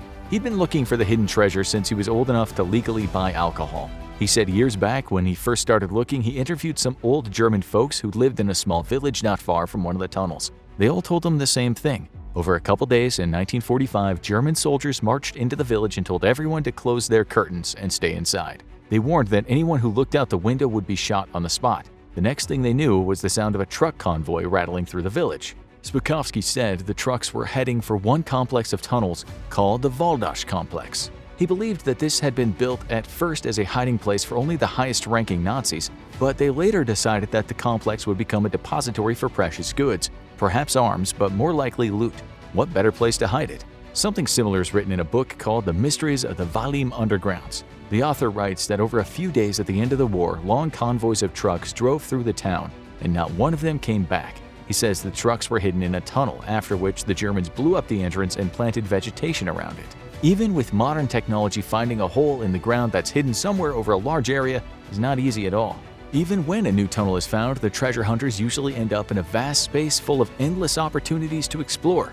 One dead end could just mean the start of another series of tunnels. As the journalist for The New Yorker said, like a lottery ticket, each tunnel sparks a new dream, and every treasure hunter seems to have his own wish list. Gold, jewels, artwork, and an underground train terminal, or a supercomputer prototype. Then again, did the Red Army clean up after the war was over? Did the Soviets take a lot more trophies than the rest of the world knew about? Or did US intelligence make some deals and run off with the swag? Was there any swag in the first place? Some people think not. Or at least they say what loot is there has been greatly exaggerated. Still, in 2018, something happened that showed people anything could be down in those tunnels. That's because while looking for the gold train in Lower Silesia, Polish treasure hunters said they had found 4 tons of gold, 10 feet below a disused 18th century palace, a place reportedly used by the Nazis as a brothel. This happened after decades of treasure hunters had been looking high and low for the train and treasure chests. The group that founded the Silesian Bridge Foundation said the gold was hidden inside a buried canister. Still, when reports surfaced, it seemed the canister had yet to be checked, as there was a concern it was booby-trapped. We're still not sure what happened here, as the media didn't update the report. The hunters used an SS diary they had been given to derive clues about the hidden treasure, and they later scanned the ground using radar technology. One of the lead hunters told the press, "Our information says that this particular deposit was hidden by an SS officer called von Stein. The SS planned to use it to reestablish agriculture in Ukraine to feed the new Reich." He said the same diary points to a lot more hidden gold, as well as art, jewelry, and religious artifacts, all hidden at sites throughout Lower Silesia. Part of one of the diary entries read, "The remaining 48 heavy Reichsbank chests and all the family chests I hereby entrust to you. Only you know where they're located. May God help you and help me fulfill my assignment." It also mentions 47 works of art, with names such as Monet, Cézanne, and Rembrandt popping up on the pages. The Silesian Bridge Foundation says the diary was written by an SS officer who used the possibly fake name Michaelis. He talks about 11 different sites where the treasure is buried, including the mega amount of gold bullion taken from the Reichsbank. The diary itself had for years been kept at a Masonic lodge, one that in the past was frequented by wealthy members of the Third Reich. It seems the newer members of the lodge had wanted it off their hands and so recently handed it over to the foundation.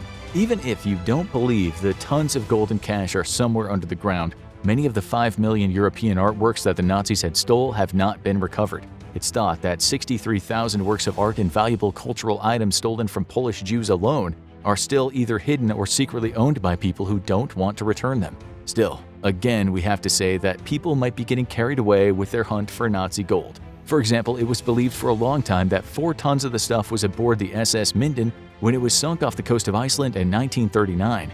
That story goes that the German captain sank the ship himself rather than let it fall into the hands of the approaching British. A subsequent theory said that it contained all the gold, and perhaps more valuable items. But when the wreck was finally explored in 2018, no gold or other precious things could be found.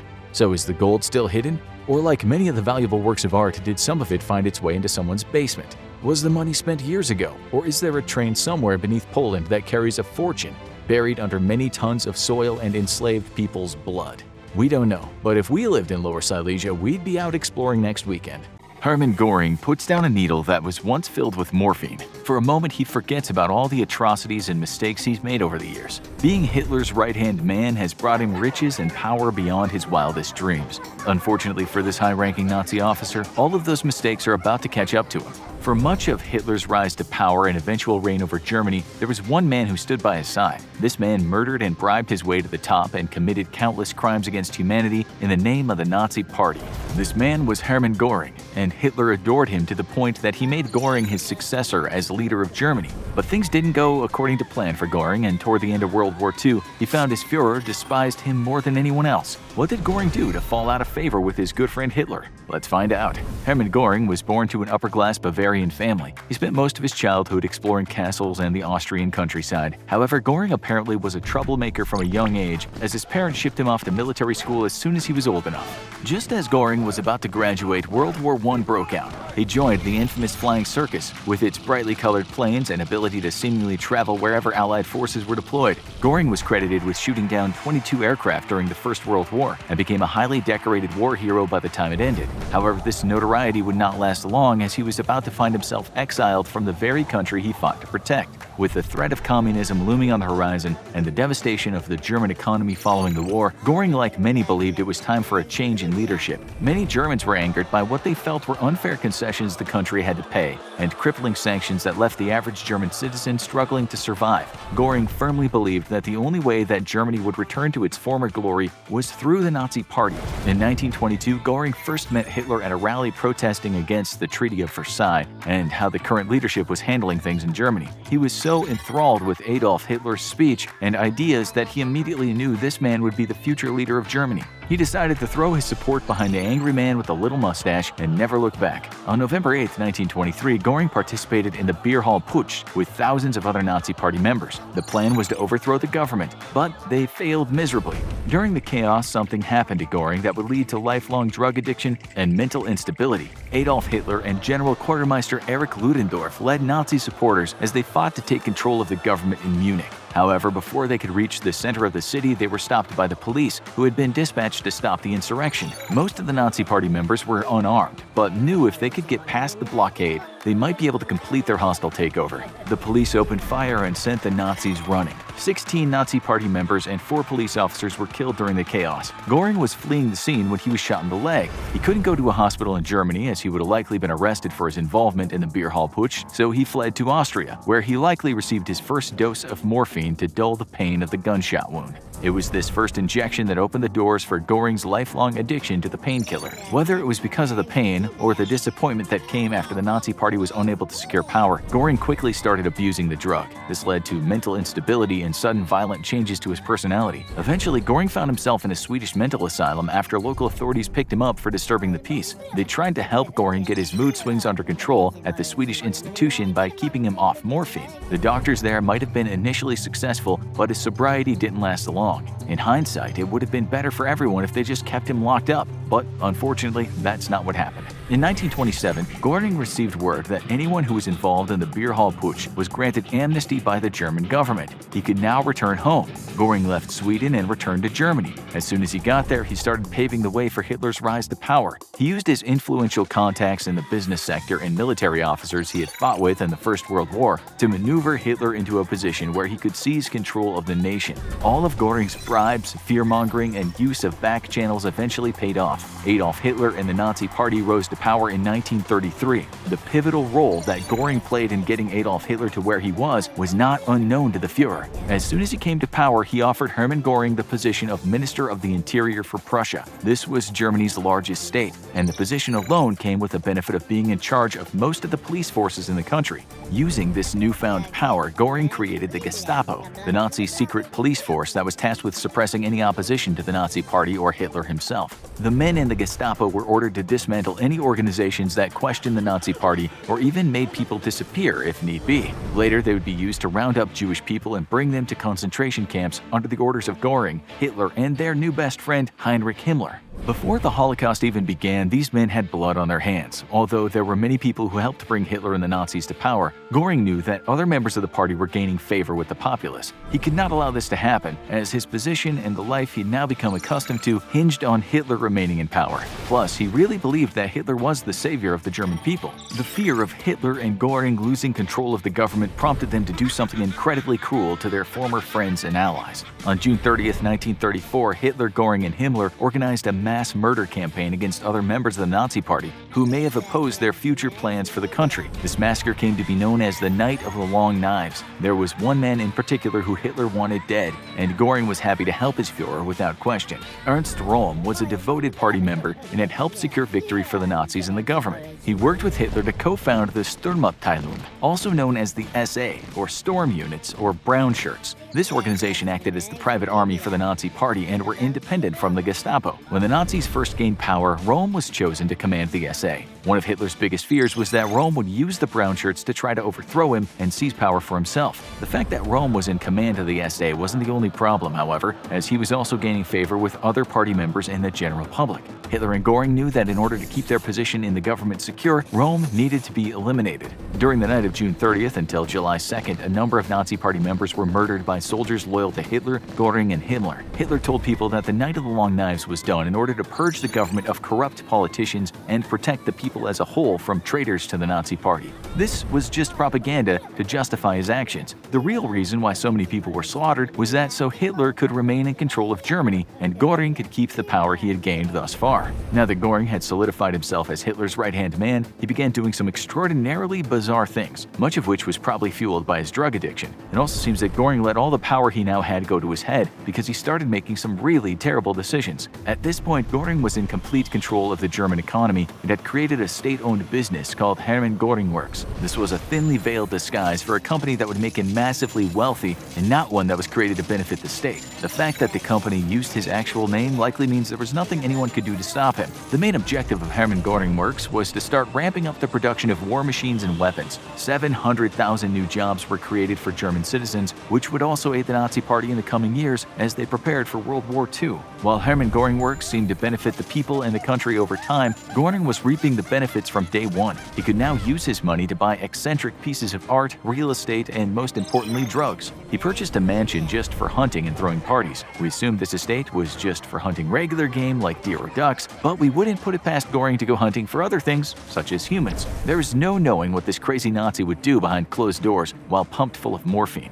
At his mansion, Göring would organize banquets and feasts for head Nazi Party members and businessmen. There would be wine and beer flowing into every glass and expensive cuts of meat that never seemed to end. This continued even while World War II raged on, which goes to show that a German victory sometimes took second place to his own needs. In his estate, Göring displayed the works of art that he had stolen from museums around Europe. He also had a large collection of artworks that had been taken from Jewish families after they were arrested and brought to concentration camps. Needless to say, Hermann Göring was not a nice man, and Hitler would soon find out that he wasn't qualified to hold the position of power within the Third Reich that had been bestowed upon him.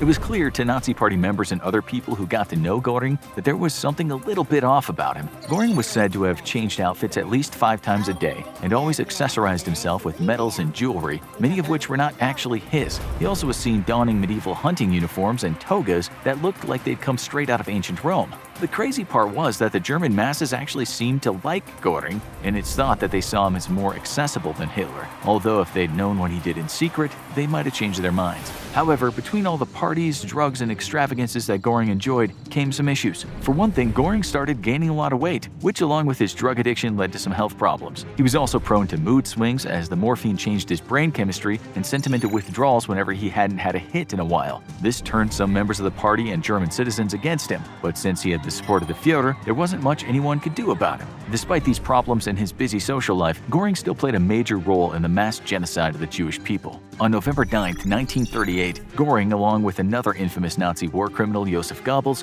launched the Kristallnacht program, or Night of the Broken Glass. This was the beginning of the nightmare that would become the Holocaust for the Jewish people. Göring first fined the Jewish community 1 billion marks, which ensured any Jewish business or person could no longer influence the economy. It was a way to seize control of the Jewish companies and their owners, which many Germans thought were one of the reasons life had become so hard. Hitler and the Nazi Party had been spreading endless propaganda that the German struggle was a direct result of the Jewish people. This obviously wasn't true and was just a delusion that the Nazis had concocted, but the people wanted a scapegoat, and unfortunately the Jewish people were it. The state then repossessed all Jewish property and began placing the Jewish people in ghettos before they eventually moved to the next phase of their plan. Jewish children were banned from going to school, Jewish families were segregated and kept out of parks and other public spaces. After a few days of imposing oppressive laws, Göring took the atrocities up another notch. He announced that the final reckoning with the Jews had been reached. He then gave the order for the Gestapo and the SA to carry out all preparations with regard to a general solution of the Jewish question in those territories of Europe which are under German influence. We all know what came next as a result of Göring's orders. World War II and the Holocaust were about to begin. On September 1, 1939, Nazi Germany invaded Poland and officially started World War II. Hitler had big plans for Göring during the war as he had been such an accomplished pilot and soldier in World War I. Hitler must have thought that Göring's experience in a war would make him a good commander for the Nazi military. Unbeknownst to Hitler, he was about to make one of his biggest mistakes in all of World War II. On the same day that Germany invaded Poland, Hitler made Göring his successor if anything happened to him during the war. Hitler also bestowed upon him the special title of Reichsmarschall, which meant that Göring was now in charge of the entire German military.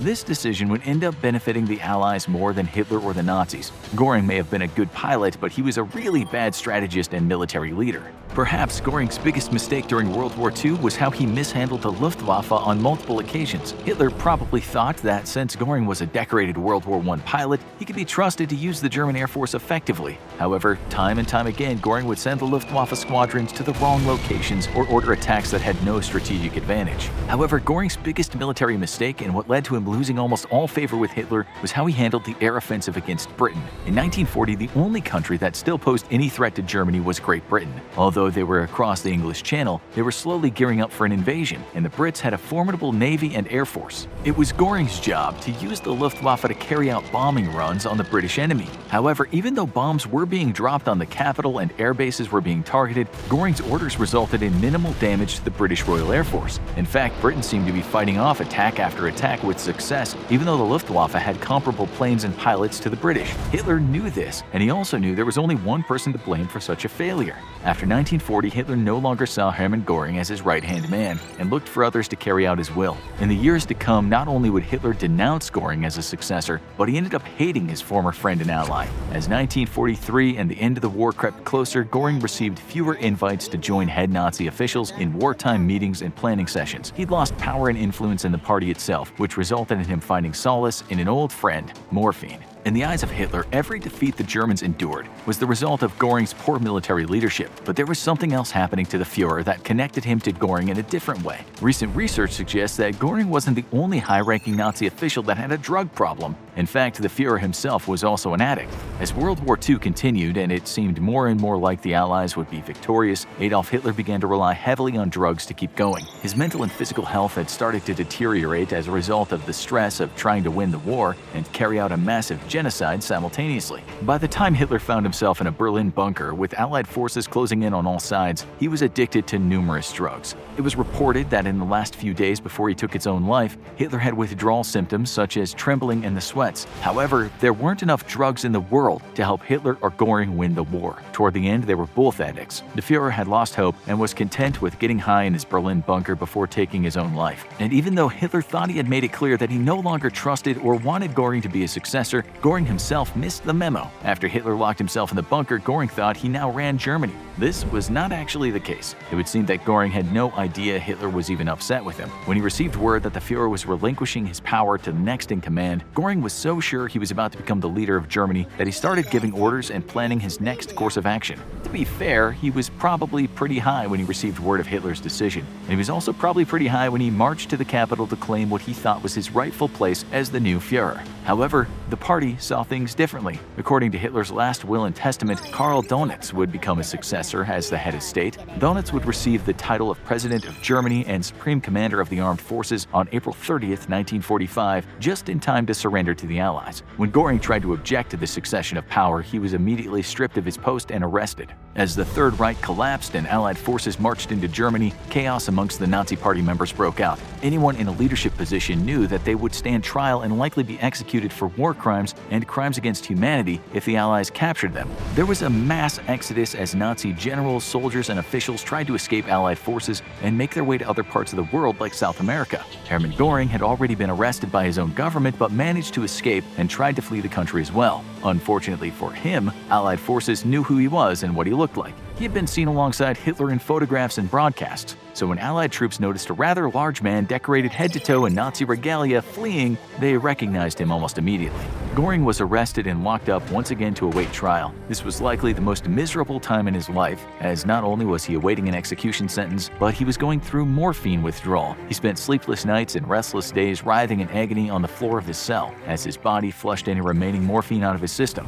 Göring managed to get past the withdrawal symptoms and advocated for himself at his own trial. The whole process of going through withdrawal and sitting in prison caused Göring to lose a significant amount of weight, and by the time he stepped into court for the Nuremberg trials, he supposedly carried himself with poise. However, the trial didn't go his way. Göring was found guilty of conspiracy to wage war, crimes against peace, war crimes, and crimes against humanity. He was sentenced to death by hanging. To be fair, this was not a shocker, as Göring played a pivotal role in the largest genocide in history, and his orders cost the lives of thousands, if not millions, of soldiers. However, Göring's sentence was never carried out. Like his Führer, Göring took his own life, rather than meeting his fate at the hands of the Allies. On October 15, 1946, just 2 hours before his hanging, Göring bit down on a cyanide capsule that he had hidden from the guards. When they came to bring him to his execution, the guards found Hermann Göring dead on his cell floor. Hermann Göring followed Hitler from the beginning. He was instrumental in paving the way for Hitler's rise to power and was rewarded greatly for his loyalty. But even Hitler couldn't forgive his poor judgment when it came to military strategy. And at the end of the war, Göring was a delusional drug addict that took his own life rather than facing justice. Turns out Hitler and Göring had more in common than they ever realized. We all know how the Second World War ended in Europe, with Allied forces surrounding Berlin and Hitler killing himself in his bunker before the entirety of the German army surrendered, stopping the spread of fascism throughout Europe and the rest of the world. But throughout much of the war, this end was anything but certain, and there was a real fear that Germany and the Axis powers couldn't be stopped. Luckily, Hitler was an ineffectual military leader, and much of Germany's failures on the battlefield can be traced to his poor decisions. But what would have happened if Germans had removed him early in World War II? The date is May 15, 1940, and World War II has erupted with unprecedented violence across the heart of Europe. For 8 months, British and French troops had largely held their defensive positions across France and Belgium during a period known as the Phony War. Despite the declaration of war by France and Britain on Germany, neither side had yet launched any major offensives, and only minor skirmishes had taken place between the two sides. Then, suddenly, with shocking ferocity, the German army ambushed the Allied forces by cutting through the thick Ardennes forest. Considered far too difficult terrain for large columns of tanks and vehicles, the move is a logistical miracle and a strategic coup for the Wehrmacht, which quickly flanks and splits the British and French forces in two. Hooking to the north, the Germans have caught the majority of Britain's expeditionary forces, over 300,000 men, between themselves and the North Sea. Disaster looms for Britain. A defeat of their own BEF will cripple Britain's military and see the single greatest loss of personnel by any power in centuries.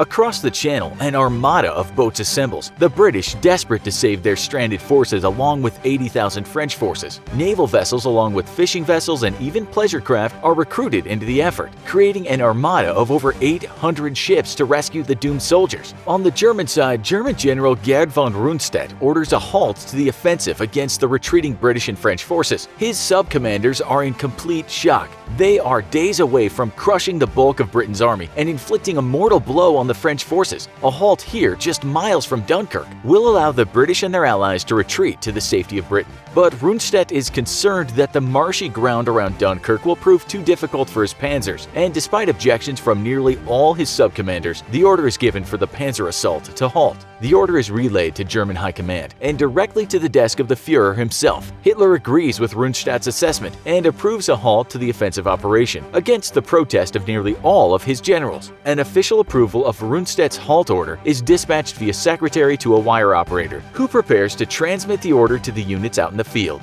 Suddenly, though, the operator, a young German officer, is escorted away from his workstation by German military police, and in 3 days' time he will find himself amongst the troops preparing for the assault into France's south. Confused by his swift and sudden change of posting, in his place is another young German officer, this one fiercely loyal to Field Marshal Wilhelm Keitel, chief of the Armed Forces High Command. The officer dispatches a modified version of Hitler's orders to Rundstedt, ordering him to continue with the assault. A day later, Hitler is furious to discover that his order has been botched, and the blame is laid on the new young wire officer. He is punished for his mistake by being stripped of rank and sent to the front, though secretly Field Marshal Keitel has already prepared to restore the officer's rank once he arrives at his new unit and is clear of Hitler's wrath. Hitler's increasing micromanaging of the war is grating on Keitel and the other senior officers' nerves, and with alarm, they're beginning to realize that the Führer considers himself a strategic genius who insists on running the war his own way. Yet, Hitler's own battlefield experience never went past trench warfare in World War I. He never even held his own command. In Dunkirk, the Luftwaffe savages the British, and despite the brief lull in the fighting, they are not able to construct key defensive positions that will buy time for the retreat. The panzers savage the British forces long before the rescue armada is able to sail away more than a few thousand to safety. The British Expeditionary Force and their French allies are crushed, with tens of thousands of casualties and over 200,000 taken prisoner. Historians consider the Dunkirk defeat the greatest military catastrophe in history. Back at the German High Command, Field Marshal Keitel holds a secret meeting with the other senior military commanders. They've successfully defeated the British forces at Dunkirk, but Hitler's order to halt the panzer divisions would have seen this major victory turned into a disastrously missed opportunity. The generals grow increasingly worried about the Führer's capacity to lead Germany's armed forces. Weeks later, France falls, with German troops triumphantly marching through the streets of Paris. The French government in exile in Britain joins its ally in calling for U.S. help. In America, Congress agrees to accelerate the production of war material to be shipped to Britain, and President Roosevelt dispatches William J. Donovan, a trusted confidant and World War I veteran, to Britain in order to assess Britain's ability to resist the Nazis. President Roosevelt and the American people on a whole are wary of joining another world war, and despite their close ties to Britain, there is little appetite for joining a war on the losing side and sacrificing hundreds of thousands of American lives. Donovan arrives in Britain, and despite the British Foreign Ministry's best efforts to paint the situation in a positive light, it's clear to the experienced soldier that the loss of the entire British Expeditionary Force has crippled Britain's military. Within 2 days of arrival, he sends a secret telegram to President Roosevelt, informing him that it's his personal assessment that the best Britain can do in its war against Germany is defend its home isles and use its mighty fleet to keep Germany landlocked on the mainland. Roosevelt agrees with the assessment and, in private sessions with Congress, informs U.S. lawmakers that he has no interest in declaring war against Germany. Material support to Britain will continue, but America is not willing to sacrifice its soldiers in a European war. German intelligence learns that America is not considering joining the war on the Allies' side and sends its own delegations to Washington. They implore America to cease its shipments of materials to Britain, which the U.S. refuses, but in a bid to maintain relations, they do agree to limit the total tonnage of goods shipped to their former ally. In exchange, Germany promises not to harass American shipping vessels. The joint American-German accord frees up naval vessels from the Atlantic, which quickly transition to the Pacific through the Panama Canal. While war has been raging in Europe, Japan has continued its aggressive campaign in China, and the United States is wary of Japan's ambitions in the Pacific. Japan knows that if it's to successfully grow its empire, it must quickly neutralize China and the Americans both. It's too small of a nation to wage a long-term war of attrition against the superior manufacturing might of the United States. Plans for a surprise attack on the American fleet at Pearl Harbor are considered, and then quickly scrapped when the fleet is reinforced by major elements from the Atlantic.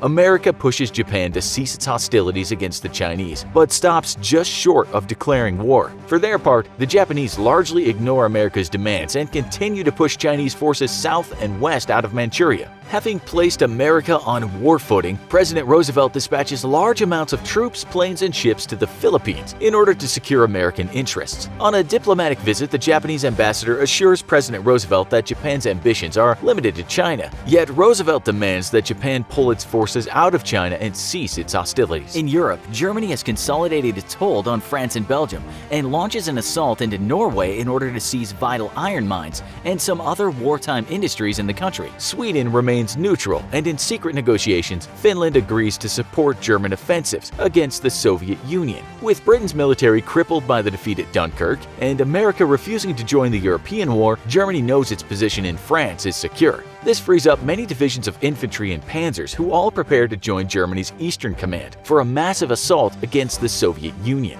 Prior to the start of the invasion, codenamed Operation Barbarossa, German ambassadors meet with President Roosevelt and present an offer by Hitler himself, a non-aggression pact. This pact is mutually beneficial to both sides. It will ensure that Germany not need fear a British-American invasion of France and will allow the US to concentrate on a single-front war against Japan to remove them from China. The deal is signed and publicly declared 3 days later, sinking British hopes that America will join the war on their side. With the declaration of the non-aggression pact between the US and Germany, Japan immediately launches a surprise attack against American forces in the Philippines, while the Carrier Strike Group launches a massive air raid against Pearl Harbor. With the buildup of American forces in the Pacific, though, the assault against the Philippines is easily repelled, and the surprise attack against Pearl Harbor is a disaster. Japanese aircraft manage to cripple and destroy several American battleships and destroyers, but the bulk of the fleet is already out on maneuvers and not in the harbor when the attack arrives. American submarines locate the Japanese carriers waiting for their air crews to return and savage the Carrier Strike Force, sinking 3 of the 6 carriers. Dozens of returning Japanese aircraft can't find room to land on the surviving carriers and crash land into the sea.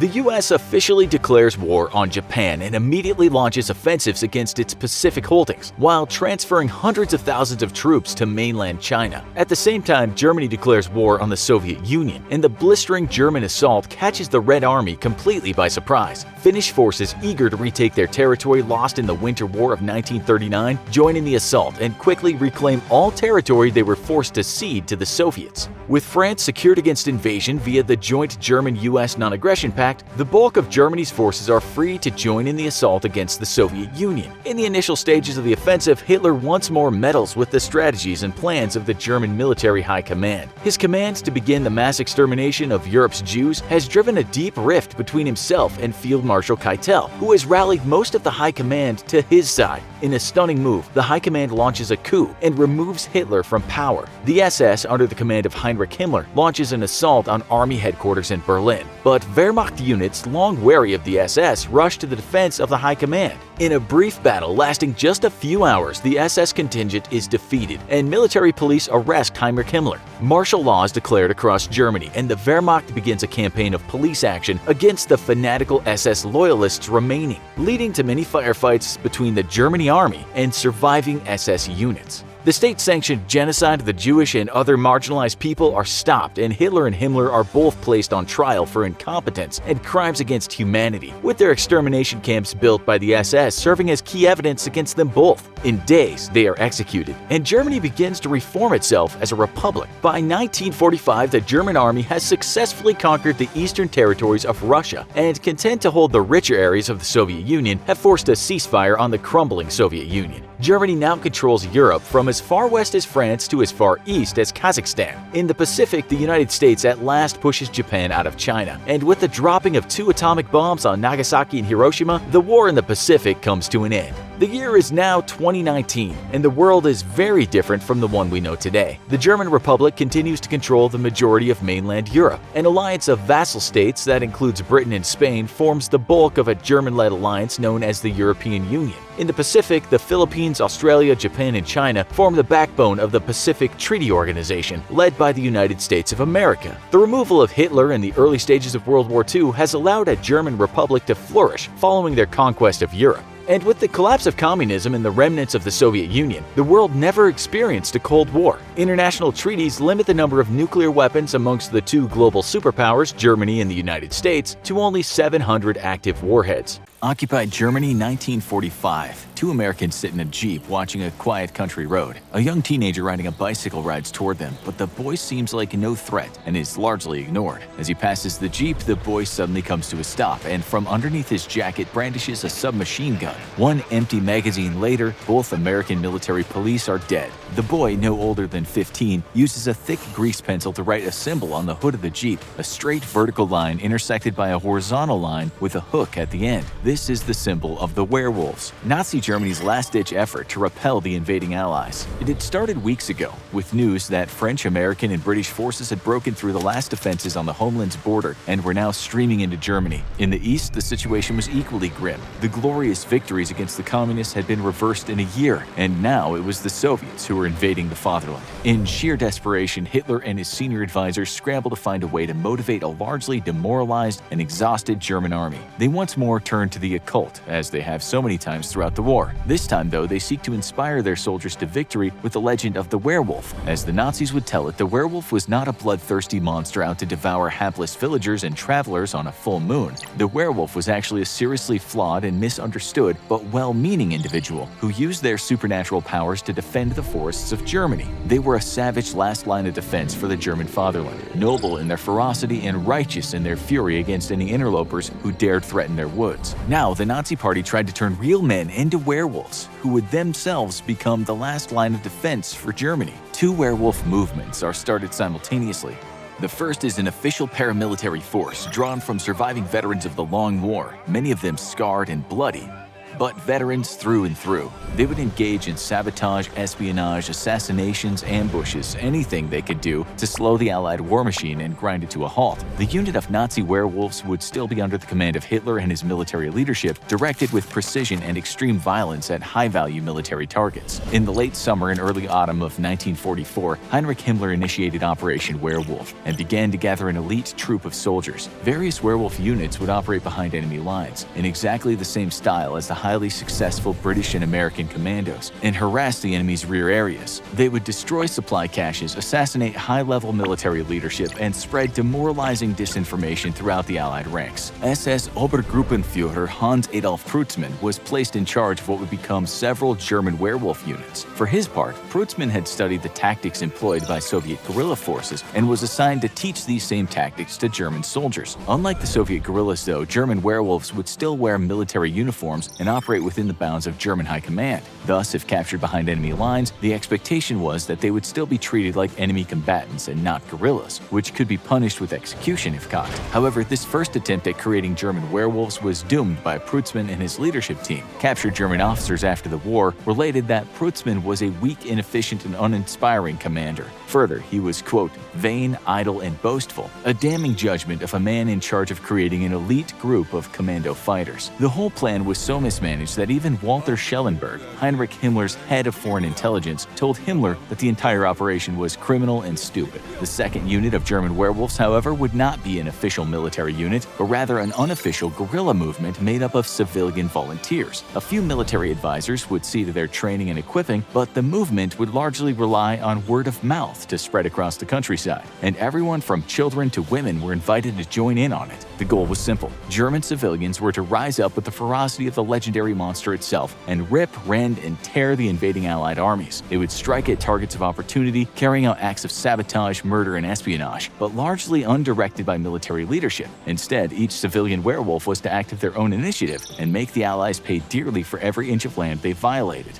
The first werewolf volunteers began to form into unofficial units late 1944, as it became clear that the Germans were going to lose the war. While the military would do what it could, Nazi leadership began to prepare for an Allied invasion of the fatherland. It was their hope that a force of civilian partisan fighters could be raised to meet the Allied threat as it crossed into the fatherland, but it would not be a standing army. Rather, the civilian guerrilla resistance would be decentralized in nature, thus giving the Allies no clear command structure to target and eliminate. Resistance cells would act largely of their own accord, carrying out opportunistic acts of sabotage and assassination. The goal was not to defeat the Allies militarily, but rather to bleed and weaken them with a protracted fight and slowly weaken their resolve. Then, given an enough time and harassment from German werewolves, the Allies could be brought to the negotiation table and work out a peace settlement as favorable to Germany as possible. Even with the noose tightening around Germany, Hitler still held on to the hope that Britain and America could be coerced to sign a peace deal with Germany and then actually join to fight against the Soviets. On paper, it wasn't a very crazy idea at all. The Western Allies had very little in common with the Soviets, and the Soviet Union's sponsoring of workers' strikes and attempted communist uprisings across Europe was something that put the Western Allies and the Soviet Union at great odds. Ideologically speaking, Britain and the US had more in common with Nazi Germany than with the Soviets. But Hitler misunderstood how little appetite for continued war the Western Allies had. And while they would do what it took to crush Nazi Germany and ensure the Nazi Party never rose to power again, nobody wanted to continue the war with the Soviet Union if such a thing could be averted.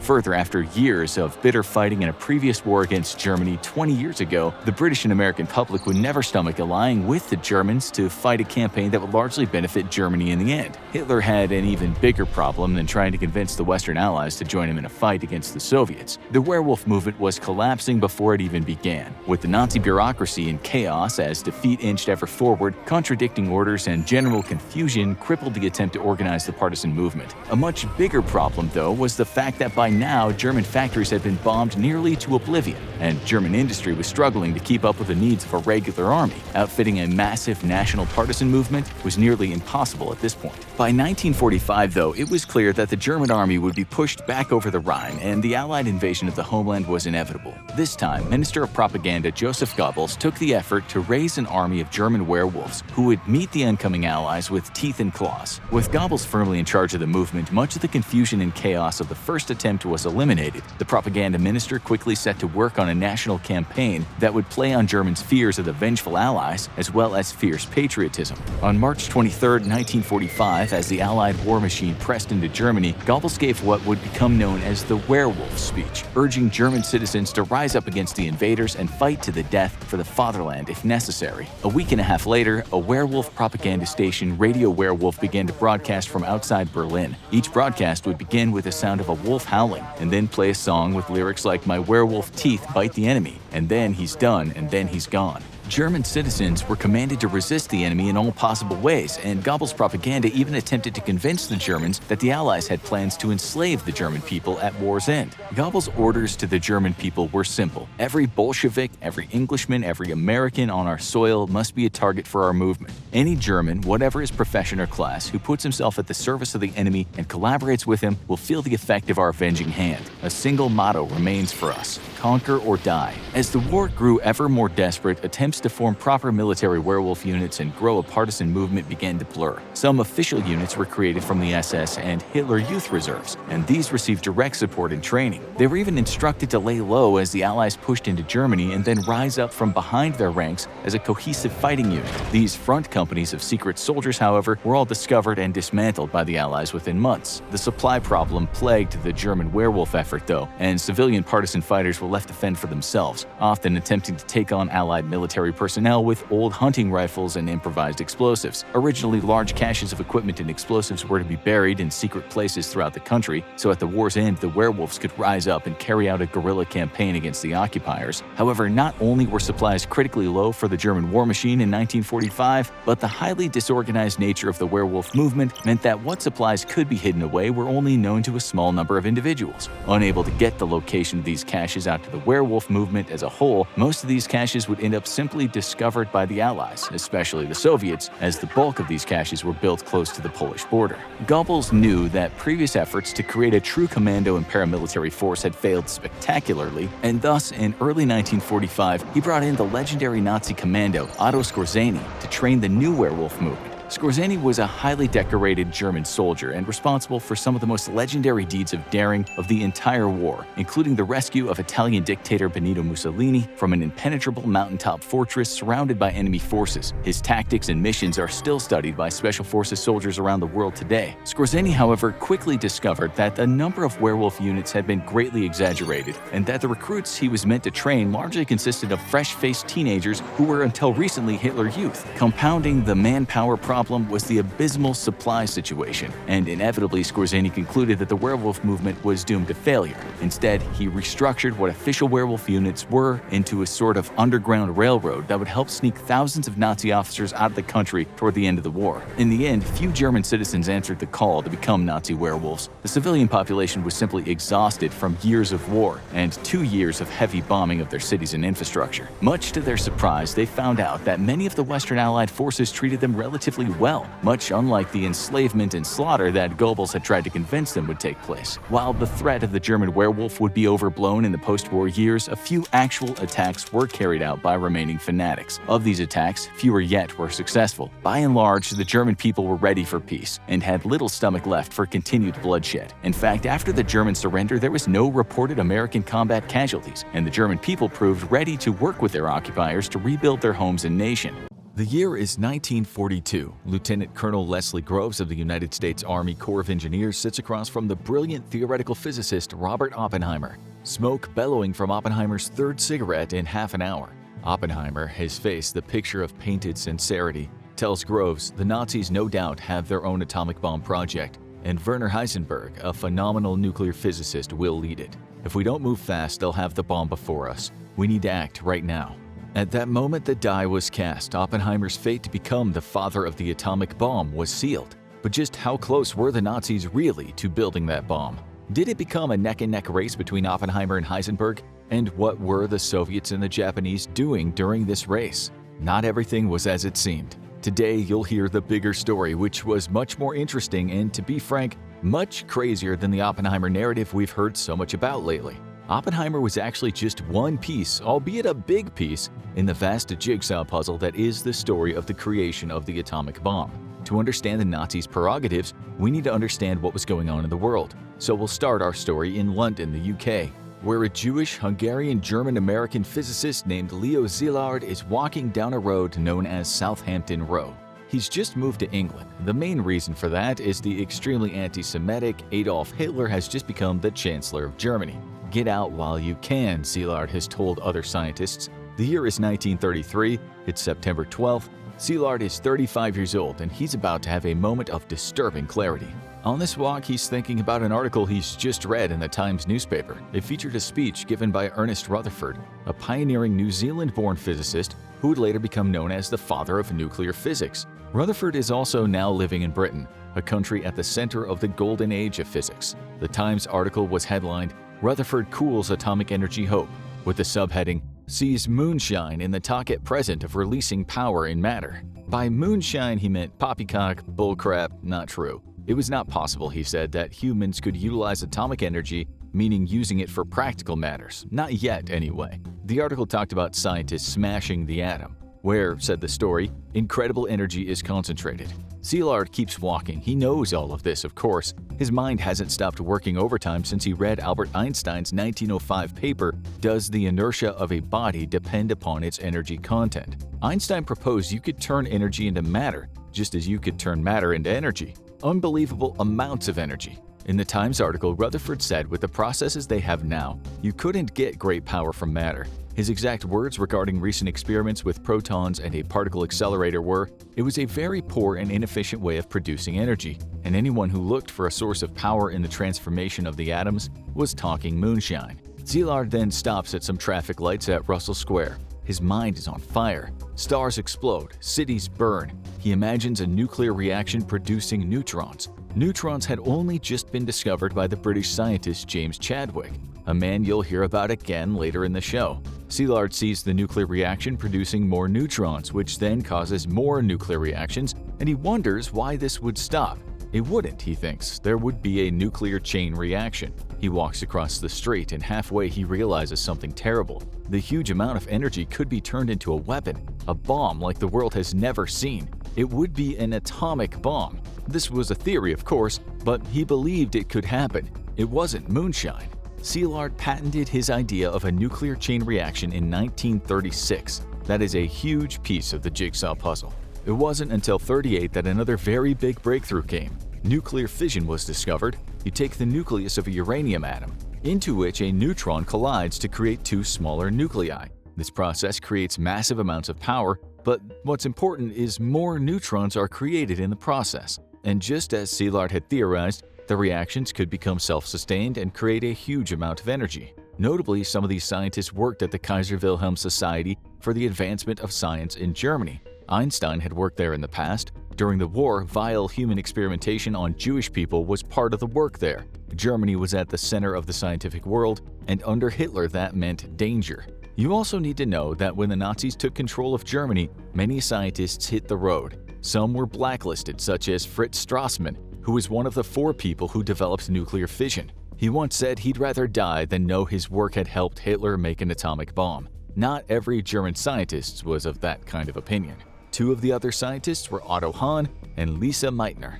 Hahn, sometimes called the father of nuclear fission, didn't jump ship out of Germany like many others. In fact, in 1933, long before the full extent of Hitler's violence was understood, Hahn told a Canadian newspaper, "In any case, for the youth, for the nation of the future, Hitler is a hero." So, the father of nuclear fission was a Hitler fan, don't forget that. Lise Meitner, who was a Jewish Austrian-Swedish woman, got out of Austria when Hitler annexed the country. She ended up in Denmark, much in part thanks to the Danish physicist Niels Bohr, another important person where the development of the atomic bomb is concerned. He told the Allies in 1941 that his former student, Heisenberg, was helping the Nazis to make the bomb. Bohr had to flee Denmark. When the Nazis occupied it, he was stuffed on a British bomber named the Mosquito in the middle of the night and taken to England. There was also trouble for the Austrian-born physicist Otto Robert Frisch, the last of the 4 that developed nuclear fission and a man who later figured out how to detonate the atomic bomb while working on the Manhattan Project. A Jew, Frisch moved to England and later secured himself British citizenship.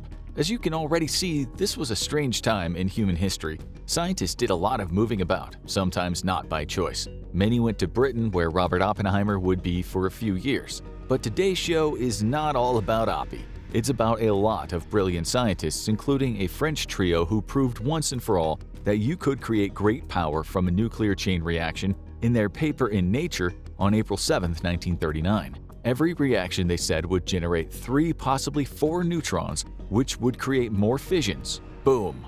They filed 3 patents, including patent number 445686, titled Perfectionnement au charge explosif, which was the first patent in history for an atomic bomb.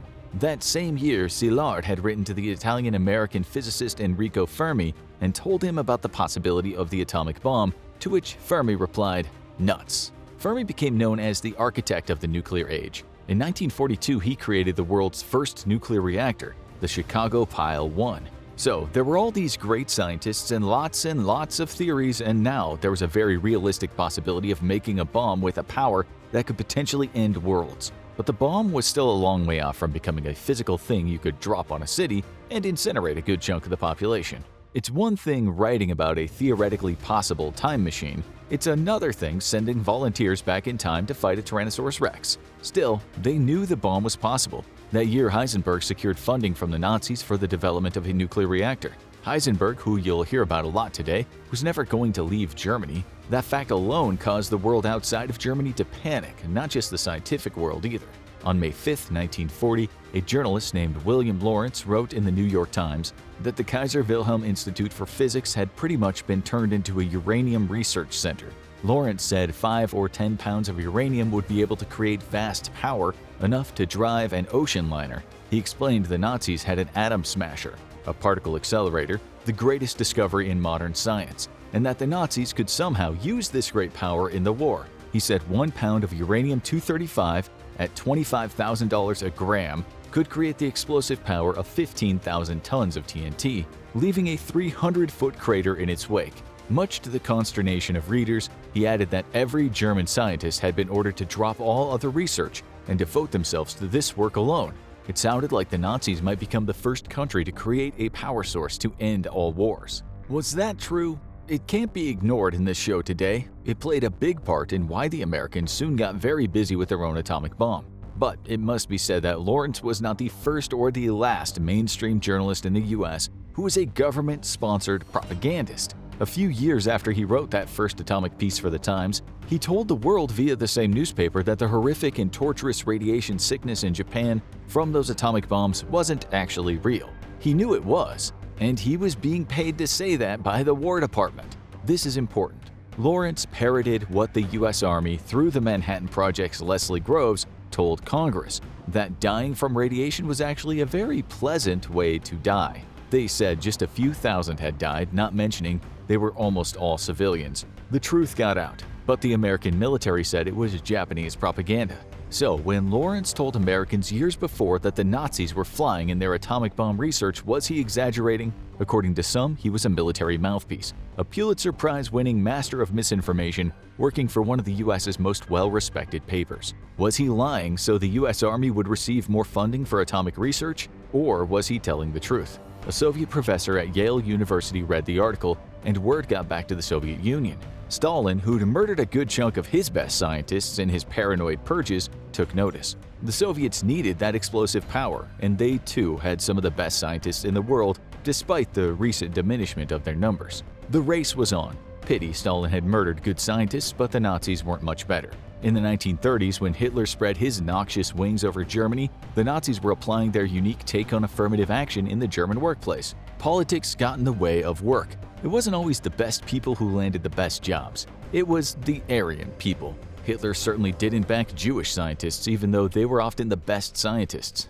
Back then, an SS journal said Heisenberg was a white Jew and called him the Ossietzky of physics. Karl von Ossietzky, who would win the 1935 Nobel Prize for Peace, was charged with treason for writing about Germany's secret rearmament plan. He was imprisoned and later sent to a concentration camp. You couldn't get much worse than him in the Nazis' eyes. So the brilliant Heisenberg, Germany's best bet for an atomic bomb, was not a popular man. SS leader Heinrich Himmler ordered an investigation of his political beliefs, which went on for an entire year. At the SS headquarters, Heisenberg wasn't beaten up, but when he saw a sign on the wall of his interrogation room that read, "Breathe calmly and deeply," he knew the room had seen some horrors. This would affect his whole outlook on the Nazis, but he still turned down the opportunity to work at Columbia in the US when he had the chance before the war. Heisenberg could breathe a sigh of relief when a directive from Himmler stated, "We cannot afford to lose or kill this man. He was too important to science." Szilard was by then totally convinced that with enough fissile material the bomb could be made. He saw that explosion he imagined back in London as a reality. He'd also really been shook up by the fact that the German nuclear physicist Siegfried Pflüger had just published 2 articles on exploiting nuclear energy. Pflüger would soon be part of what he and other German physicists called the Uranium Club, where they would discuss the Uranmaschine, the uranium machine, aka a nuclear reactor. The Germans, it seemed to Szilard, were on the ball, even maybe ahead. Szilard talked this over with some other physicists and came to the conclusion that he absolutely had to warn the US president. That's the reason Szilard went to the Nobel Prize winner Albert Einstein, who was then working at the Institute for Advanced Study in Princeton. He asked Einstein, who was about as big a name as you could get in this golden age of physics, to write to President Franklin Roosevelt a message dictated by him. Einstein agreed. The missive he put his name to has gone down in history. It's now referred to as the Einstein-Szilard letter. On August 2, 1939, he wrote, "To F.D. Roosevelt, President of the United States, White House, from Albert Einstein, Old Grove Road, Nassau Point, Peconic, Long Island. The President of the USA, of course, doesn't open fan mail when he gets up in the morning." The scientists had enlisted the help of the economist Alexander Sachs, who had access to FDR. In the opening paragraph, he told FDR that the element uranium may be turned into a new and important source of energy in the immediate future. Einstein, Szilard, said quick action was necessary after what the French team had just done in France and what Szilard and Fermi had done in the US, which was cause a nuclear chain reaction in a large mass of uranium by which vast amounts of power could be generated. He then used the kind of language that might cause a frisson of fission-related fear in the president.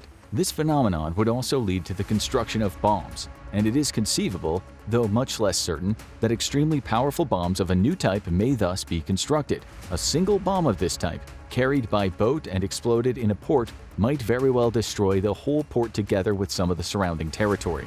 He did admit, though, that such a device might be too heavy for a plane to carry.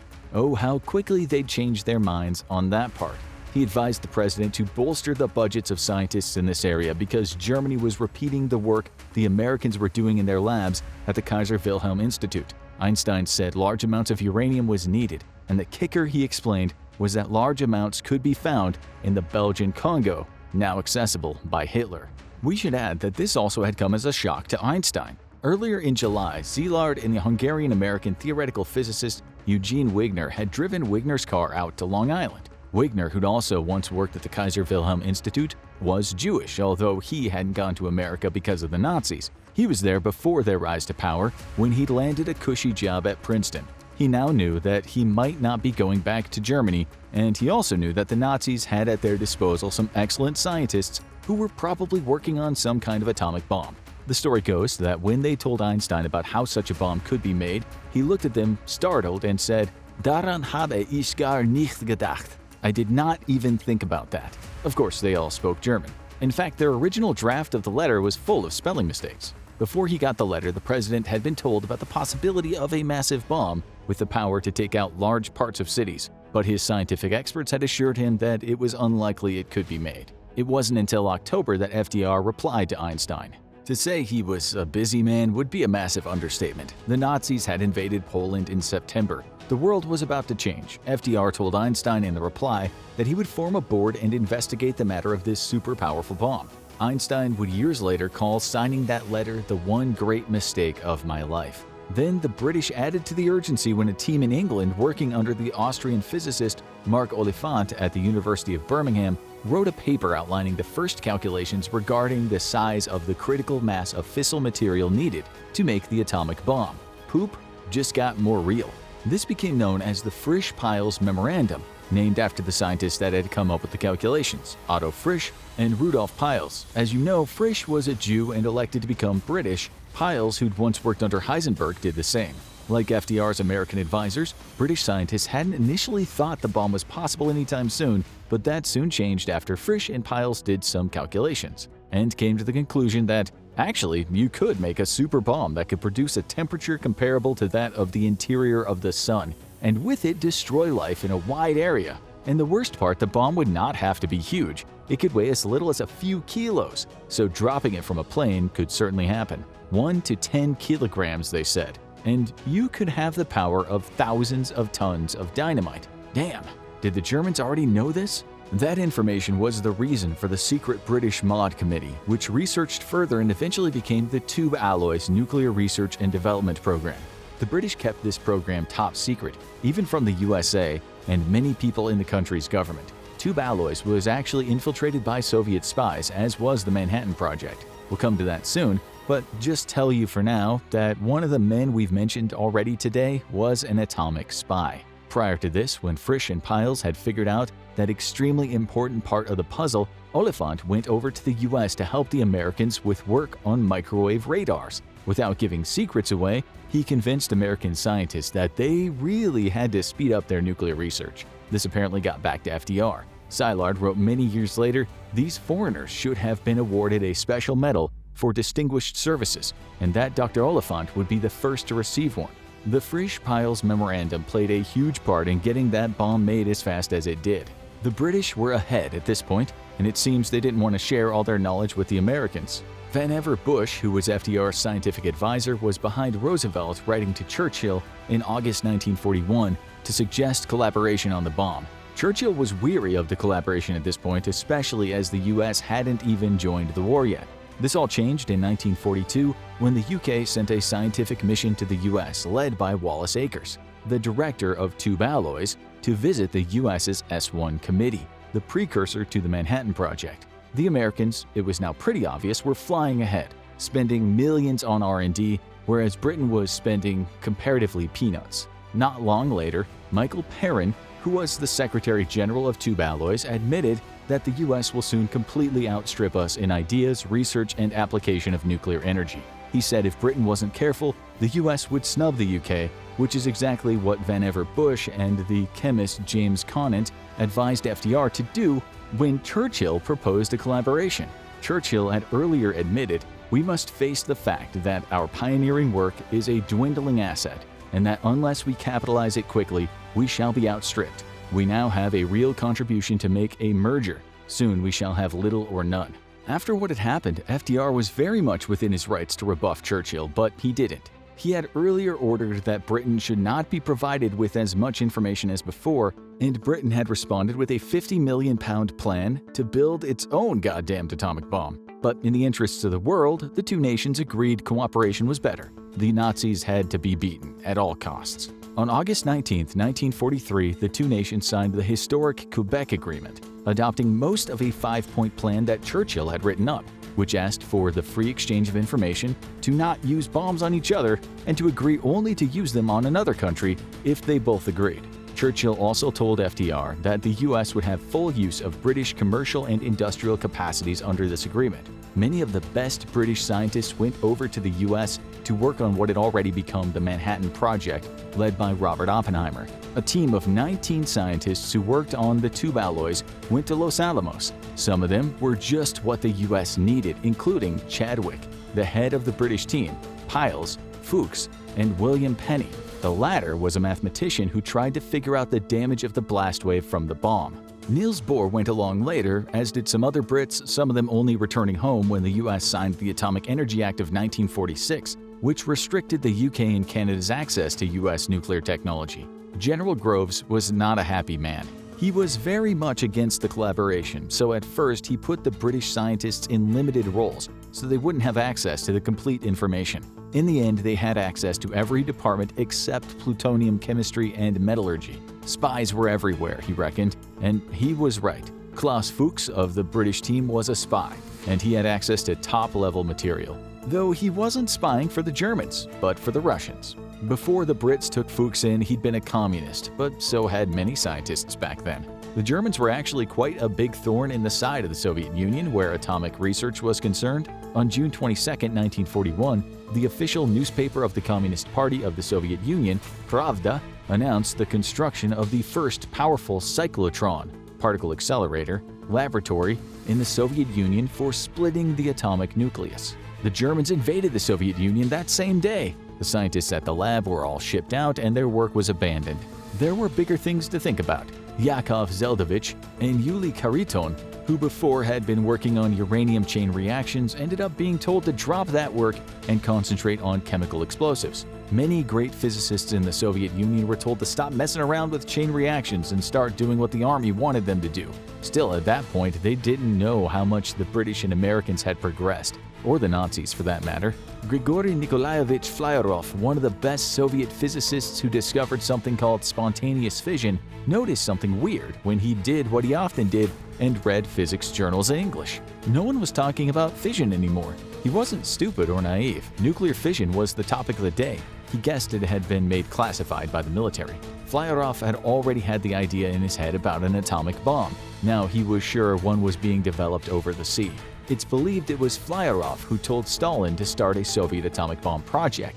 The Soviets soon knew they were years behind and didn't have the uranium they needed to make the bomb. Still, they soon had the knowledge, lots of knowledge, thanks to Fuchs. Fuchs was offered money to spy, but he told the Soviets to keep their cash. He would spy for free, but only because he knew that the Nazis would possibly win the war, especially if they got their atomic bomb before everyone else. Fuchs, like many scientists at the Manhattan Project, believed that the Soviet Union and the Germans would both be capable of building the bomb sooner or later, and as the Soviets were allies, more power to them, thought Fuchs. Hitler was the enemy for now, at least. Some say he was just a commie, but others say he didn't want a world in which one country had all the power and then could blackmail other nations. Fuchs also knew that the Germans had large stocks of uranium needed for nuclear reactors. In fact, when the Red Army marched over the German border just before they occupied Germany, they took 40 scientists to steal what ended up being nearly 350 kilograms of metallic uranium. They also took all the paperwork related to atomic research. When they entered Berlin, they went straight over to the Kaiser Wilhelm Institute of Physics and got what the British and Americans had wanted for years. After the Allies invaded Italy in September 1943 under the Alsos mission, attempts were made to get a hold of German atomic research information, not only because it might be useful, but also because they didn't want the Soviets to get it. The Brits and the Americans were also worried about Japan, since Japan was certainly no slouch when it came to physics. The Manhattan Project Intelligence Group came to the conclusion that Japan's physicists were as good as anyone else's. Japan did actually have cyclotrons, 2 of them, at the Riken Institute. Bunsaku Arakatsu, who'd worked under Einstein and Ernst Rutherford, started the EFGO project into nuclear territory in 1943. Japan was on the ball too, but their trouble was finding high-quality uranium. It looked for it in China, Burma, now Myanmar, and Korea, but in the end, Japan was just too slow. It was nowhere near making the bomb. Japan also never thought the Allies would be able to make it in time for it to change the outcome of the war. That couldn't have been more wrong. So under the Alsace mission, the Allies sought to find out as much as possible about Germany and Japan.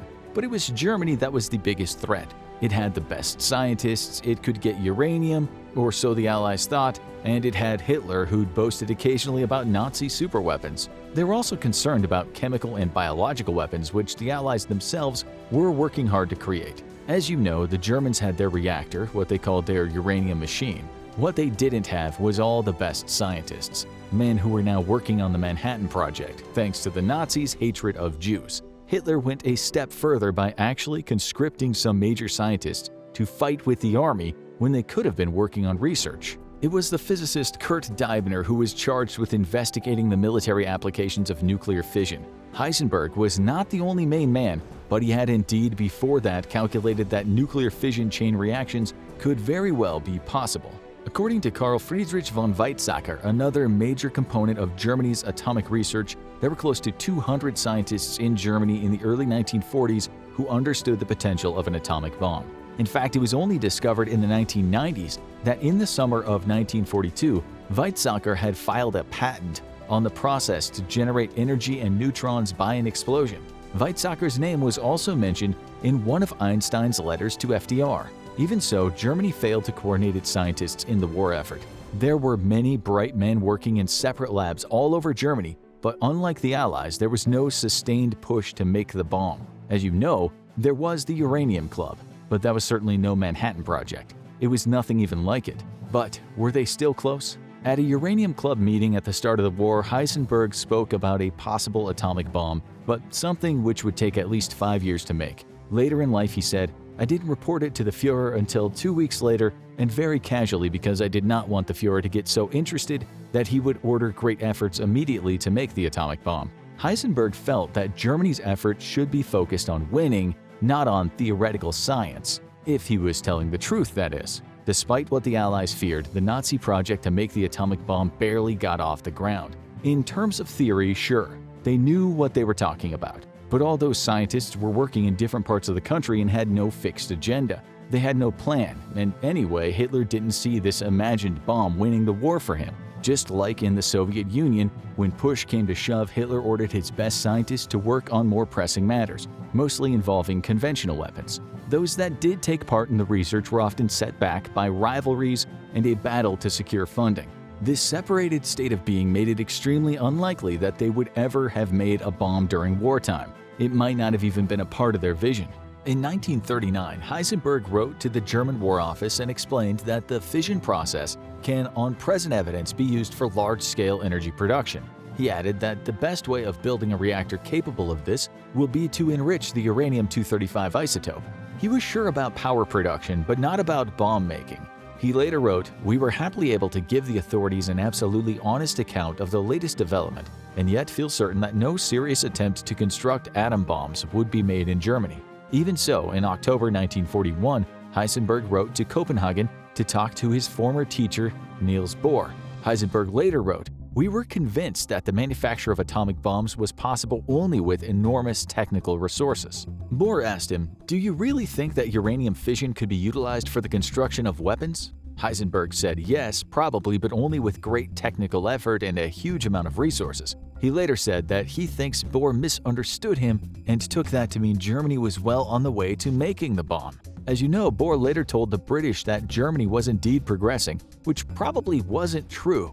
Bohr also thought that in that meeting Heisenberg was trying to get information out of him, but Heisenberg later denied this. He said he was trying to tell Bohr about the bomb, but how German scientists, indeed all scientists, should be against it. It's still debated what these two men said at that meeting. Still, the fear during the war that Nazis were very close to having weapons of mass destruction was a fantasy, a paranoia. But the Allies weren't to know that in a world of secrecy. They had no idea that when they were spending $2 billion, over $24 billion today, on the Manhattan Project, not to mention all that had been spent earlier on the earlier American and British projects, the Germans were spending a paltry $2 million, over $24 million today, on their atomic projects. Albert Speer would have known how far the Nazis had gotten during the war. He was Germany's Minister of Armaments and War Production and was handed 20 years at the Nuremberg trials in 1946. Once he got out of prison, he said that in all of his 2,200 entries in the protocols of his meetings with Hitler, they talked about nuclear fission once. Yes, one time. Speer said, "I was familiar with Hitler's tendency to push fantastic projects by making senseless demands." Speer evidently didn't want to get Hitler started regarding world-ending bombs. Anyway, atomic talk was way above Hitler's pay grade. According to Speer, Hitler was uniquely brutal, but he was quite conventional where the battlefield was concerned. Heisenberg also later remembered having a meeting with Speer, who told him that he'd only get a little bit of funding. Speer later said, "I'd been given the impression that the atom bomb could no longer have any bearing on the course of the war." Then there were the famous Farm Hall transcripts, which tells us more about how much the Nazis had known. As you know, when the war ended, the Soviets and the Allies went after the Nazi scientists. The Allies still believed the Nazis were progressing with atomic bomb research and research into other weapons. They wanted them for their knowledge and expertise, but how much knowledge did they have? A group of leading German scientists after the war was whisked off to England under Anglo-American Operation Epsilon, while in Germany under Operation Big, equipment and materials were smashed, and research work was plundered. What the Soviets hadn't already taken, anyway. Under the US's highly secret Operation Paperclip, they even took Nazi war criminals if they were valuable in some way. About 1,600 German scientists went to work for America, just as many had gone to the Soviet Union for that same reason. Back to Operation Epsilon, what happened at Farm Hall in England was quite unique. It was meant to be the smoking gun in terms of finding out about German weapons of mass destruction, but it fell flat on its face. The Brits detained a number of those prominent Germans they believed had been working on the Nazi atomic bomb project. They stuck them in a farmhouse for around 6 months and bugged the place. Everything they said was listened to from July 3, 1945 to January 3, 1946. Surely, the Nazis were hiding some kind of Los Alamos somewhere, or so they thought. So they listened, and they listened, and they listened. Top scientists we've talked about today, such as Kurt Deibner, Otto Hahn, Werner Heisenberg, Carl Friedrich von Weizsäcker, chatted to their heart's content. The transcripts of the conversations were only made public in 1992. Only about 10% of the conversations were transcribed, adding up to 24 reports, over 250 pages that were all sent to General Groves in 1946. Quite amusingly, one conversation went, "Deibner, I wonder whether there are microphones installed here." Heisenberg, "Microphones installed? Haha, oh no, they're not as cute as all that. I don't think they know the real Gestapo methods. They're a bit old-fashioned in that respect." Haha, indeed, Heisenberg.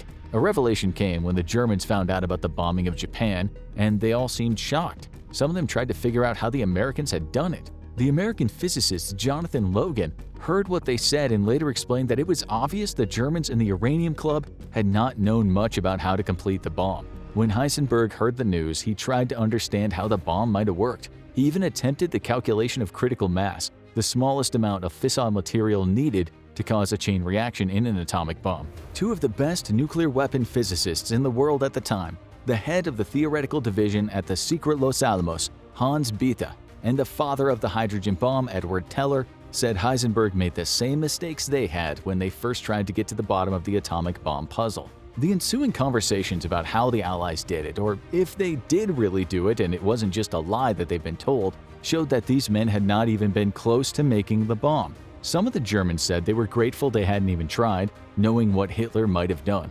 Others regretted Germany had failed. Hahn, who remember was a Hitler-loving chemist in 1933, said to the physicists, "If the Americans have a uranium bomb, then you're all second-raters."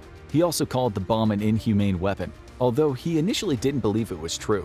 He then told the other men that he'd once said to himself that all the uranium in the world would be better off at the bottom of the ocean.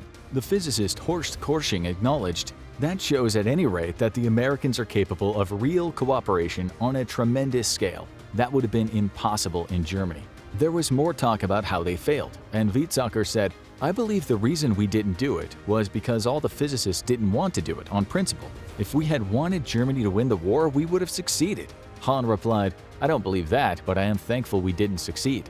Weizsäcker said at one point, "I think it's dreadful of the Americans to have done it. I think it's madness on their part." To which Heisenberg replied, "One could equally well say that's the quickest way of ending the war." The nuclear physicist Carl Wirtz said, If they had made the bomb, we would have obliterated London but would not have still conquered the world, and then they would have dropped them on us. That would make Wirtz one of the first Germans in history to talk about MAD, mutually assured destruction.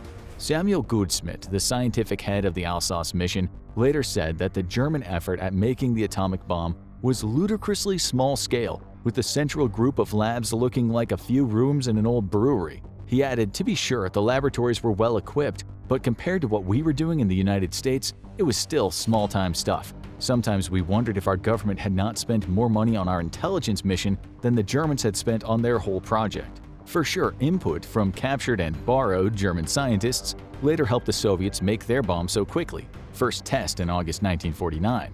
But as Heisenberg later said, under the conditions they were working, there's no way they could have gotten past the theory stage. They barely even tried to produce an actual bomb. They were just so far behind. Hitler didn't know the first thing about atomic weapons. He had no master plan involving an atomic bomb. His brutality was simple-minded. If there was a race to make a bomb, it was only completed by one side until the Soviets got wind of what was happening out in the American desert. But that's not to blame Roosevelt for throwing tons of money at essentially a product that could kill everything he loved. He made the decision based on what looked like sound intel. And anyway, someone would have made the bomb had the Americans and their hodgepodge of multinational scientists not done it. In the real world, Eve always takes the forbidden fruit from the tree, and Pandora always opens that damn box. Curiosity is behind all of our triumphs and our tragedies, but we'd be dumb if we weren't so curious. Still, did the US have to drop those bombs? That's been debated for decades, with some people saying there was evidence Japan would have surrendered and that it was the invasion of Manchuria that pushed Japan to do what it did. In 1976, the US public learned that before the US let those bombs go, American and British combined chiefs of staff had written, "The increasing effects of sea blockade and cumulative devastation wrought by strategic bombing has already rendered millions homeless and has destroyed from 25% to 50% of the built-up area of Japan's most important cities. A conditional surrender might be offered by them at any time."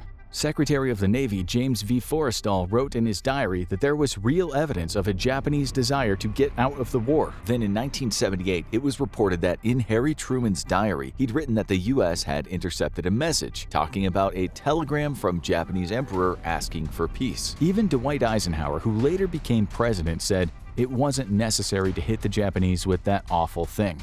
There is still plenty of evidence that the Japanese generals were not going to give up, although Leo Szilard later said after he spoke with the Secretary of State James F. Burns, Truman's chief advisor, he was convinced that dropping the bombs was all about showing the Soviets what a great power the Americans had. When Szilard had that nightmarish vision at those traffic lights in London, the light turned green above him, and like a frenzied herd of grown-up children, humanity started thundering toward the horizon of world destruction.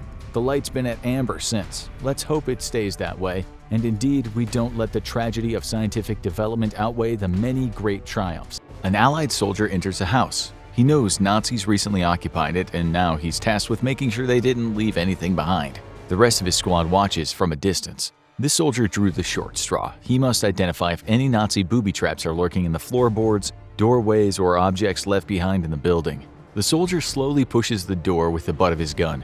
It creaks open. There's a slight click. He dives for cover, but nothing happens. He takes a deep breath, pushes off the ground, and slowly enters the house. He scans the room for anything that might be a booby trap. Unfortunately, anything that can open, close, or be moved can be rigged to explode by the Nazis. The soldier continues through the house. He sees paintings on the walls that are slightly askew. One's a painting of a young woman who looks eerily similar to his childhood sweetheart, whom he married just before leaving for war. Even the most OCD soldiers leave these paintings alone, as there might be a hidden wire attached to them that could trigger a nearby bomb. The soldier walks across old floorboards. They groan with every step he takes. Then he spots something on the table.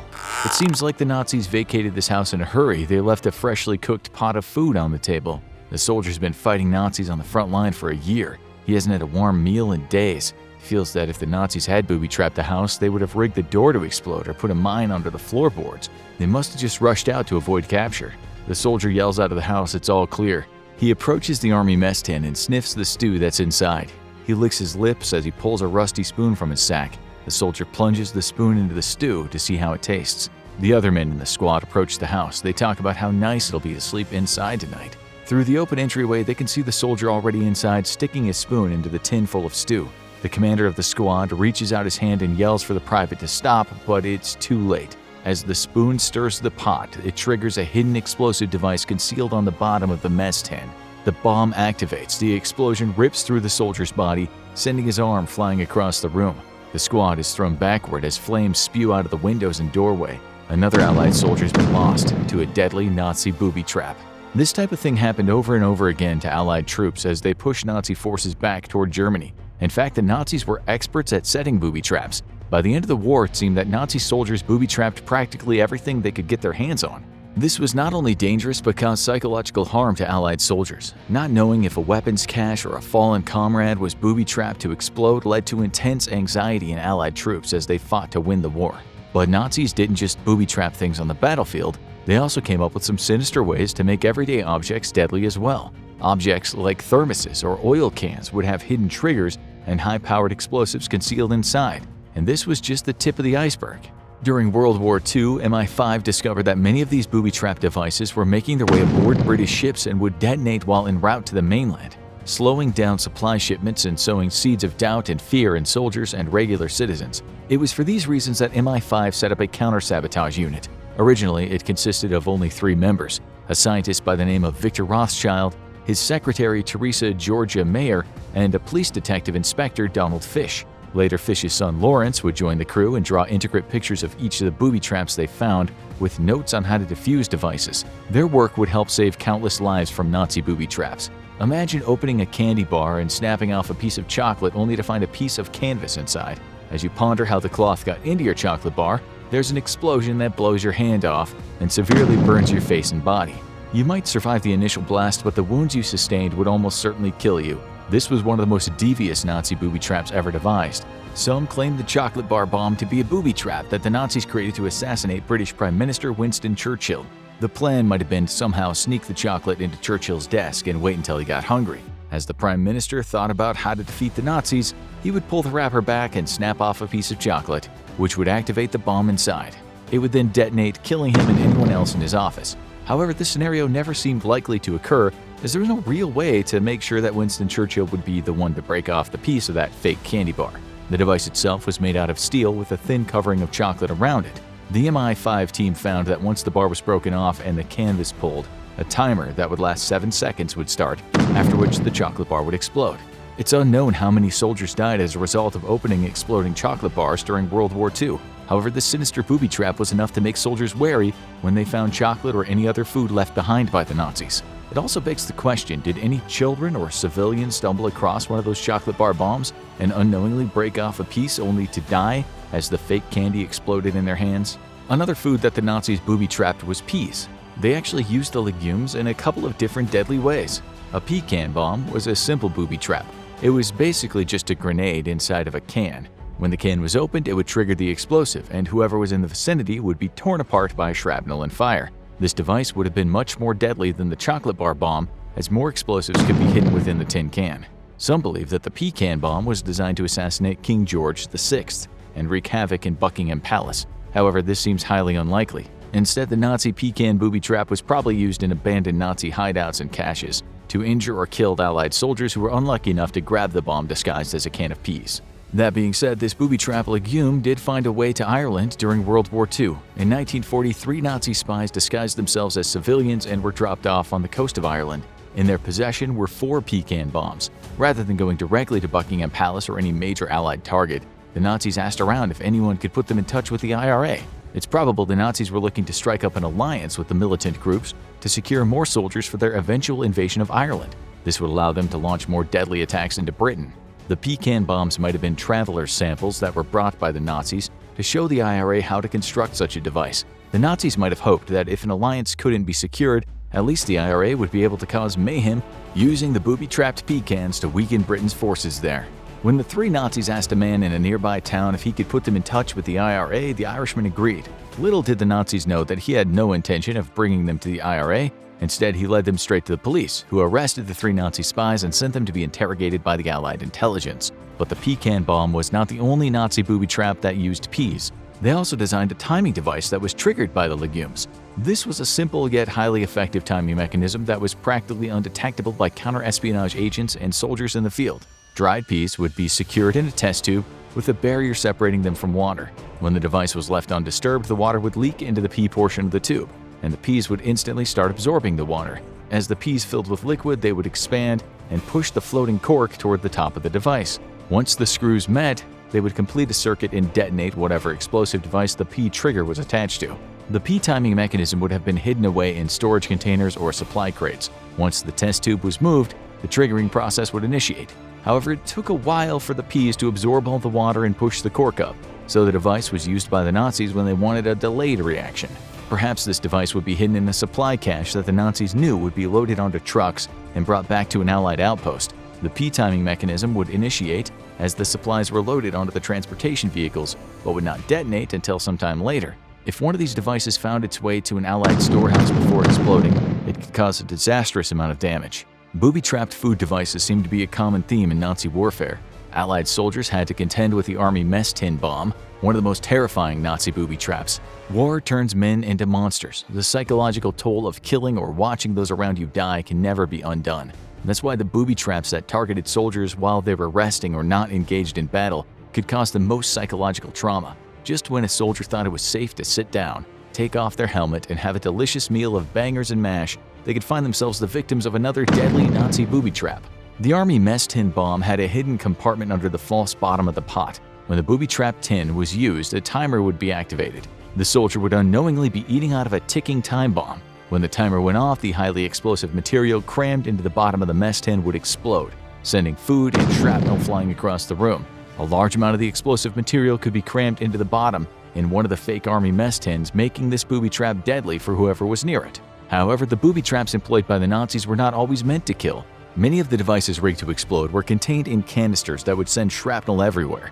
Any soldiers in the vicinity would find themselves wounded or bleeding out due to gashes caused by jagged pieces of metal. This would slow down entire squads and would result in the disruption of Allied plans. Other booby traps were designed to cause as much damage as possible to Allied vehicles and stockpiles. They may not take out Allied soldiers, but they would most certainly cause a loss of resources and disruption to supply lines. For example, the motor oil bomb was a booby-trapped oil canister that would have been hidden alongside other highly flammable materials. The outside of the device would be practically indistinguishable from other oil canisters. This meant that the Nazis could slip them into supply caches, and the booby-trapped canister would make it all the way to an Allied base without being discovered. Once there, the booby-trapped oil canister lid would inevitably be unscrewed during refueling operations and detonate. This would cause a chain reaction as the flames caused by the explosion ignited other oil canisters around it. With one booby-trap oil canister, the Nazis might be able to take out an entire oil supply. It would also cause immense damage to any vehicle around it, along with harming or killing any soldiers nearby. A similar tactic used by the Nazis was deploying magnetic mines under the hulls of Allied ships. This bomb could be attached by a covert Nazi spy. A timer would be set and the magnetic mine would detonate when the ship was in the middle of the ocean, far away from any help. Some of these devices were even fitted with a trigger that caused the mine to detonate if it was discovered and detached from the hull prematurely. This meant that there was a booby trap on the booby trap itself. The Nazis would stop at nothing to disrupt Allied supply routes. This brings us to the worst of the worst Nazi booby traps ever conceived. It should come as no surprise that the minds that concocted a plan for mass genocide would also come up with some insanely terrible booby trapping techniques, but you can't even imagine how terrible some of these next booby traps actually were. Allied soldiers walked through a town ravaged by Nazis. The buildings are in ruins, and there is very little shelter. The summer sun blazes as temperatures rise, and the parched earth cracks under the soldiers' feet. They've been fighting on and off with the Nazis for days, but it seems like they've finally driven them out of the village. The Allies can now make it to their base of operations and launch another offensive deeper into Nazi-controlled territory. What the Allied soldiers don't know is that the Nazis left behind numerous booby traps. It'll be a miracle if any of them make it out of this town alive. The Allies enter the town and find dead bodies that were left behind in the carnage. A fallen Nazi soldier blocks the main road. He's lying face down in the mud. An Allied soldier walks up to the body to check it for information or ammunition. As he turns the body over, his eyes go wide. He turns to his squad and yells to run. The body had been placed on top of a mine, so that when it moved, the explosive would detonate and kill anyone in the vicinity. The blast erupts out of the ground, completely consuming the soldier who moved the body. It wasn't uncommon for Nazis to booby-trap their own fallen comrades. Rather than bringing their friend's body home so the family could mourn them, they were left behind and rigged with an explosive to take out any Allied soldier who came through the area. This was a messed up practice, but it gets even worse. Sometimes Nazis would kill an Allied soldier and booby-trap their body. Allied soldiers would be much more likely to rush to the aid of someone on their side and would not be as hesitant to move the body and try to identify who it was. When the body was repositioned, the booby trap would be triggered. The explosion would kill or injure any Allied soldier in the area. The Nazis were ruthless with their booby-trapping tactics. They had no remorse for fallen soldiers on either side. The most common booby traps that the Nazis employed used helmets and guns. They knew that Allied soldiers would pick up those objects as they would be useful supplies to have in battle. This meant Allied forces needed to be careful with everything they touched. The Allied soldiers in the town watched in horror as their friend and fellow squadmate was obliterated by the mine placed under the Nazis' dead body. They shake their heads in dismay at the brutality of the Nazi booby traps left behind for them. They grab their squadmates' dog tags and carefully step over the body parts. Crashed into a building is a Nazi jeep. There are rifles lined up along the back end of the vehicle. This seems too good to be true, because it is. The captain of the squad signals for the rest of his troops to hold their positions as he approaches the weapons cache. He looks it over but can't tell if anything's been rigged to explode. He steps away from the weapons and goes behind a crumbling brick wall. He picks up a rock and tosses it at the weapons cache. The guns fall to the ground. Nothing happens. The captain shrugs and begins to step out from behind the rock wall. Suddenly, a bomb detonates from under the jeep, blowing the debris outward. None of the Allied soldiers are injured, but if they'd been near the weapons, the booby trap would have killed them all. They continue on through the town. At the far end of the street is a large house that seems to be completely intact. The Allied soldiers head toward the building. It's getting late and they need to seek shelter for the night. As they proceed down the road, there are discarded supplies. In the middle of the street lays a Nazi helmet. Without thinking, one of the soldiers kicks it with his foot in disgust. As the helmet lifts off the ground, a pressure lever is released and a mine detonates from under the helmet. The soldier's leg gets blown off. The medic rushes over to help him. He shoots the soldier full of morphine, bandages the stump where his leg once was, and rushes him toward the house to perform emergency surgery. The squad reaches the nearby house. The man who reaches the door first pushes it open. There's a click as a string attached to the doorknob pulls the pin out of a grenade sitting on the table right next to the door. The soldier thinks quickly, grabs the grenade, and throws it out the window across the room. A moment later, the grenade detonates, shattering the windows on the far side of the building. Rigging doors to explode was a common Nazi booby-trapping technique. They tied tripwires across doorways that were impossible to see and would pull pins out of explosives. They also used pressure plates to activate booby traps when stepped on by Allied forces. This meant that any doorway or floorboard could potentially be a booby trap. The rest of the squad rushes into the house and places the soldier that lost his leg on the table in the middle of the room. The medic gets to work trying to save his squadmate. The captain tells the rest of the men to fan out and search for any other booby traps. The building ends up being more of a mansion than a regular-sized house, and there are a lot of rooms to go through. The Allies go from room to room looking for tripwires and being careful where they step. Unfortunately, the Nazis are ruthless, and they realized Allied soldiers had learned to be more careful due to countless booby traps they've come across. This led to the Nazis taking things a step further. They not only booby-trap objects that the Allied soldiers might move, but they also booby-trap any obvious hiding places where they might seek safety. One of the soldiers searching the house comes across a large bathroom. He peers inside and sees medication sitting on the counter. He knows these supplies can help save the life of his squadmate downstairs. He searches the doorway for any tripwires. It seems clear, so he proceeds to the bathroom. He searches high and low for any signs of booby traps on the medical supplies. They seem to be free of any explosives. The soldier starts gathering up the supplies when one of the bottles falls to the ground. The lid pops off and a small device rolls out. It's a trigger for a fuse. It's a trap. The medicine bottles are filled with explosives. The soldier screams in panic and drops the bottles. He dives into the bathtub and places his hands over his head for protection. The bottles explode. The soldier would have survived the blast within the bathtub if the bottles were the only thing that was booby-trapped in the room. Unfortunately, the Nazis realized this. When the Allied soldier dove into the tub, he knocked a bar of soap off the side of the rim. The Nazis had known someone who recognized the pill bottles were booby-trapped might seek shelter in the tub, so they tied a wire to the bar of soap just in case it was disturbed. When the soldier's foot knocked the bar of soap over the side of the tub, it pulled a wire and an explosive placed under the porcelain bathtub detonated. The soldier is cut in half from the force of the explosion as the bathtub is split in two. The rest of the squad feels the tremors of the explosion and can only pray that one of their friends hasn't died to another Nazi booby trap. But they don't hold their breath. No one was safe from Nazi booby traps, and by the end of the war it seemed like anything could be booby-trapped, and was. It was the Nazis' last-ditch effort to cause as much chaos and mayhem as possible while they retreated back to their homeland. The only limiting factor of what could be booby-trapped was their own imagination. And as you can imagine, the minds of Nazi soldiers were very dark and very twisted. Allied soldiers and even civilians needed to be very careful where they stepped and what they moved as the Nazis retreated back to Germany and left a trail of booby traps behind them. Just to put it into perspective, as Nazis continued to fight in World War II, they knew that vital resources would be hard to come by for everyone. They even went as far as to create an exploding thermos that would lure dehydrated Allied soldiers to their death. The toils of war were exhausting, and sometimes water was hard to come by. If a thermos with water was left behind, it would be picked up and drunk by whoever came across it. Unfortunately, if you were not careful, you might find yourself with a deadly Nazi booby trap in your hands. When the cap was taken off and a person holding the thermos brought it up to their lips for a sip of refreshing water, the explosive inside would be activated.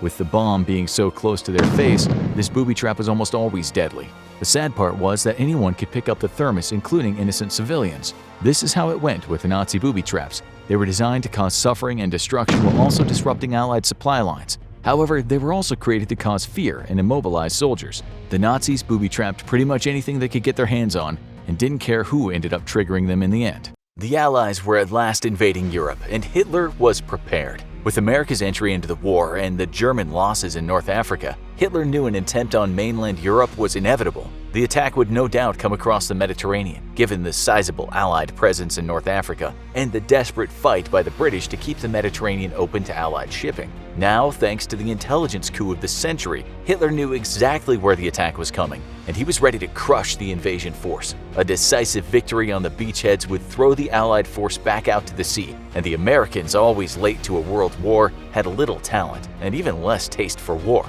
Faced with such a massive defeat and loss of life, surely America would sue for peace and convince Britain to at last come to the negotiation table. Entire divisions of German infantry and armor were quickly and secretly moved out of Italy and rushed to Sardinia and Greece. The plan was sensible. Pushing past the Italian Alps would be suicide for the Allies. Greece offered a slightly more attractive route to Europe's soft underbelly. Hitler's vast network of spies and informants tell him that an invasion force is indeed massing in North Africa. The clock is ticking and Hitler is ready. There's just one problem. All of his troops are in the wrong place. Months earlier, a corpse of a British major washed up on a Spanish beach. Handcuffed to the corpse was a briefcase containing top-secret intelligence documents outlining the Allied plan to push into Greece and Sardinia and establish a foothold in Europe. Personal letters, photos, even theater tickets found on the body all convinced the German spies who took over the documents from the Spanish that the plans were authentic. Unfortunately for Hitler, it was all a ruse by British intelligence, who had dressed up the corpse of a homeless man in a major's uniform, invented an entire persona, and then pushed his body toward the Spanish coast out of a submarine, with the planted invasion plans handcuffed to his wrist. The Allies had originally considered pushing into southern France from Africa, but keeping Mediterranean sea lanes open would require silencing Italy, and the strategically important Suez Canal could never be kept secure as long as Italy was on the Axis side. Italy's own performance in the war so far further convinced the Allies that the best way to open a second front in Europe was to strike at Mussolini. To date, most Italian troops had terribly underperformed in combat. The easy victory that would make the Mediterranean an Italian lake, as Mussolini had promised, never came. Instead, the country was stuck in a quagmire of war, and popular support was rapidly diminishing. The first thrust of the attack on Italy would be to seize the large island of Sicily. This would provide Allied forces with the perfect launchpad for an offensive onto the mainland, as well as give Allied fighters and bombers several runways from which to operate and strike deep into Italy. If Sicily fell, it would also at last secure the Mediterranean to Allied shipping,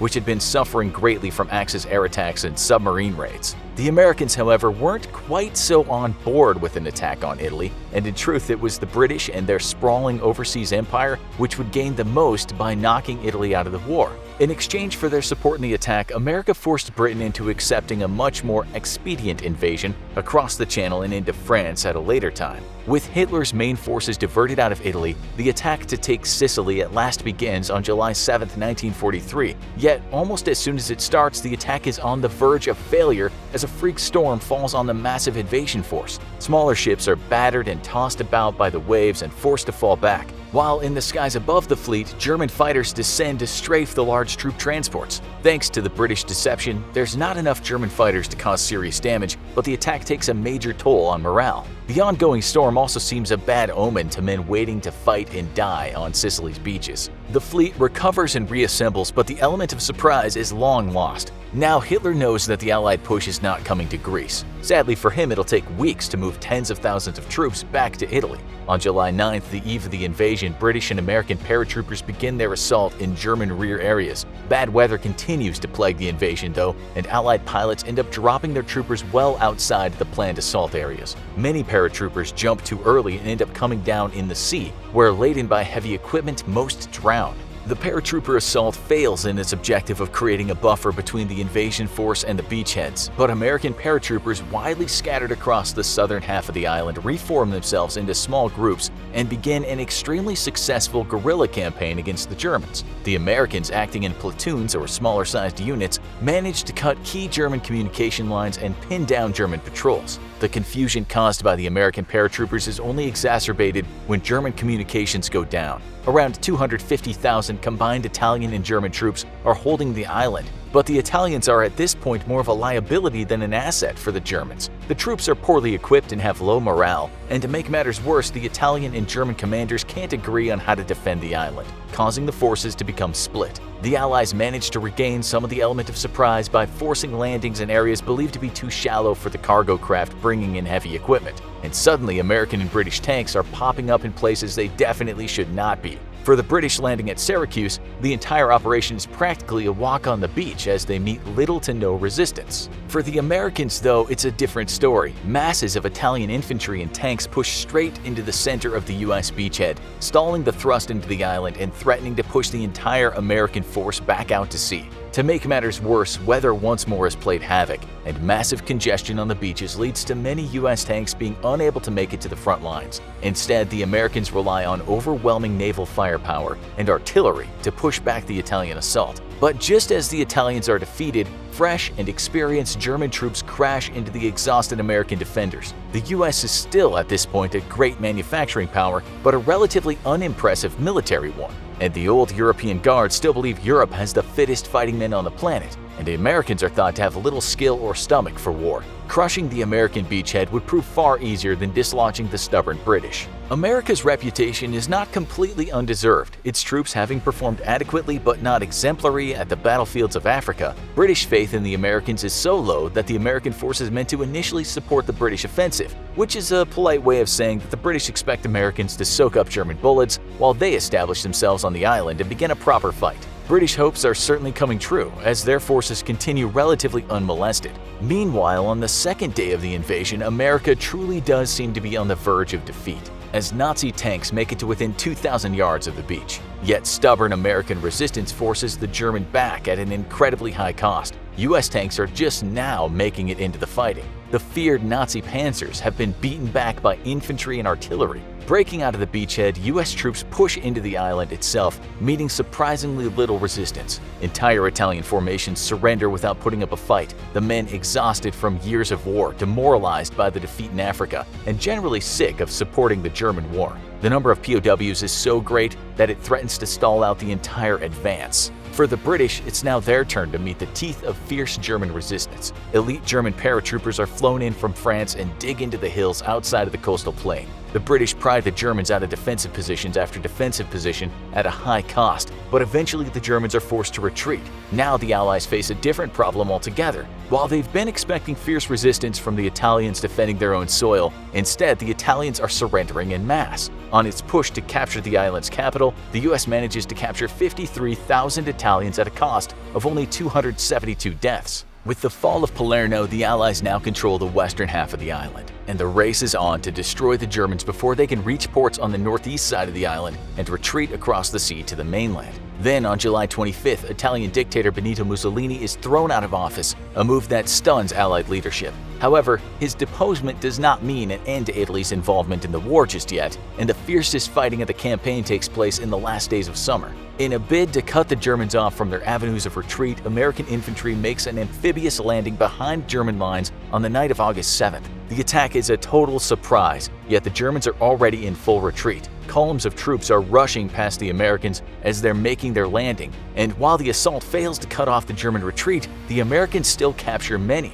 The campaign has now become a race to cross the mountainous terrain of northeast Sicily and destroy the German embarkation points. Sadly, the Allies are too late, and American forces enter the city of Messina just hours after the last German soldier boarded a ship to Italy. 100,000 veteran Axis troops successfully evade capture and will be waiting for the Allied assault on Italy itself, making the coming invasion even more difficult than it would have been. But Operation Husky is a complete success, and the Allies have at last a toehold from which to throw Italy out of the Second World War and open a second front in Europe. Now go check out World War I versus World War II. How do they compare? Or click this other video instead.